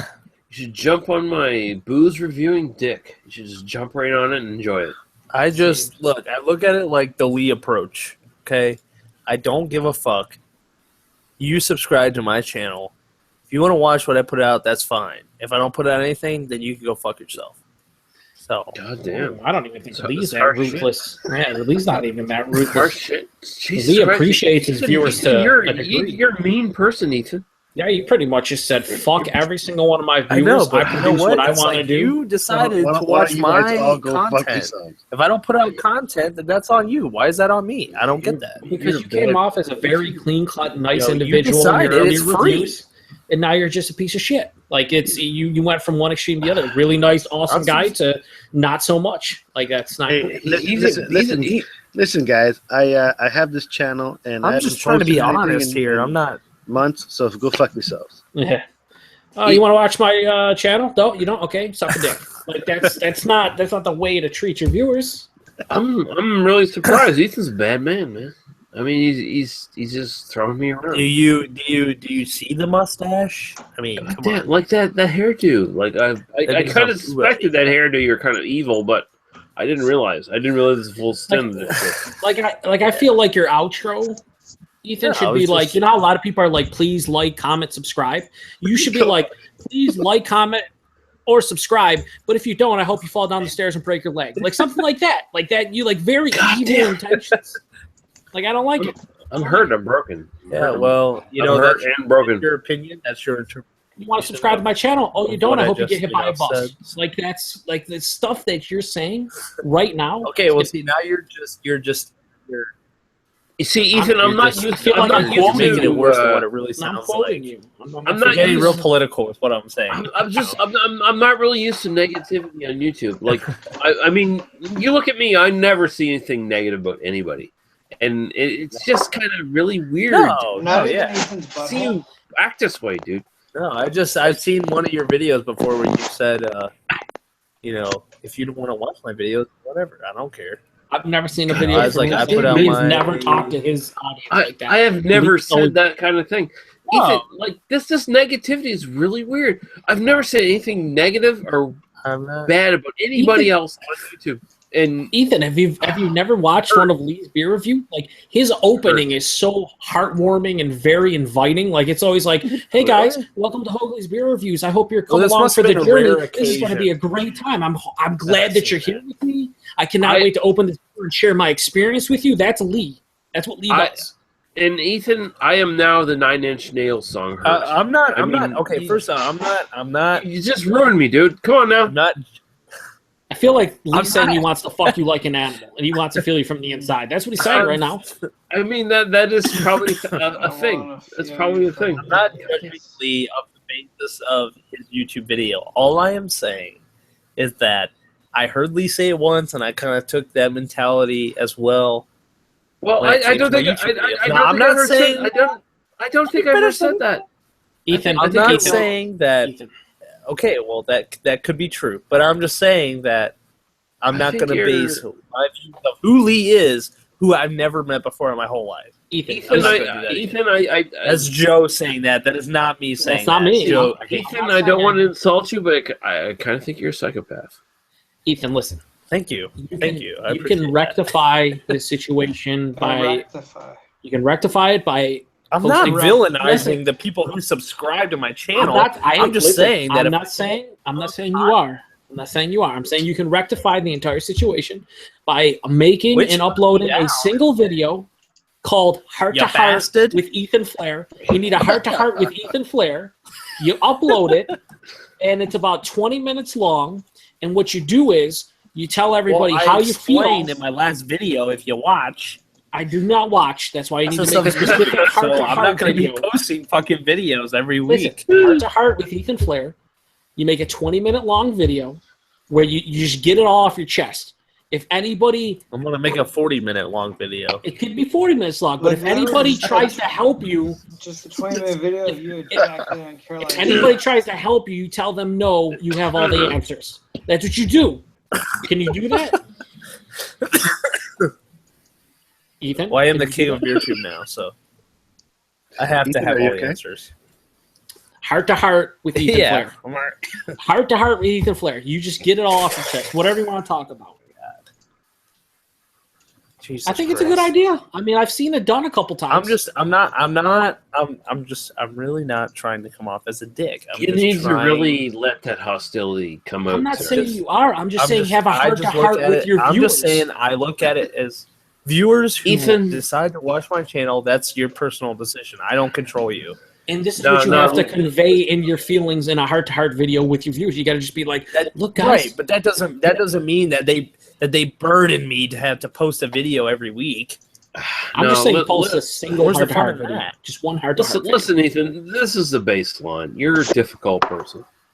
You have problems. If that's your interpretation, then yeah, sure. No, it's Why not my interpretation. Let's make this about me. Let's make this about me, Lee. No, this is a stone cold fact that everyone agrees on. You are a difficult person who has problems, and you need to really work on these problems, and you really need to emote to your viewer audience and explain to them what is up with you, because I'm sure a lot of people watch you and go, what is up with this guy? Like, he seems so angry, and you need to really explain this to people. Yeah. Why? What's up with his hair? Why is it flopping? And I have gone through this. Ethan, I'm with you here, sir. I'm with you, because a lot of people thought I was really angry, and they were like, what's up with Lee? He's really angry. And I explained this to people. I'm not really angry. I'm just really real. And you need to explain to people that you're really real, or perhaps you're just really angry. I don't know. You need to explain this to people. You need to extrapolate on these problems. You know what? I've been to Lee for years. Listen to him. That I seem like an angry person, and I said it. Like I said you that. You don't even seem like an angry person. You just. You know how many times I had to defend Lee Russell, Ethan? Do you know how many times? So many people would be like, that Lee Russell, he's a big piece of shit. He's always angry. He just seems like an asshole. And I go, you just don't know him. You just don't really know him. He's a real good guy. And now they're saying the same thing about you. What? And I don't know Lee. I really don't. I wish I did, but I don't. No, but now they're saying the same thing about you. And I tried to defend you. As a personal account. I'm getting to a point where I can't defend you. You're just so angry. Oh, you're lashing out at the get world. The fuck out of here, I mean, I cannot control. A fucking instigator right now, Joe. I can't do it. Stop it. You better stop. Listen, Stop it right now. Heart with Ethan Flair. Heart with Ethan Flair. You heard I feel like we're really coming to some sort of consensus here, guys. Like I really feel like we're really coming to something that's going to be great. It's going to be awesome. We could make a power hour out of it. We could review a lot of Slipknot albums. It's going to be great. I'm just throwing that out there. I'm just saying. I feel like the only thing that really keeps me on YouTube right now is the conversation with you guys. You know what I mean? Like I mean I love posting videos, especially posting videos when we do reviews with my friends and stuff. You know, with the perverted conversations we have with Greg and stuff, I actually enjoy. Those aren't really conversations. It's just Greg being fucking super perverted. Excuse me. Can I say something? Yes. I'm new to the whole chat thing here with the beer stuff, and Ethan, I've never watched any of your videos, but you've come across as a very mean person, and I don't like you. Ethan is goddamn. I'm just kidding. Goddamn. No, I like the blunt honesty. I really do. What a gut punch. Goddamn, guys. Ethan, you're such a good person. You got a good heart, and you just got to convey those thoughts to your viewers. It's all. No, yeah, it's just the whole thing. I've just been so fucking busy with finding jobs and but I mean, here's the thing: you have and shit like that. It's just like I've been. How many viewers do you have? How many subs do you have? Ethan, I have close to 500. I have 478, I think. All 478 of your subscribers, they care about you. They really do. And you should respect the fact that they click the subscribe button on your channel. In a way, yeah, I agree with you. Yeah, they do their best in a certain aspect. Yeah. They do their best to view all your content, and they go out of their way to make comments. And the least you could do is just not be an asshole in response. I mean, that's all they're looking for. Okay. Joe, how many? Okay, that's fine. You know what? I don't have Joe. Joe, let's be honest here. Okay, first off, you're playing the victim here. Okay, Joe. I'm just telling you is that most of the people that comment on my videos to begin with are either you or Greg or rarely Greg, but Paul or people like that I personally talk to on a basis. Are you saying our this comments isn't the 400 comments that I get from one? Hey, Ethan. What? Ethan, I just subscribed to your channel. Oh my God! There you go. There you go. Look at this. You're making friends. You're making friends, and you're being a piece of shit. Imagine if you weren't a piece of shit. What is this? How many people as a new subscriber to your channel, I would really like to hear. I would really love to hear a heart to heart from you. Thanks. Heart to heart with you. goddamn! Oh God! What did I tell you? I might drink a 40 ounce in the middle. I have sparked the idea that's going to change the face of BeerTube, and it's heart-to-heart videos with everybody. I'll do a heart-to-heart video. God Yeah, damn. because that'll make the world become peaceful. You got to make Chad feel like he's not the only guy out there doing heart-to-hearts. Everyone else has to. Yeah. Also, I'd really like if you could give us a review of Wrong Turn parts 1 to 6. Joe, you're starting to sound like a Democrat. Fuck you. I'm saying, this is all I'm saying. When Chad does his heart-to-hearts, right, he really has a heart-to-heart with his viewers. Nobody else does. Does that mean everyone else doesn't care about their viewers as much as Chad does? Yeah, I think that's what it means. So yeah, everybody I'm not who embarrassed has a of who I channel am. should post a heart-to-heart. Otherwise, you don't care about your viewers. You don't care about your subscribers. And I don't know how you can go on with a channel just being pieces of shit. I just don't get it. I just don't get it. Joe, I will. Okay, well, I'm sorry if you don't get it. I'm just. I'll accept that challenge. I'm not like Ethan here bitching out. See, Lee's not a piece of shit. He likes his viewers. I hope not. You know what I'm gonna do? I want to be unique. I'm gonna do a heart-to-heart on my channel too. Even though I just started. There you go, Ethan. See, just accept it. It's not even a challenge. Just accept the love of your viewers and subscribers. They want nothing more than you to be successful in your beer tubing endeavors. That's all they want from you. They want content posted on a regular basis. They want good, not even good, great homebrew from you. I'll get back to that point as soon as I get all this shit figured out. Just accept that Joe wants to dominate your butthole. See, if I feel comfortable making more beer reviews. If you go down the wrong path, you'll end up like Paul's channel. See, it's not so much about me. It's just more about getting to that point where I gotta, get back to making reviews again. Are you making excuses? Right now, I'm not in making that. excuses. I'm not in that. This already sounds like a heart-to-heart to me. More Stop making excuses. Stop it. Sounds like you have problems, dude. I have to explain myself? Is that what you're saying? I have to explain myself to all these That's what heart-to-hearts strangers? are. Is that what you're telling me? You're trying to convince me to explain myself? Let me ask you a question. It just sounds like you have problems you don't need to explain. You just need to accept and move on. If they have subscribed to your channel, they're not strangers. They're your subs. That's what they are. They're your friends. You know them. You know them in They some want way. They want to know you intimately. Yeah. If they troll you, Well, I know you, Joe. I know, and Greg too, but I know a little too much about Greg. They want to touch you and be touched by know less you. about me. here's a simple fact. Everybody knows way too much about Greg. Way more than they need to know. Way more than they ever wanted to know. I know so much about Greg there's now that I a lot want of to just info fucking take there. a bath when I'm done. On this Oh, God damn. Greg, Just looking there's at somebody Greg. out there that's probably recording the best of Greg on BDU. I guarantee you there's someone out there.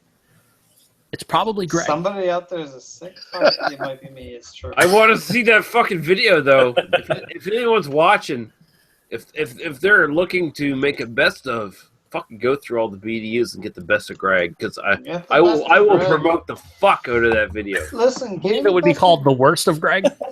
Listen, getting the best of Greg is a lot like kind of getting Yeah, I the guess it best would of the be. Human Centipede. It's like there's scenes you want to watch, but there's a lot of scenes you don't want to watch. Yeah, if there's some talented motherfucker out there who's gonna rip shit and like put it all together and edit it and make it look really good, do it, but that'd be a while. I will promote the fuck out of that. Not that I'm big and a lot of people are gonna see it, but I will promote the I've fuck out of heard that. you're big. Well, yeah, you know. That's a different area. Paul says you're huge. He wouldn't know. He wishes he knew, but he wouldn't know.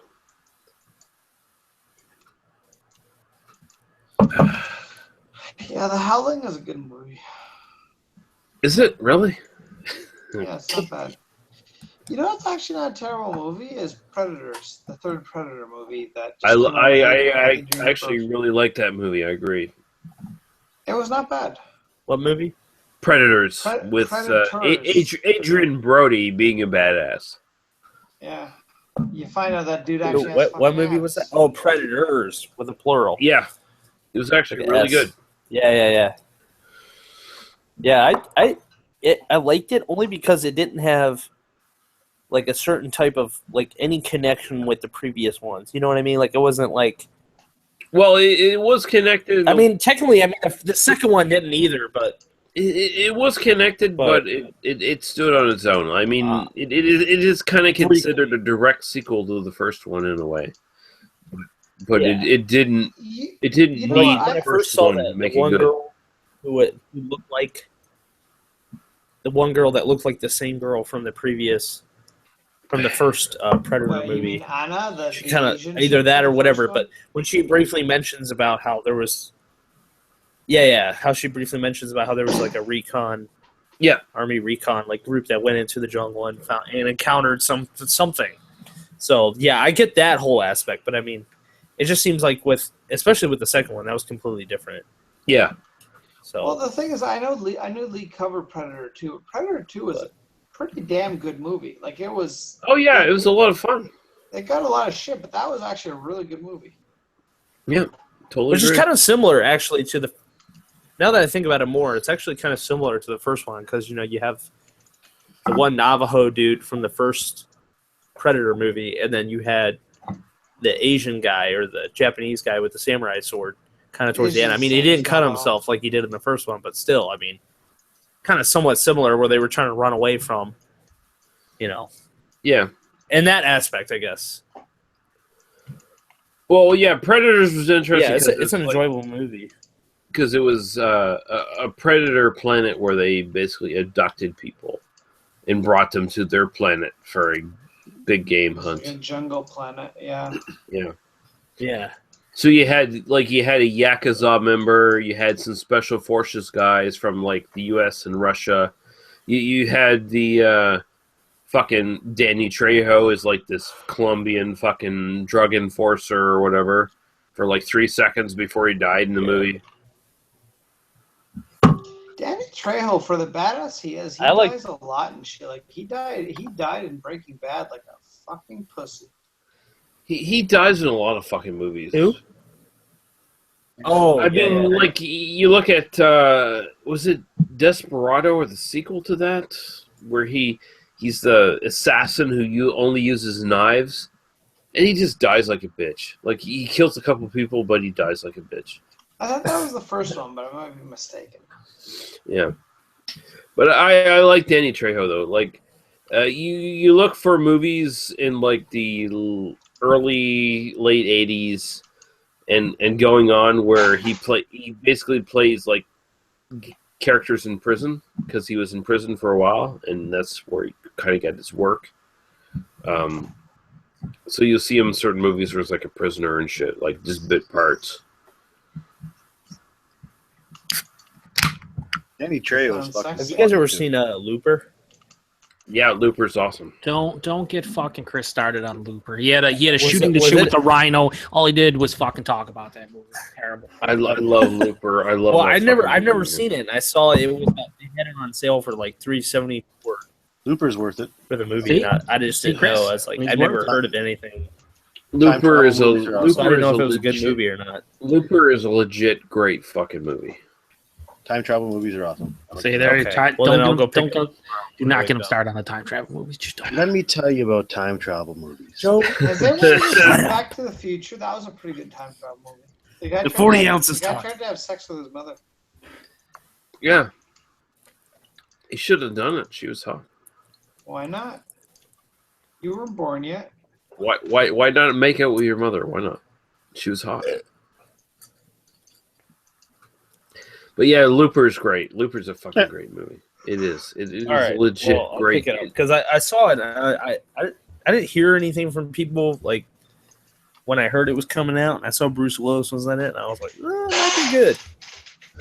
It is. When I went single best. It is the single best time travel movie in like the last 40 years. It really is. It's really great. Wow, that's big praise. That's big praise. Big praise. And there's been a lot of time travel movies in that period, but I don't think I'll name them all for you right now. Well, I don't think they rate to Looper. I just remember watching. I just remember Live Free or Die Hard, and I was going to see that in theaters at the matinee, and it was like on a Thursday, so I was just like, fuck it. Like I heard that people said it was going to be horrible, and I went to go see it. And I fucking loved it. So. I'm surprised you can remember everything. When it comes to Anything Bruce at Willis all, movies, I'm everything kind at of 40 ounce down. All right. no. I Take just over. remember that was No. it's just you what? I just love how they made the main character look a little bit like Bruce Willis. Like they did some nose makeup on him and shit, where you could kind of buy that. Yeah, this is an older character. Like Right. Bruce Willis is the older version of this dude. Like they sold it really well. And Did they sell it as well as Shawn Oh, Michaels at SummerSlam in 2005? no. Okay. Oh, But oh. yeah, the fucking Looper is fucking great. Like it's pretty much airtight. Do you guys ever movie. Do you guys ever go by like title names and then be like, nah, that's not worth it? Like new No. movies? No, never do that. Oh. Every movie I'm interested in, I research it, even if the title is garbage. I try to. I mean, I look try to into research it too, but I'm saying if you're in the moment where I'm like, I never heard anything about this movie. Like Sounds for instance, eerily we were similar just to talking beer about Looper, reviews. It's just like, I Really mean, does. one of my favorite movies of all time is called Tasted yeah, Blood. right. You got to put the question marks after it, right, Joe? Mm-hmm. One of my favorite movies of all time is called Taste the So. Blood of Dracula. Okay. Okay.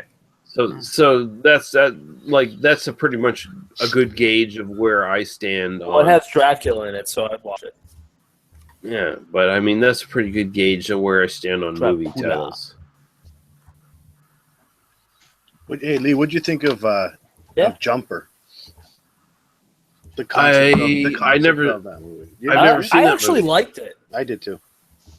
I like the whole I actually liked it idea. only because it was different. it was just like it was kind of like a version of because like I like X-Men, Yeah. so I like Nightcrawler. I think he's kind of cool,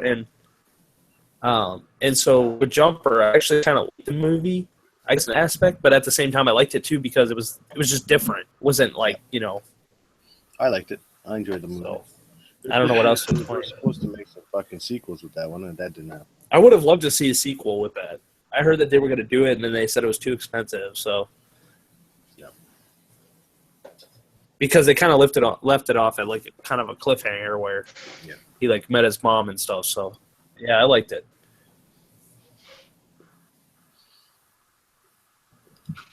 And then what's her name from Twilight was in that movie briefly.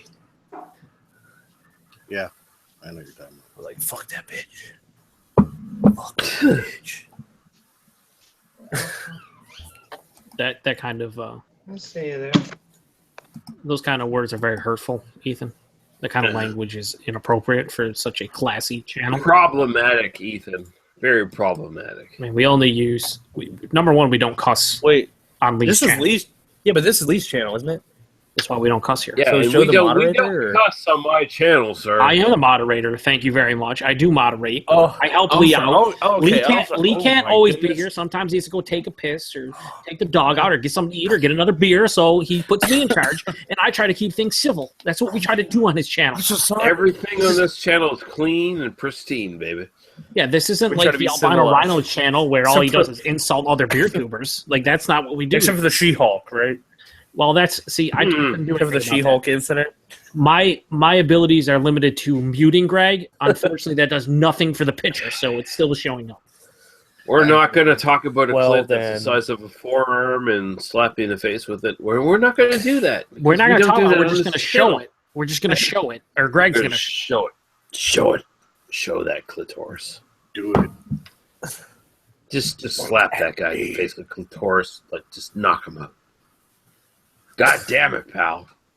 God damn it, pal. China has a great clitoris, pal. We're going to book that clitoris into the women's division, pal. God damn. Triple H. Triple H. You got to get on that clitoris, pal. You got to get on that. Put a pedigree on that clitoris, Cal. Go on. Oh, Lord. God damn, pal. You got Joe and you got Greg muted. The fuck? No one muted me. I didn't mute nobody, so whatever. It's self-mutilation. I was just letting Lee run with it because that's what he does. Self- It's very I mute no one in my chat. Disappointed. Yeah. I'll Yeah. mute No people one, in my Rhino's friends. chat. I'll gladly mute people in Rhino's chat, but I won't You'll do this. mute certain individuals like 48 times within like the 10-minute span. Yeah, Steve. Oh wow, Steve Orgasm. that's not Oh, that's that's ill advised. Lee, you are And I'm I was just worst kidding, one- Lee. the worst one on the Kidding. panel right now. I'm a jerk. Is that what it is? Oh man, Lee, you're muted. You've been muted. You might want to mute Bask in the yourself, glory. just in case you didn't know. Joe, listen. How about them don't Saber? don't be giving him inside information. I'm trying to help Lee out here. I want. Lee's not even gonna come back on. He's Lee done. doesn't need your Lee doesn't need Done your for the help, night. Joe. Lee is the king of beer too.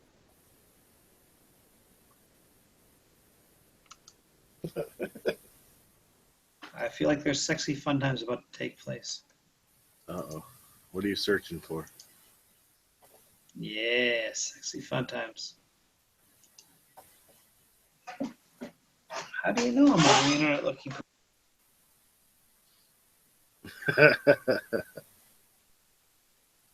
People just muted me. Well, who the fuck muted me? That was me. You goddamn motherfucker. Goddamn. It's probably best that you did because I said a lot of really offensive shit for the last 30 seconds. Greg's talking. He doesn't realize he's muted either. Because I said a lot of really offensive shit in the last 30 seconds, and Greg. good on you, Chris. You I had- had to save me there. I didn't just get you. I saved your channel. You're welcome. I think you did. You may very well have, yes. I might have saved it. But I'll be back, God damn. motherfuckers. I'll be back. You bitch. Oh, fuck.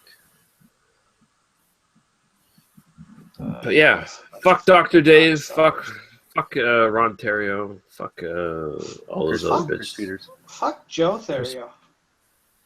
Chris Peters, fuck him. Nope. Fuck Joe Peters. Joe Peters? Oh man, that's even worse. That's like a fucking hybrid of shit. It's like having anal sex with your father. God damn. This is harsh, dude. You never threw that out there. You know, people need to be aware of what it is. Yeah, I guess I gotta applaud you. You have to champion the real causes of this community. Fuck. That's right. How about Cabin Fever 2? That's a weird movie where the fat girl loses her virginity in a swimming pool and then parts her fall off. I don't remember that from Cabin Fever. No, it's Cabin Fever Part 2. You're thinking of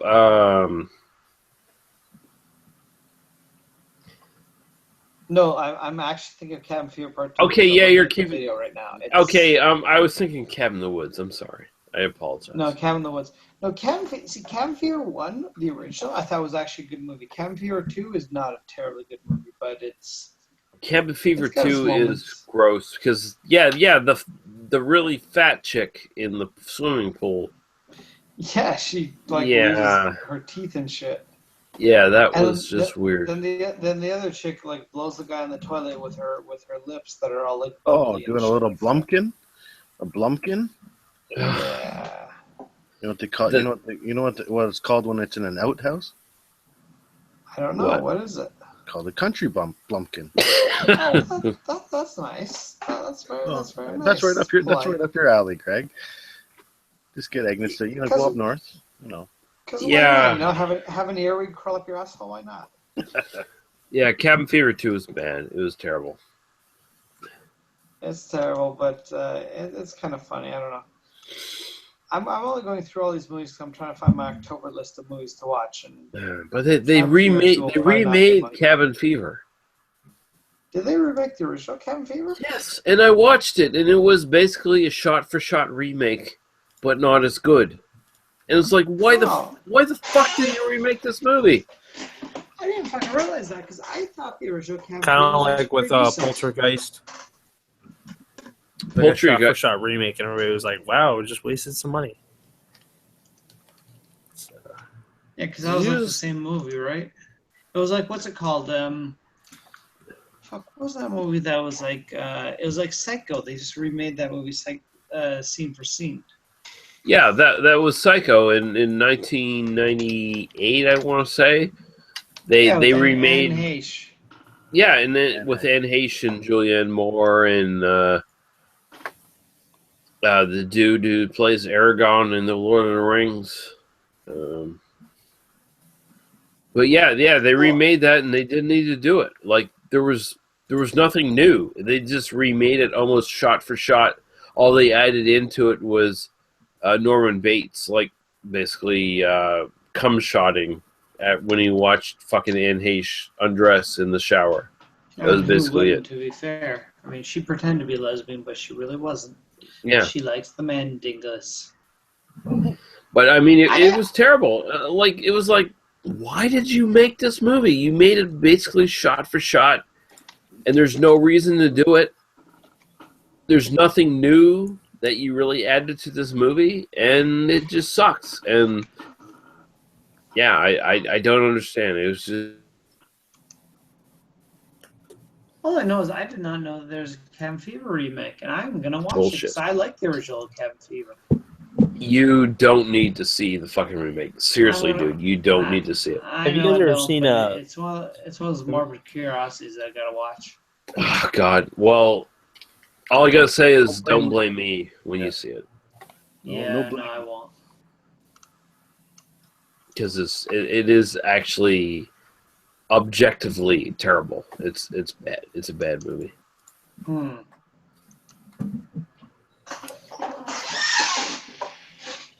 Have you guys ever seen the animated movie Halloween Tree? No, I've never seen it. Yeah, it's by Ray Bradbury. It's based off of a book, but they made an animated movie. I'm aware of the book. I've read the book. Yeah, it's they made a movie, and it's one of the main characters, Pip, is voiced over by Leonard Nimoy. Or no. I'm sorry. Not the evil dude, but I can't remember his name.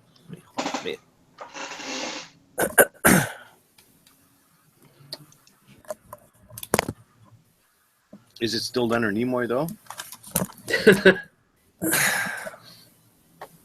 Christopher Lee? Trying to. This one right here.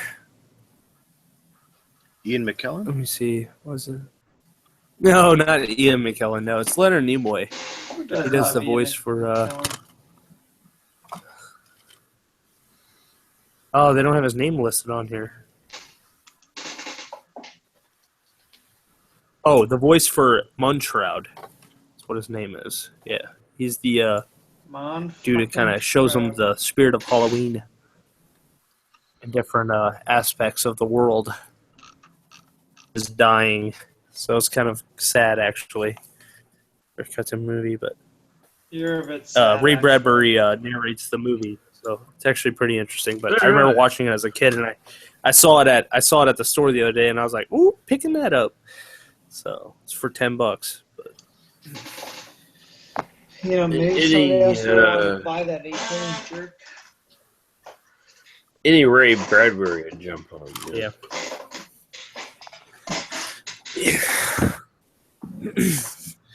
I like the Ray Bradbury story about, I think it's just one of his comics or something about his, a bunch of guys who had blown up in a space station, kind of like the same concept as, not Interstellar, what was that one with Sandra Bullock and George Clooney? Oh, Gravity? Gravity, kind of same concept of that is that what had happened is they'd blown up in like a spaceship or a space station or something. There was like 4 or 5 guys that were just floating around in different parts of space. They're just basically discussing about the fact that they were going to be floating forever until they ran out of oxygen and died.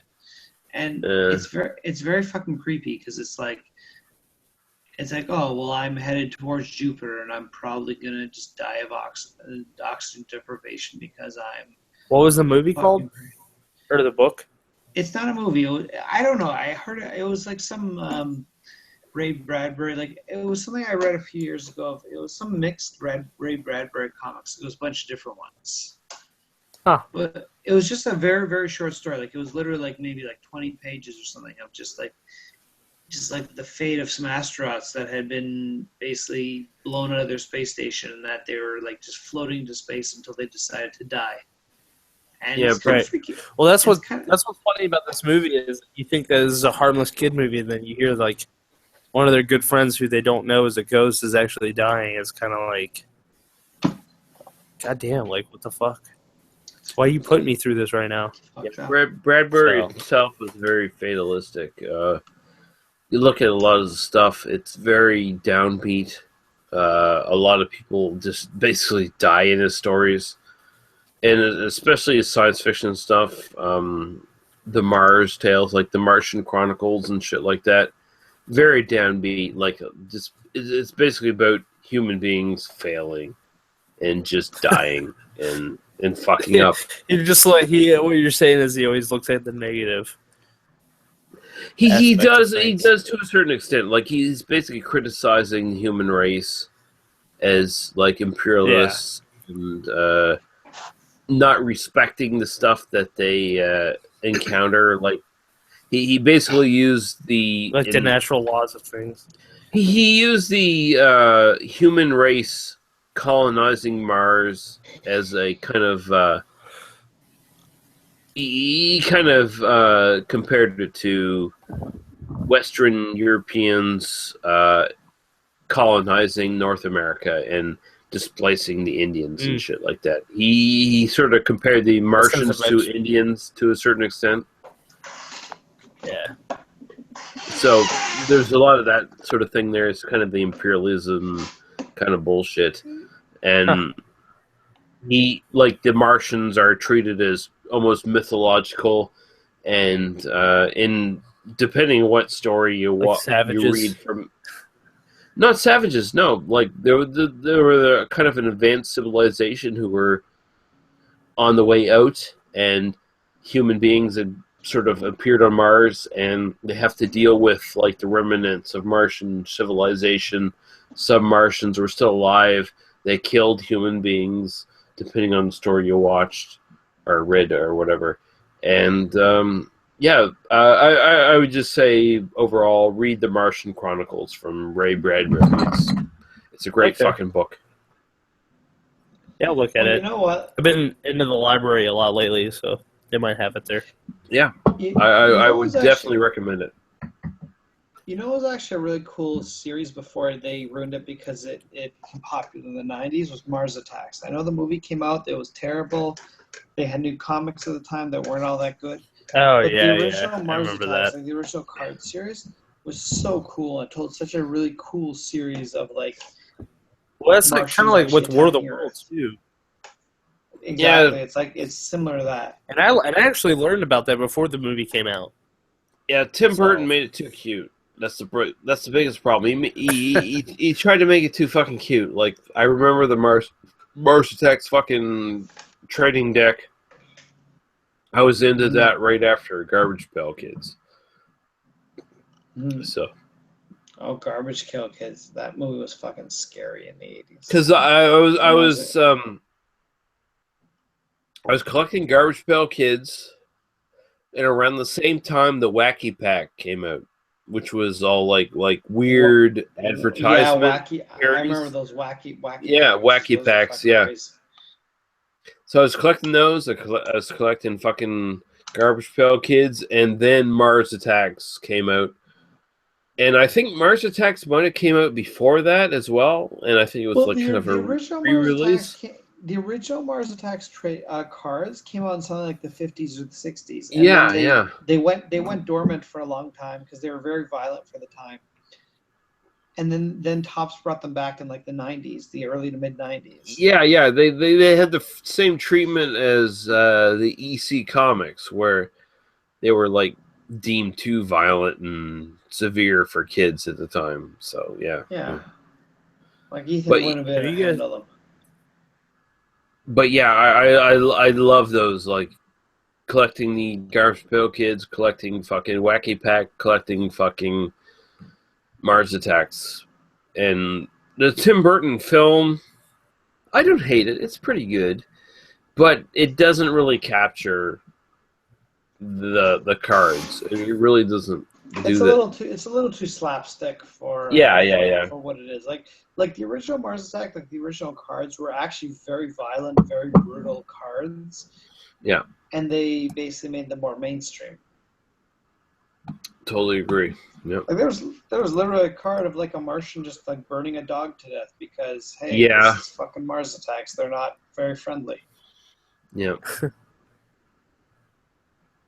Well, what I liked is that Topps came out with I don't even think Topps comics exists anymore, but back in the day in the 90s, they came out with the original. They reissued the original cards, and then they reissued like about 20 cards that were like supposedly they were like cut from the cutting room floor back when the original cards were released.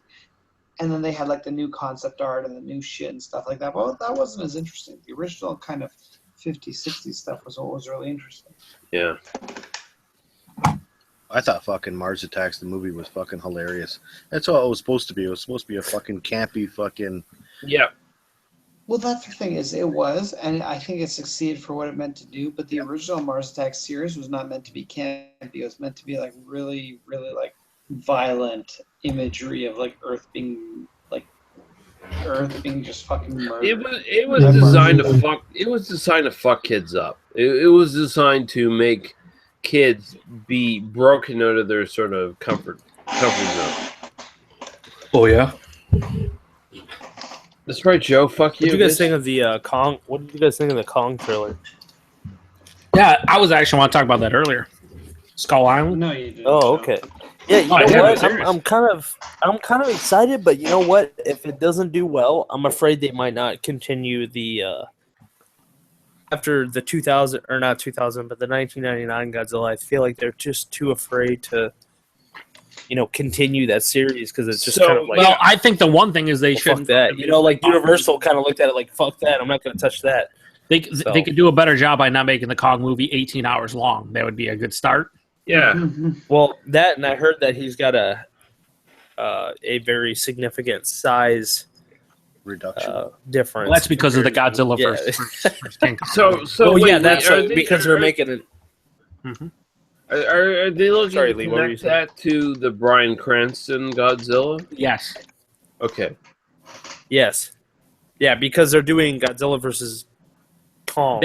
I think that's the next film, isn't it? Actually, after this. Yeah, after I think Gigan and Ghidorah or something. I don't remember. I just know that they're going to be doing the 3-part Godzilla battle scene. So hopefully in this next Godzilla movie, we're going to see a lot more monster fights. But yeah, well, I know for a fact that in 2020 they're going to try to do Kong versus Godzilla, and that's why they gave Kong such a size bump because.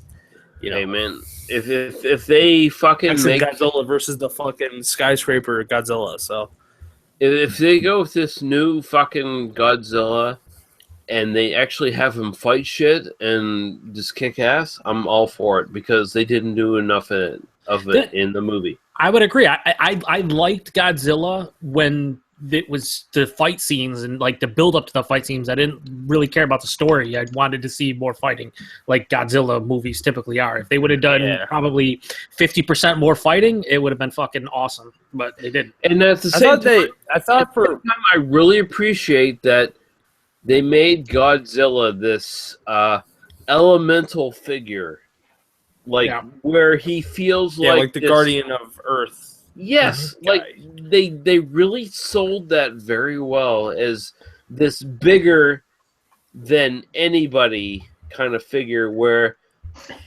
the militaries of the world had no fucking chance to like even push him anywhere or fight him or anything. They made Godzilla feel like this elemental figure who is above anything that concerns us puny fucking humans. I thought that was really well done. He just didn't come off as another monster in any other movie. And it wasn't even just that, too. It was the actors, too, that were respected in the movies, though. That in that Godzilla movie, they respected him. Yeah.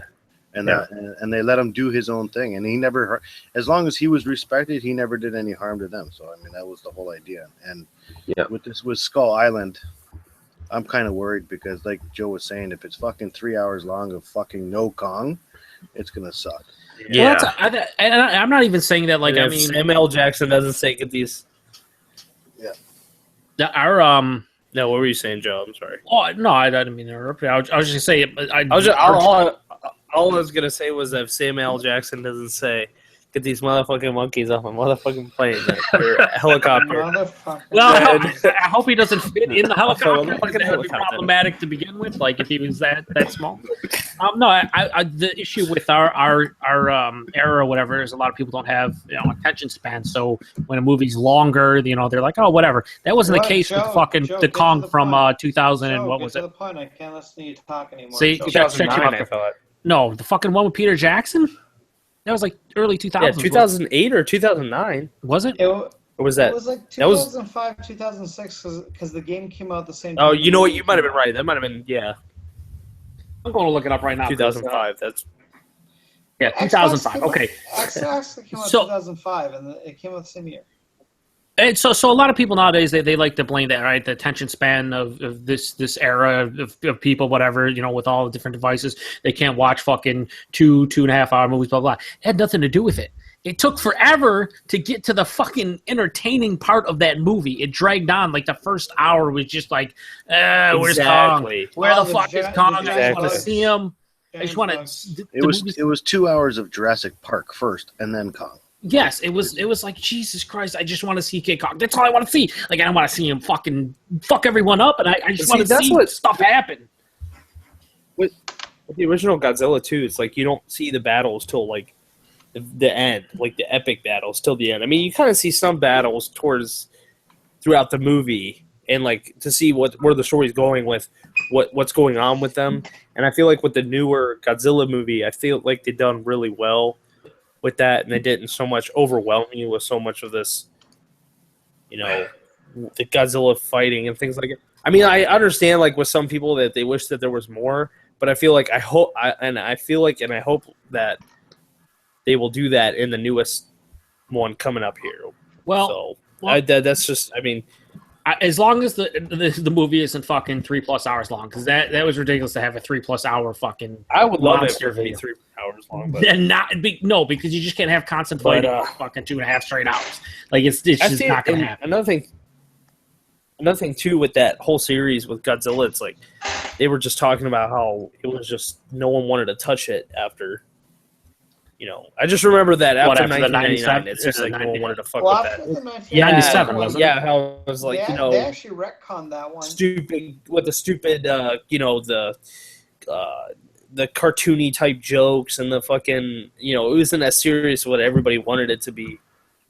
Most fans, at least. Yeah, They the actually- one with they actually retconned I mean, there was other Godzilla movies like Godzilla 2000 and stuff, but it just I think wasn't. the biggest same problem was Matthew after that. Broderick was running around with a fucking pile of shit in his You underpants look at constantly. Godzilla Final Wars, they actually took the Matthew Broderick Godzilla and stuck him in one of the Japanese movies and had him die like a fucking bitch to the real Godzilla. Did they really? Wow. They retconned it, and that Godzilla from that Screaming movie. like a bit. Too. That Godzilla from that movie, they retconned it, and now they named it Zilla, and it was like Yes. a lesser Godzilla, and it basically, I saw that. That's what I'm saying. Is like they One were that got afraid to killed even quickly. touch that shit. That's what I'm saying.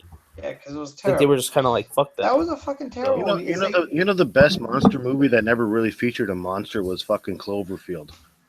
If you guys have seen that one, Oh yeah. that was a. Well, I had saw such fucking- Cloverfield Lane, and I was kind of disappointed actually. You know that was Because I don't know Cloverfield Lane I don't know was if a you've seen movie. that yet.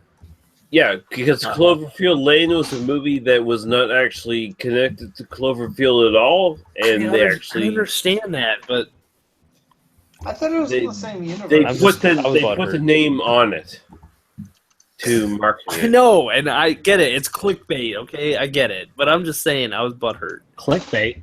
Best doesn't wanna go IPA with made I in sat the there state of throughout Michigan before however 3 long it a.m. was, on a like, Saturday? 2.5 Question mark.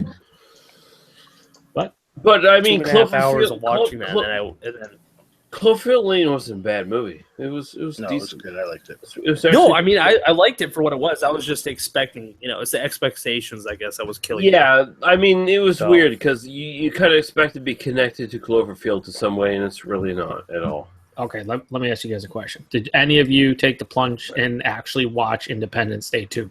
Yes. No, I Yeah, didn't. and it was I- terrible. No, I did was not. I fucking- heard it was horrible. Yeah. I If wanna there's a watch movie it. that never needed to be made, that was totally it. That was Yeah, just that was it. pointless. And they have other sequels planned, apparently, which What? is just, Oh my god! Oh, You shouldn't have had a sequel planned because it was fucking so dumb.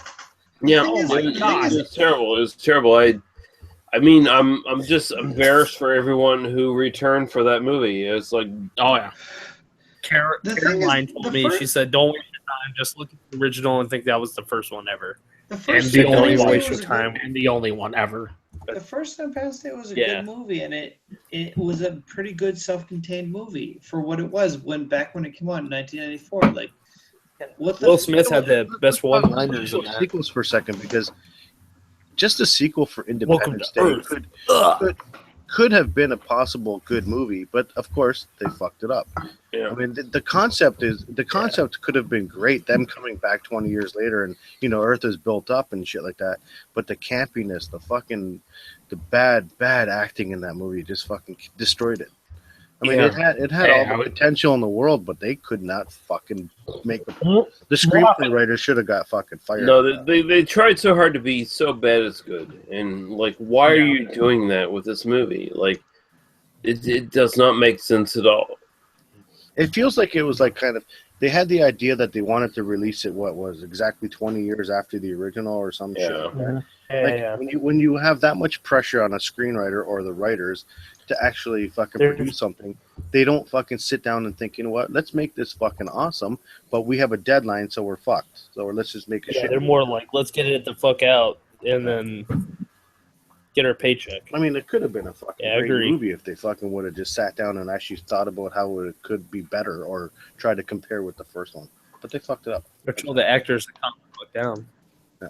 Yeah, and they're all rushed too because they got to get all the old actors back before they all fucking hit. Yeah. Yeah. And the fact that even Will Smith probably read that fucking script and said, you know what? Yeah, I'm not going to put my name in this one. I'm not going. Fuck that. I'm Whoever- gonna do Suicide Squad instead. Yeah, and Yeah, fuck yeah. that Will one, too. Will Smith already did like 18 fucking bad movies in the last 10 years. I'm not doing another one. Suicide Squad sounds really good. I'm gonna jump on that shit. Speaking of Will Smith, they should make a Wild West too. Because why not? God, Shit. Ethan, shut your fucking Ethan, mouth. how about a Bad Boys 8? Right, that's what they're up to now. The 8th one. I have no idea at this point. Jesus, Ethan, I no. hope I think they're actually doing a Bad Boys 3. Ethan, I hope you're fucking joking. Let's do I really Ali hope you're fucking joking. 2. Yeah, Bad Boys for Life. Bad Boys 3 coming out in 2018. I knew it was happening. Because Ethan, right now I kind of want to stomp your head into like a pulp. Like I just kind of want to like put my foot on your head and press down until Good, because I can't do it myself, Lee. I want you to do it. I just want to see your head turn into goo. See, everyone says Lee is a very hateful and Okay. angry individual. And Yeah, look at well- the love he's showing you. He's gently placing his foot on your head. I mean, I don't know what else you want from the guy. I'm the evil one. Apparently. Fucking bad boy. Fuck you. I don't. That seems like a rant directed at I don't know who. Will Smith. Fuck Will Smith. Fuck you. Is that the? It's totally For rational. somebody, for an actor, Is that a who can question? make so many It's totally rational. Will still Smith be should on not top be is- considered into anything. So is that Will Smith hater? I They am should Will make a Smith Fresh hater. Prince, Fuck that movie. Lawrence motherfucker. is an excellent actor. No, I Am He's Legend not. was not bad. he's not a great actor. He's an all-right actor. He's not a great I actor. Am Legend was not a great movie Come at on, all. it's all about Fresh Prince of Bel Air, and then after That's that, right. it's all He downhill. needs Jazzy Jeff to support him. Yeah. Otherwise, he's fucked. And you need Uncle Phil throwing DJ Jazzy Jeff out the house. Yeah, 'cause That's why the right. fuck not? That's right, bitch. I remember when He's he always came talking out shit. with his newest album, and I was like, "Yeah, no one's into this anymore." all Listen, in the 2 Ethan, chains parents and- just don't understand. Parents They just don't. don't understand. Parents, they do not. And some summertime. I'm down with some summertime. That's right. Some How about a summertime. nightmare on your street? That's right. For Kruger, bitch. I like how this is still live. I know we have no viewers, just to be clear. Yeah, I mean, they're gonna enjoy it afterwards. They'll watch it afterwards, Joe. Joe, That's how many people jack off to pornography live? Very few. Yeah. This is gonna be the slow burn. That is a good analogy there, Greg. I guess I don't even know how to. I don't even want to know where he goes to watch live porn. Apparently, wherever they're showing China She-Hulk, he's on board. If I'm watching a live China With Donald porn, Trump, I'm China. definitely having an issue. China. Well, China. it is a Donald Trump porn parody by now. Believe me. There's a ton. Oh yeah, Watch gotta be. Ask Ethan. He knows all about it. But how much of it is featuring Joe? I'd imagine 0. Oh, I'd say 50%.